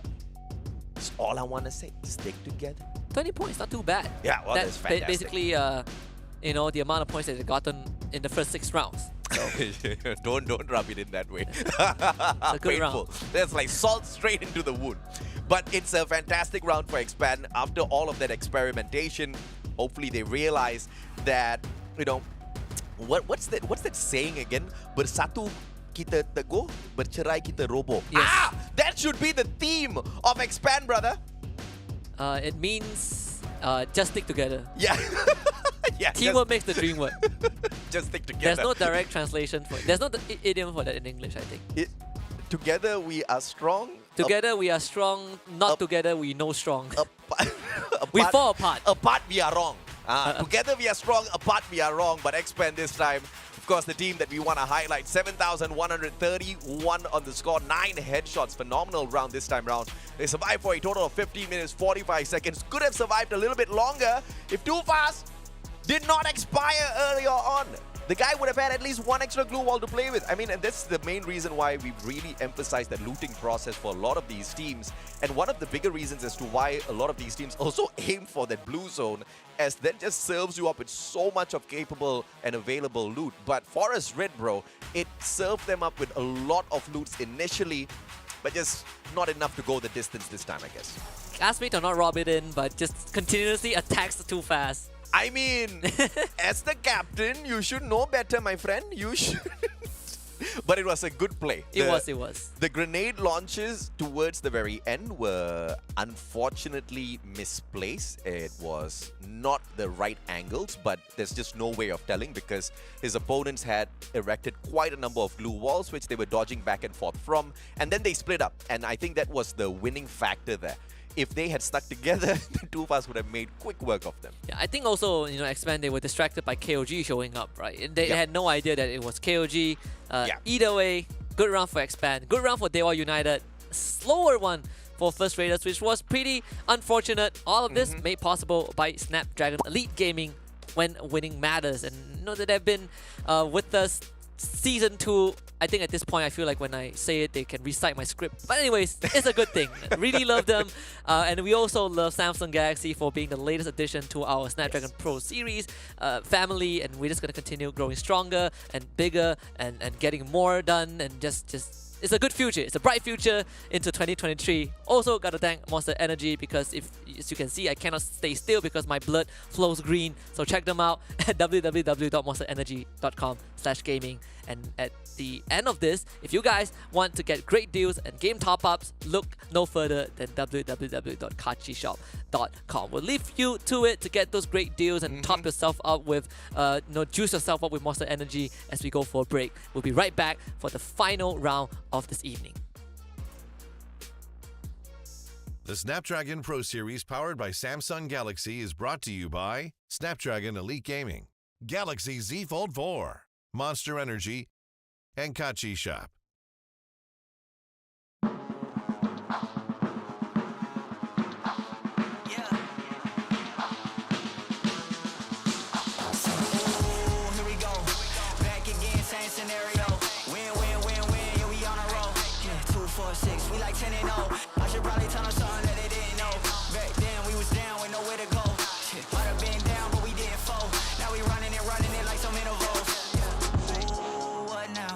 Tell me who you see when you look straight up like, wait, who us now?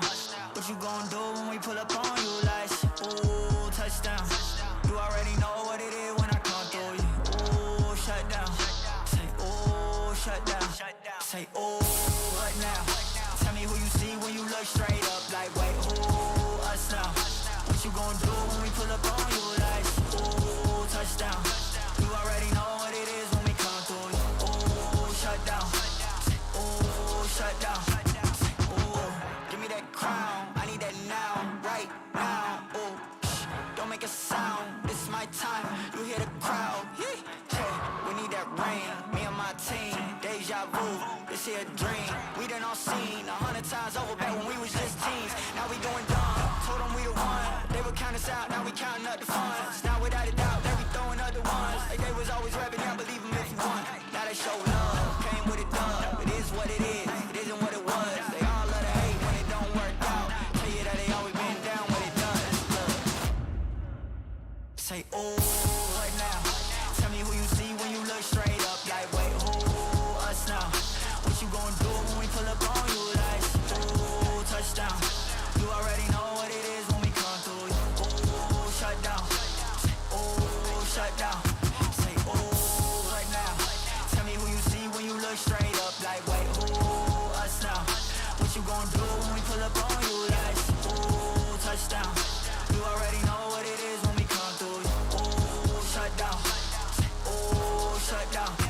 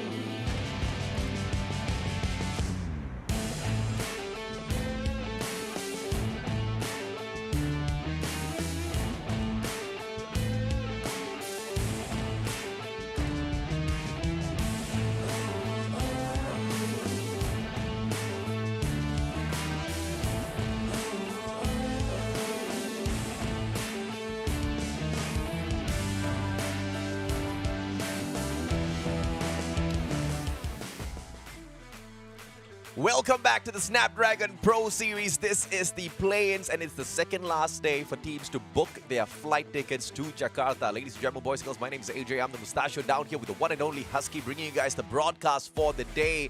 And it seems like everybody is hungry. Some of them putting in a little bit extra work than the rest, Husky. Yeah, today is just Indonesian teams and Vietnamese teams.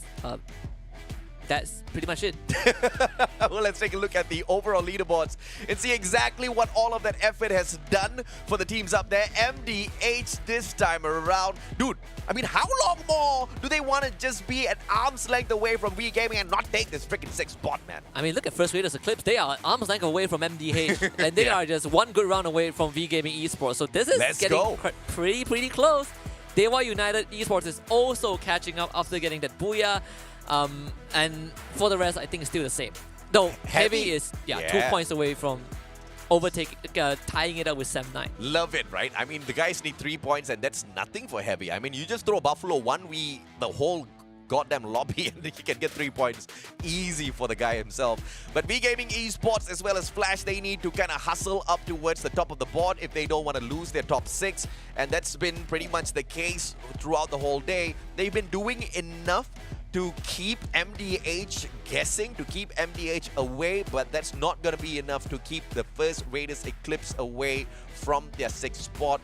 I think the Indonesians are a little bit hungrier. And if you think first Raiders have a good play at this, DEWA United are just 11 points or 12 points behind them. So I think that's going to be an even more fantastic of an opportunity. So these are the teams that we are keeping our eyes on now. DEWA United Esports, MDH, as well as First Raiders Eclipse, as all 3 teams try to squeeze into the top 6 with a total of 8 games left. 1 in today, 7 from tomorrow, Askey. Yeah, honestly, if we didn't see it through until today, it's hard to believe that DEWA United Esports or even First Raiders might even remotely have a chance to make it to top 6. But I'm a believer right now because we've seen them perform so far in the past 7 rounds. First Raiders, just big surprise, just a huge day for them. And even last round, where even though they were outplayed by KOG, they didn't finish poorly. They had decent points. Yeah, and of course now we are about to hop on right back into Bermuda. This is our final map of the day.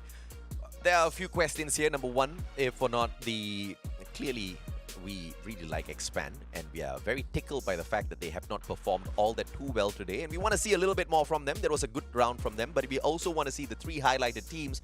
If or not this can be that solid run that puts them in the perfect spot for that 6th place. Now, I don't know if MDH has got enough firepower in themselves based on how they've been kind of up and down today.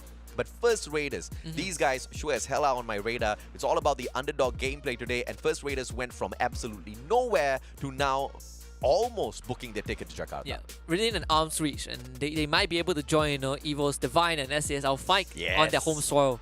This is definitely not a dream anymore, and it all came down to just a good run today. 3 booyahs out of 7 rounds. Yep. They might be able to get a 4th because we still have 1 more round coming, and even after today, we have 7 more rounds tomorrow. I think this this definitely got closer than I thought it would be. Fingers crossed for DEWA though. I think, this team has surely deserved a couple of booyahs for themselves, but just haven't been able to go the distance, especially in that final circle.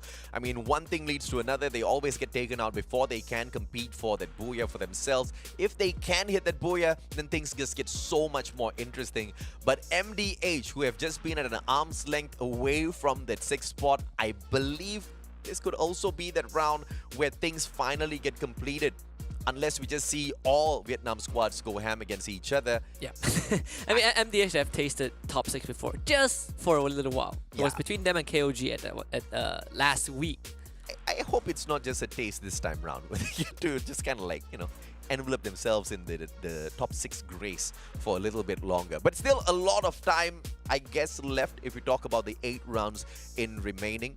But Bermuda, as we hop on right back in here, taking a look at the stats, it's usually heavy that hits hard. Yeah. Right? A total of 93 points collected so far on Bermuda. And the craziest thing is that we talked about Heavy coming into the 2nd phase, chasing from 7th place to 2nd. Yep. MDH dropped from 1st page to possibly not qualifying for Jakarta. So there's a bit of the contrast there from these 2 teams. Expand also is a very popular team when it comes to Bermuda. They are the 2nd best team when it comes to this map at the play-ins, and we hope to see a little bit more firepower from them. But if they split apart, may all of the deepest curses from the depths of my heart go towards them to show them that that's probably not the best of ideas. But hey, if luck was on their side earlier on, maybe luck will be on their side again, Husky. I'm not too sure. I don't know. I don't want to just rely on luck. That's. I think I feel like luck makes a lot more sense when you're actually having a consistent performance. Yeah. You can't just rely on luck for every single round. That's how they got less than 4 points over 6 rounds. But we as we wait for the lobby, we do have a video that we want to share with you guys. So enjoy.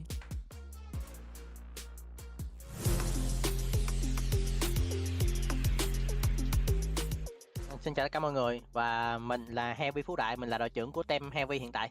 Vị trí của mình là con tem. Thật sự thì 2 vòng đấu vừa rồi đối với mình cũng khá là bất ngờ, tại vì bọn mình đã nằm ở top hơi không được cao ở vòng bảng ở ngoài, nhưng mà vô chung kết anh em lại làm khá tốt và dẫn đến top 1 đầu bảng. Lúc đó thì bọn mình hơi bị xúc động. Bọn mình thường thì team mình có truyền thống từ trước tới giờ rồi. Nói chung là bọn mình đặt cái mục tiêu là điểm top sẽ cao hơn điểm kill, nên bọn mình sẽ ưu tiên việc vào bo trước. Vòng bảng thì mình chỉ đặt mục tiêu là tấm vé để vào vòng tiếp theo thôi, nên bọn mình thường sẽ không bắn hết chiến thuật cũng như là không tung hết bài ra, để khi chung kết mình sẽ làm cho đối thủ gọi là nó bất ngờ, không thể nào mà có những cái chiến thuật để có thể khắc phục được team mình. Bọn mình thường xem lại những trận đấu mà bọn mình đã từng tham gia và rút ra được nhiều kinh nghiệm và nhiều bài học để chuẩn bị cho vòng trong. Thật sự thì mình đang tập luyện rất là nhiều, tại vì mình cũng không thể tiết lộ được. Thật sự thì FIFA này từ trước đến giờ thì người ta hay nói là người Thái họ thống trị hết tất cả, nhưng mà đợt này bọn mình sẽ thay đổi điều đó. Tất cả các team Việt Nam sẽ cố gắng thay đổi điều đó. Mình xin chúc cho các team tham gia đợt này thi đấu có một ngày thi đấu cực kỳ cháy nhất.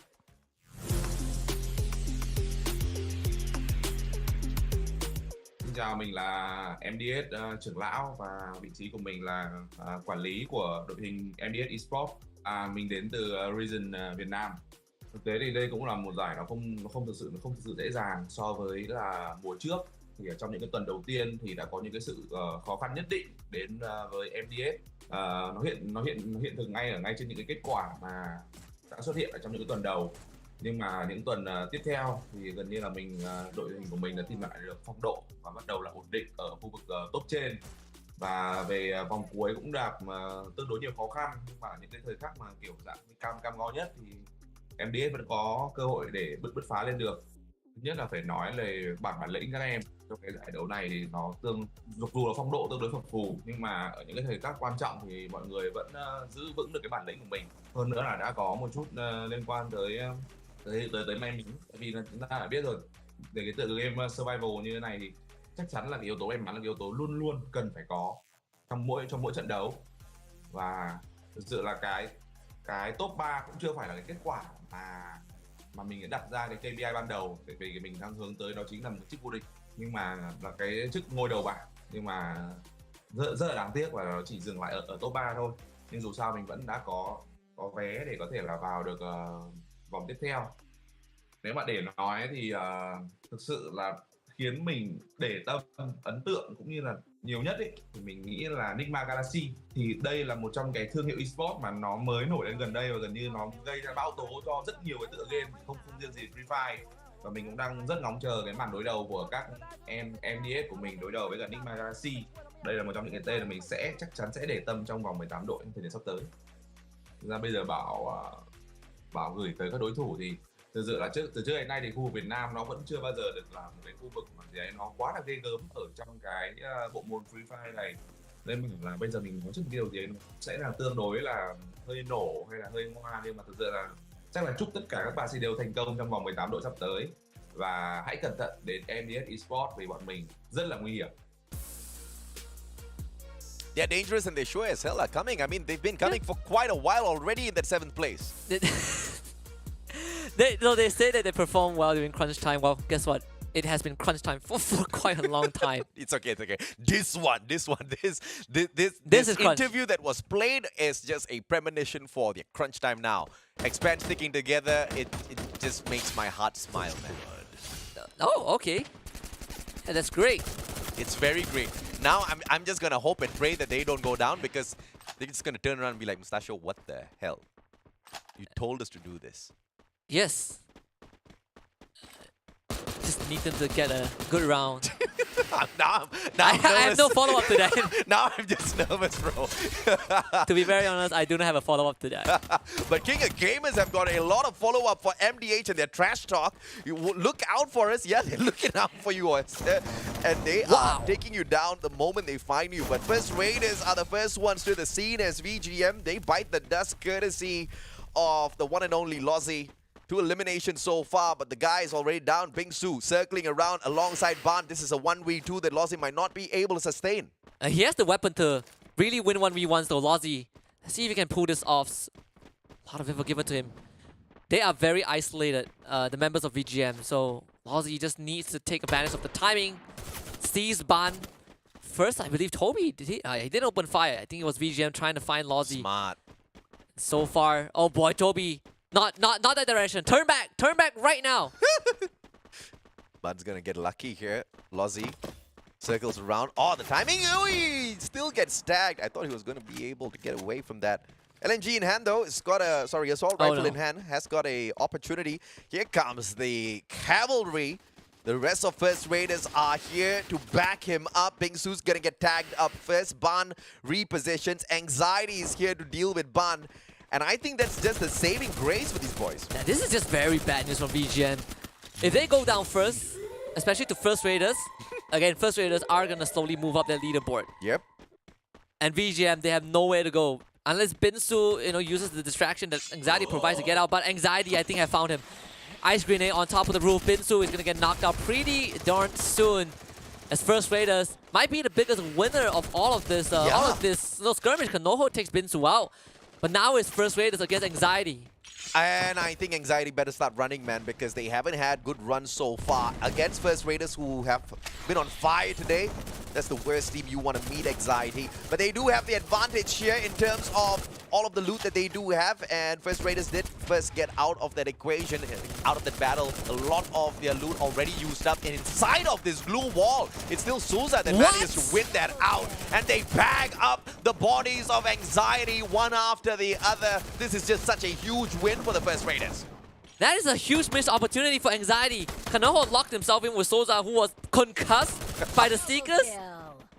And he doesn't get the knock. Absolute of a disaster for Anxiety. First Raiders starting the last round off with 7 points already. It's a disaster for Anxiety, but the First Raiders are just smiling ear to ear, right? This is the kind of round they deserve. This is the kind of round they want to sneak into the top 6. And it has been a phenomenal day for the First Raiders. Axis Esports, though, will they be able to take down Flash and help out the teams that are trying to squeeze into the top 6 here? Time Turner pulled out by the player on the side of Axis. Repositions after throwing the glue wall out. But here comes that flank from Shin as well. This is about time for Axis Esports. It's a 2v1 and he still survives. Oi! Out of nowhere, Neptune shuts down Yan Bin. Flame takes him out as well. Flash is gone out. Axis getting the job done. But you need to go in for the finisher though, Flame. This might be doable for Axis. They've really isolated the members of Flash. Bloody down, Flame, finishing blow. Not getting it just yet. Shin has that glue wall to protect him. Now he's going to try and turn the corner. The white swing, Flame getting chased down. Shin keeping the team alive, down to a 1 versus 1. But the good news for Flash is that they can bring the teammates back up. And Shin is doing just that. Where's the other guy from Axis? And Neptune's so far away. This is a 1v2 for Neptune, and I guess he just doesn't want to take the fight. He backs away. And Flash continues to survive. Oh, just escaping in the nick of time there. It was unfortunate the player was just not confident to stand his ground. He had the gun to get the deed done, but he was just a little too scared to take the gunfight. Misses the move. Neptune, keep running. Oh, Neptune's dead. Oh, backs away. Tuk in play. Shin doesn't hop onto the right, but just manages to dodge around it. Neptune spotted out as well. Shin's just so good in terms of tracking down his opponents, shutting them down. Neptune, can he get away? This angle might be workable for Shin. Opportunity, but just needed one more shot there. Yeah, so far doesn't find it, and Neptune just Ooh, makes it just just in buys time. everyone back. That is perfect news for Axis. And now Neptune, he can sacrifice himself. As Shin has found that knock. 6 points for Flash so far, but Axis lives on. Shin single-handedly took down Axis Esports. Gotta be happy. You gotta just be proud of yourself in a performance like that. But Neptune was the genius. Just bought himself enough time, put enough distance between himself as well as Shin. Bought every single team member right back before he got taken out. That's a fantastic play, and Team Flash is right back in it as well with a full squad. DEWA with an early engagement against Heavy to be third-partied by King of Gamers. This is the kind of game and fights I live for. Very important fight for DEWA if they engage with Heavy right now. But judging by where the teams are, I think DEWA should be a bit more, should be safe for just a bit longer. Even longer now that the circle is favoring them. FARANG is the one who is in trouble. MDH in front, expand behind them. Completely pincered between two teams that, desperately want to keep their standing, especially MDH, who needs to get a good round to really even the odds to make it to top 6. But it seems like MDH are heading closer towards Heavy than they are towards FARANG. So FARANG might be able to get some backstab action off. Of a performance you can bring out here to stay alive in the competition, to book your ticket for Jakarta. But you can still save a little bit of face, I guess, if you take down some of these top flight teams. MDH going up against FARANG now. This fight breaks out in full. FARANG out in the open. They barely have a defensive ground to work with. They have to expand a lot of their glue walls just to stay alive. That's not a good position to be in. It is not a fight that FARANG even wants to start, but they did it anyways, and now MDH are just going to push the lead. The nade is going to be huge, doesn't flush Jembao out, but the second one is already coming through from Nuke, and he's using that window to really push on forward. Just look at MDH eating up so much space from FARANG, and FARANG, they can't really go too far back because there's not much cover behind. And remember, Expand was nearby. So MDH, they have FARANG in a pickle. Don't Cry gets the first knock, and MDH have gotten the green light to push on forward. Yeah, good play with the campfire. Manages to top his health right back up as he takes these heavy gunfight against the players of FARANG. One more grenade will come on flying out. MDH straight up with the CQC this time round. One player goes down. Jembal trades out Nuke, and it is an opportunity now for Jespo to return fire, but the god nade out of Rue just gets the deep done. And FARANG might just be done. Jembao flushed out as well. It was FARANG who started the fight. Just couldn't finish it. And MDH just so much better in taking these combats. Yeah, Nehru just fantastic with the positioning of that nade. Tossed it, and I don't even know why FARANG started that fight when they were not in a position to engage with anyone at all. And they had enough time to circle around the outer perimeter of this circle and find a different position for themselves. I don't know what gave them the confidence, but that was a terrible call. So one of the quotes that I learned from a separate video game, it's overconfidence is a slow and insidious killer. I don't think they're overconfident, but I think that they definitely overestimated what they could accomplish in that scenario. I mean, I guess you could look at it from a point of view whereby they're thinking, what do we have to lose? But that's the kind of mindset that got you down at the bottom in the first place, FARANG. I mean, money? Probably might want to change that. Yeah, money as well. That's true. Sort of. Consolation prize. I mean, I'll take what I get sometimes, but no, FARANG's the kind of team that has the quality to even make a last-ditch attempt for the top 6. But it seems like the team just doesn't want it. When you're like 100 points behind, I think even a last ditch attempt would be pretty hard. You tell that to first raiders, man. Yeah, well, they're in the next circle already. Look at them. Yeah, but FARANG doesn't play first raiders, you know. that is the difference. Honestly, I think between Indonesia and Vietnam, there's an argument to be made. Which region is the second best region? I think for now, it feels like Indonesia has at least taken that spot for now. Yeah, in fact, for sure. They have 2 teams in. For sure. They have qualified for Jakarta. But, I mean, Vietnam is a close third. 100%. And even if they do get beaten down by the 2 teams that are kind of hot on their heels in terms of DEWA as well as First Raiders, still will have quite a decent number of Vietnam squads in the finals at Jakarta. So I think they can be proud of that. Yeah.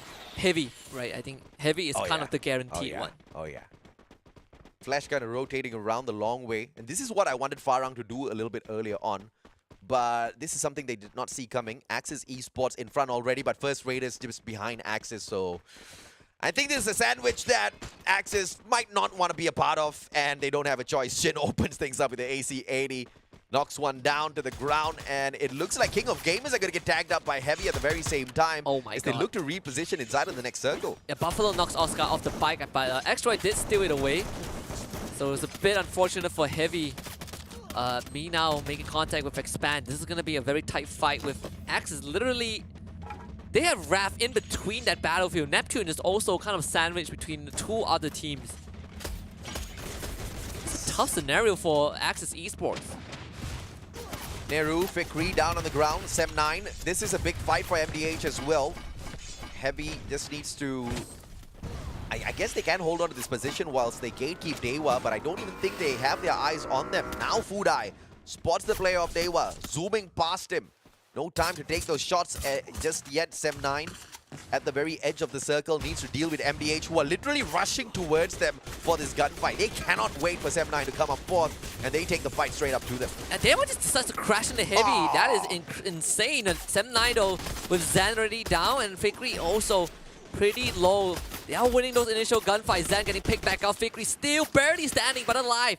Still breathing. Expand on the other end, decides to chip in as well. 7-9 getting punished left, right, and center as MDH gets knocked out in 9th place. Expand now, trying to push that advantage. Exo, though, unfortunately gets sniped by Raja. These grenades need to land. They do, but they have not knocked down any members from Newbie. Exo gets picked back up. ZNOP takes a nade on in the face. Not enough. The glue wall just layered on top of one another. Finally expires. Exo, what a wallbang! An incredible shot. Heavy gets knocked out by KOG. 7-9 might join them pretty soon. Oh yeah, absolutely. What a shot out of too far. 7-9 bites the dust. All thanks to Expand, who are on fire. Look at the number of utilities they've got on themselves, man. Axel with the 13 freaking medkits, 5 glue walls, nothing to shout about. So they need to stay out of engagements at least for the next few fights and let the other teams do the dirty here, because 5 glue walls on each player, it's good enough, but I don't think they can take on more than 2 teams. DEWA wants to challenge First Raiders, but they have Team Flash bothering them from afar as well. So this is not going to be an easy one for DEWA. In fact, they're setting up all those glue walls just to find cover. There's not much cover, unfortunately, because Expand, they have decided to crash this party. Virus down, DEWA. Only 3 more left alive, but they are all trapped in such a small and tight compound. And while all of that was happening, look at First Raiders again. They are so far away. They are not even involved in this fight. They do not even need to be involved in this skirmish at all. And Axel taking those shots from afar. This is the kind of sniper we miss out there on the battlefield. Shin, God nade onto Bams. Ren straight Shin right back out, so he doesn't get to claim the kill, but the God nade still is delivered out of nowhere. Shin gets that finisher after getting taken down, so that's a little special for him. But Expand now from beyond. They've got this little tower to work with, a natural defensive position for them, but the circle's going to start closing on in, and Expand is at the very edge of it, so they are not going to be pressured. In fact, they can gatekeep the rest of the teams who rush towards them. But First Raiders, they are doing so much work just now. They actually split up into a 2-2 duo. Now they've gotten enough info. They've decided to not only rendezvous, but they're now going to push into the circle as a unit from that west side, and they can actually cut through the middle if they want to. Expand's attention now split between Team Flash and First Raiders. This is deja vu all over again, but the bad news for Expand is that they need to get those glue walls ready. It is crunch time to run straight out into the open to take this final fight. Let's see if or not First Raiders will be able to pick up yet another booyah for themselves. Down at the bottom, it's going to be Team Flash. Axel, oh, what a shot by Too Fast once again. Grenade launcher!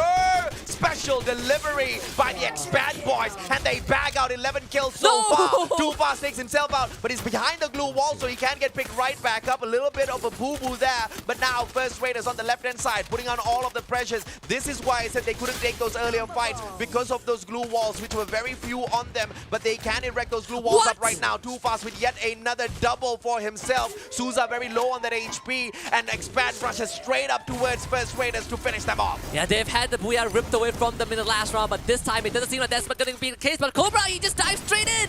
Backup was not there yet. Cobra is now down, but they brought him back up. Lozzy is the one that gets knocked. Expand has a chance. Souza the second to follow, and maybe this time Expand have done it right. And they certainly have done it right. To close out the evening with a booyah for themselves. I was so worried that First Raiders might steal it. Bersatu kita, teguh bercerai kita, Robo baby. What a play by Expand this time round. And that is the way you grab the booyah. But you gotta be really wary of when the camera pans to you. Sure. I actually didn't see anything. I was just happy that they None of us saw anything. I was just really happy that I know you can see the side of relief. It feels like a weight has been lifted off their shoulder. So maybe perform like this a little bit more so that you don't give us heart attacks. It's okay. There's 7 rounds tomorrow. So the top 6 is going to be guaranteed for Expand for sure if they can keep this up for themselves. And you see, this is the kind of firepower that this team is capable of. And then when you bomb out, you just make people question your capabilities a little bit more. And if you stuck together and you were already low in loot towards the end phase of this map, all the more reason why it's emphasized you gotta stick together at the start and really focus on the loots, because those glue walls mean the world of difference when it comes to the game of survival. And in a battle royale, survival is all it's about. I tell you, this is also a very good round, not only because they got the booyah, it's also a round where Heavy didn't get to do much at all. Oh yeah. Massive stuff for Expand. And they are going to be able to, I don't think catch up with Heavy, but really put or cut the distance down between themselves as well as that second spot team, Squad Heavy, who have done phenomenally well today. Double booyah for them. But first, Raiders, I mean, can we talk about the Indonesians who just have so much of fight in them? What a phenomenal day for the squad. I mean, Expand almost dropped the ball at the very end. I mean, Cobra just decided, you know what, I'm going to run straight in without my team. Gets knocked down first. They were able to bring him back up. That is the saving grace. Nonetheless, though, 29 points. Massive for Expand. Heavy, not even in sight, just 5 points for them. This is a win, not just for Expand, but also for First Raiders, Eclipse, and DEWA United Esports, because both VGM and MDH didn't have a good round. And I mean, this is exactly what I talk about every single time I say I believe in Team Expand. This is the highest number of points any team has picked up in a single round. Expand just broke the record of the day. This is the kind of capability they have in them, but if they keep bouncing up and down because of their very interesting strategies at the start of matches, then it's going to be a real big question. And let us not forget, they failed to make the grand finals of the Free Fire World Series by just a fraction of points. I mean, you can count those number of points in one hand. What, 3 points it was? 2 points. They missed out by 2 points because they had one round where they got 0. 0. And that was how close it was. And you can't... I mean, that was the greatest lesson you learn, brothers. And you cannot walk away from a lesson like that and then repeat this exact same mistakes. So stick together, stay strong, loot up, and prepare for that final circle. Just like what First Raiders have done so well. Their story has always been so close yet so far, because they lost the Season 4 MCPS Major by, I think, 5 points. Yeah. And then they didn't make it to the World Series Finals because they missed out by 2 points. But they did win the, I believe, the Open Finals for SPS, right? So that is a good testament to what Expand can do, and they actually won it by a huge margin. Correct. And that's exactly when that fire is lit up under their very stubborn bum-bums. I mean, they won the Open Finals, and then they went to the World Series play-ins, missed out by 2 points, and then they come back into the Challenge Group station. Fast forward time, here they are, still kind of one round away from Heavy, but Sem9 just barely leading in first place with just a 2-point lead. So even Sem9 have lost their cushion. In fact, today is the worst performing day for Sem9. I'll take that. I'm sorry, Sem9, I love you, but I'll take that, right? Because it's all about the interesting way the play-ins kind of breaks down towards the very last day. And I tell you, we're going to have one cracker of the last day, man. DEWA has woken up. First Raiders have woken up. MDH, they're half asleep. I don't know what... I mean, I don't know of any other team that has got like this sort of an opportunity and just goes through a stretch of 6 games and not be able to get it. I mean, First Raiders have now less than 20 points. Actually, well, just 22 points. 9 points, 51 to 60. Oh, I was looking at V-Gaming Esports. No, I mean, First Raiders Eclipse. Yeah, okay. Yeah. They are 1 game away from making it to top 6. Yeah. But of course, this is going to be tomorrow's schedule. 7 maps to play. We start things off at Kalahari. That's going to be a double as we hit the reset later on. Kalahari, Purgatory, Alpine, Bermuda. We hit the reset. And Bermuda is the one map that we play once. That's going to be a problem for a team like Expand, but they're pretty much safe. So the highlight is going to be on teams like First Raiders, DEWA, as well as MDH. And I tell you, if MDH does not make it into the top 6 in the first game in itself tomorrow, I'm going to give up on the team. Well, you travel a lot, huh? I mean, they have to get this done, man. I mean, if First Raiders actually beats MDH to the top 6, then I don't know what to say, MDH. Trust me, I've watched this for 3-4 days. I completely get how you feel. And again, this is just to remind everyone, this is a team that started off Phase 2 in, I believe, 3rd place. Yep. Now they're in 7th place. complete opposite of where Heavy was at the start of the of phase 2. And Heavy is just like literally 2 points away. And talking about like fire under the bum-bums of Expand, I hope that fire kind of ignites a little bit of firepower in the hearts of SM9 tomorrow. Or else bye-bye first spot. It's not a big loss if they lose the #1 spot. I think if you're SM9, probably not a big deal, right? It's of pride, you know. It is. Yeah, well, the pride is being able to qualify for Jakarta, especially after a slump during the recent major. I think for SM9, it is just nice. Expand has a decent lead over, I think, Team Flash, so that is a good cushion for them as well. But of course, all of this would not have been possible without our friends, partners over at Snapdragon Lead Gaming. They have given us and the players this great platform. They've made regional events happen, not just for Free Fire, but also for other game titles. We recently had Thailand a couple of months ago, and we're going to Jakarta next year, so thank you very much to them. We also got to thank Samsung Galaxy for putting trust and faith into this journey. They are the latest addition to the family, and with them, we are only going to grow harder, stronger, faster, better, and bring more to the future. Multiple folds. Multiple folds, No absolutely. pun intended. They've upped the quality by 10 folds. But aside from that, we also gotta thank Monster Energy for letting us run go green and get juiced up. So check them out at www.monsterenergy.com/gaming. Last but not least, I've been getting great deals when it comes to game top-ups, and you should too. So check out www.kachishop.com to get your hands on the best deals for game top-ups. With that being said, we've come to the end of the penultimate day of the play-ins. So before we go, we gotta remind you guys where this all leads towards. It's going to be Jakarta, 4th and 5th of February 2023. So it's just shy of 2 months and more. Tamang Anggrek, do be there, cancel whatever plans you have, fly to Jakarta, make it happen. Absolutely, man. And of course, some of these Indonesian teams are really fighting for their spot in there just so that they can make their home ground proud. But let's see if or not that's going to be possible, because we've got one more day for the play-ins. That's going to be tomorrow once again. 7 matches to play. I'm not going to be here, though, to enjoy all of those gameplays. So MDH, don't disappoint me, man. First game of the day in the top 6. I'll be watching from home. At least if AJ gives out, he will not say it on broadcast. So Yeah, I know, MDH, right? you lucky, you escape. Yeah, you don't have that pressure. So do your best. It's crunch time, right? They perform during crunch time. Tomorrow is in 7 rounds. Do not miss it. Same time at 8 p.m. So do remember, get some good rest. We'll see you guys tomorrow for the final day of the Phase 2 Challenge Group stage for the Snapdragon Pro Series Free Fire. Good night.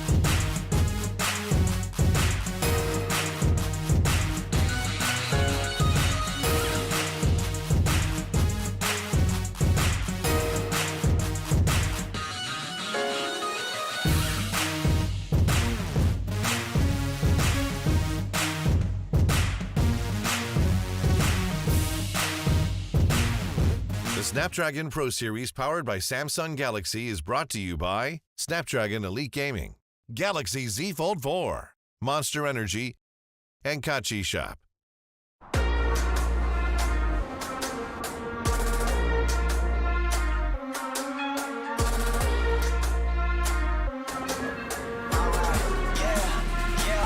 We was at the lowest, blood, sweat, tears, the components. Riding all year, now's the moment. We are not friends, we are opponents. Yeah, I'm coming for mine, yeah. I'm making a play, the game on the line, yeah. I've been on the grind, yeah. I jump in the spot, I made it my time, yeah. Look in the sky, yeah. The stars align, no shade to shine. Can't stop it already, emotional work and devotion. We put in this time, look. You won't stop my stride. I'll just break your line. I'm torn. Tolerate wasted time. You take us down. Keep wasted time. You take us down.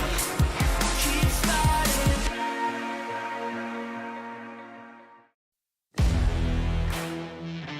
They don't want it with me.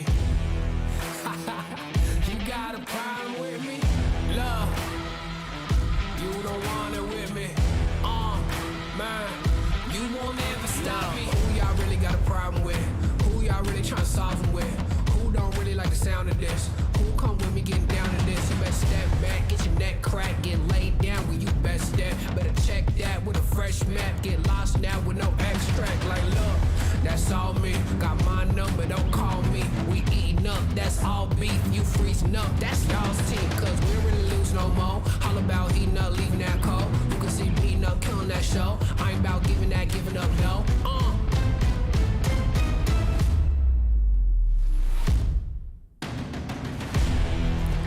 Nah, cause they don't want it with me. Look, you got a problem with me. Look, cause y'all don't want it with me. If you start a fire with me, then you never gonna stop me. Ay, sound the alarm. We about to go on. You getting it wrong. Time to go off. Can't hold us back. Truth hurts, you owe us that. My truth lurks, say y'all collapse, now scoop first.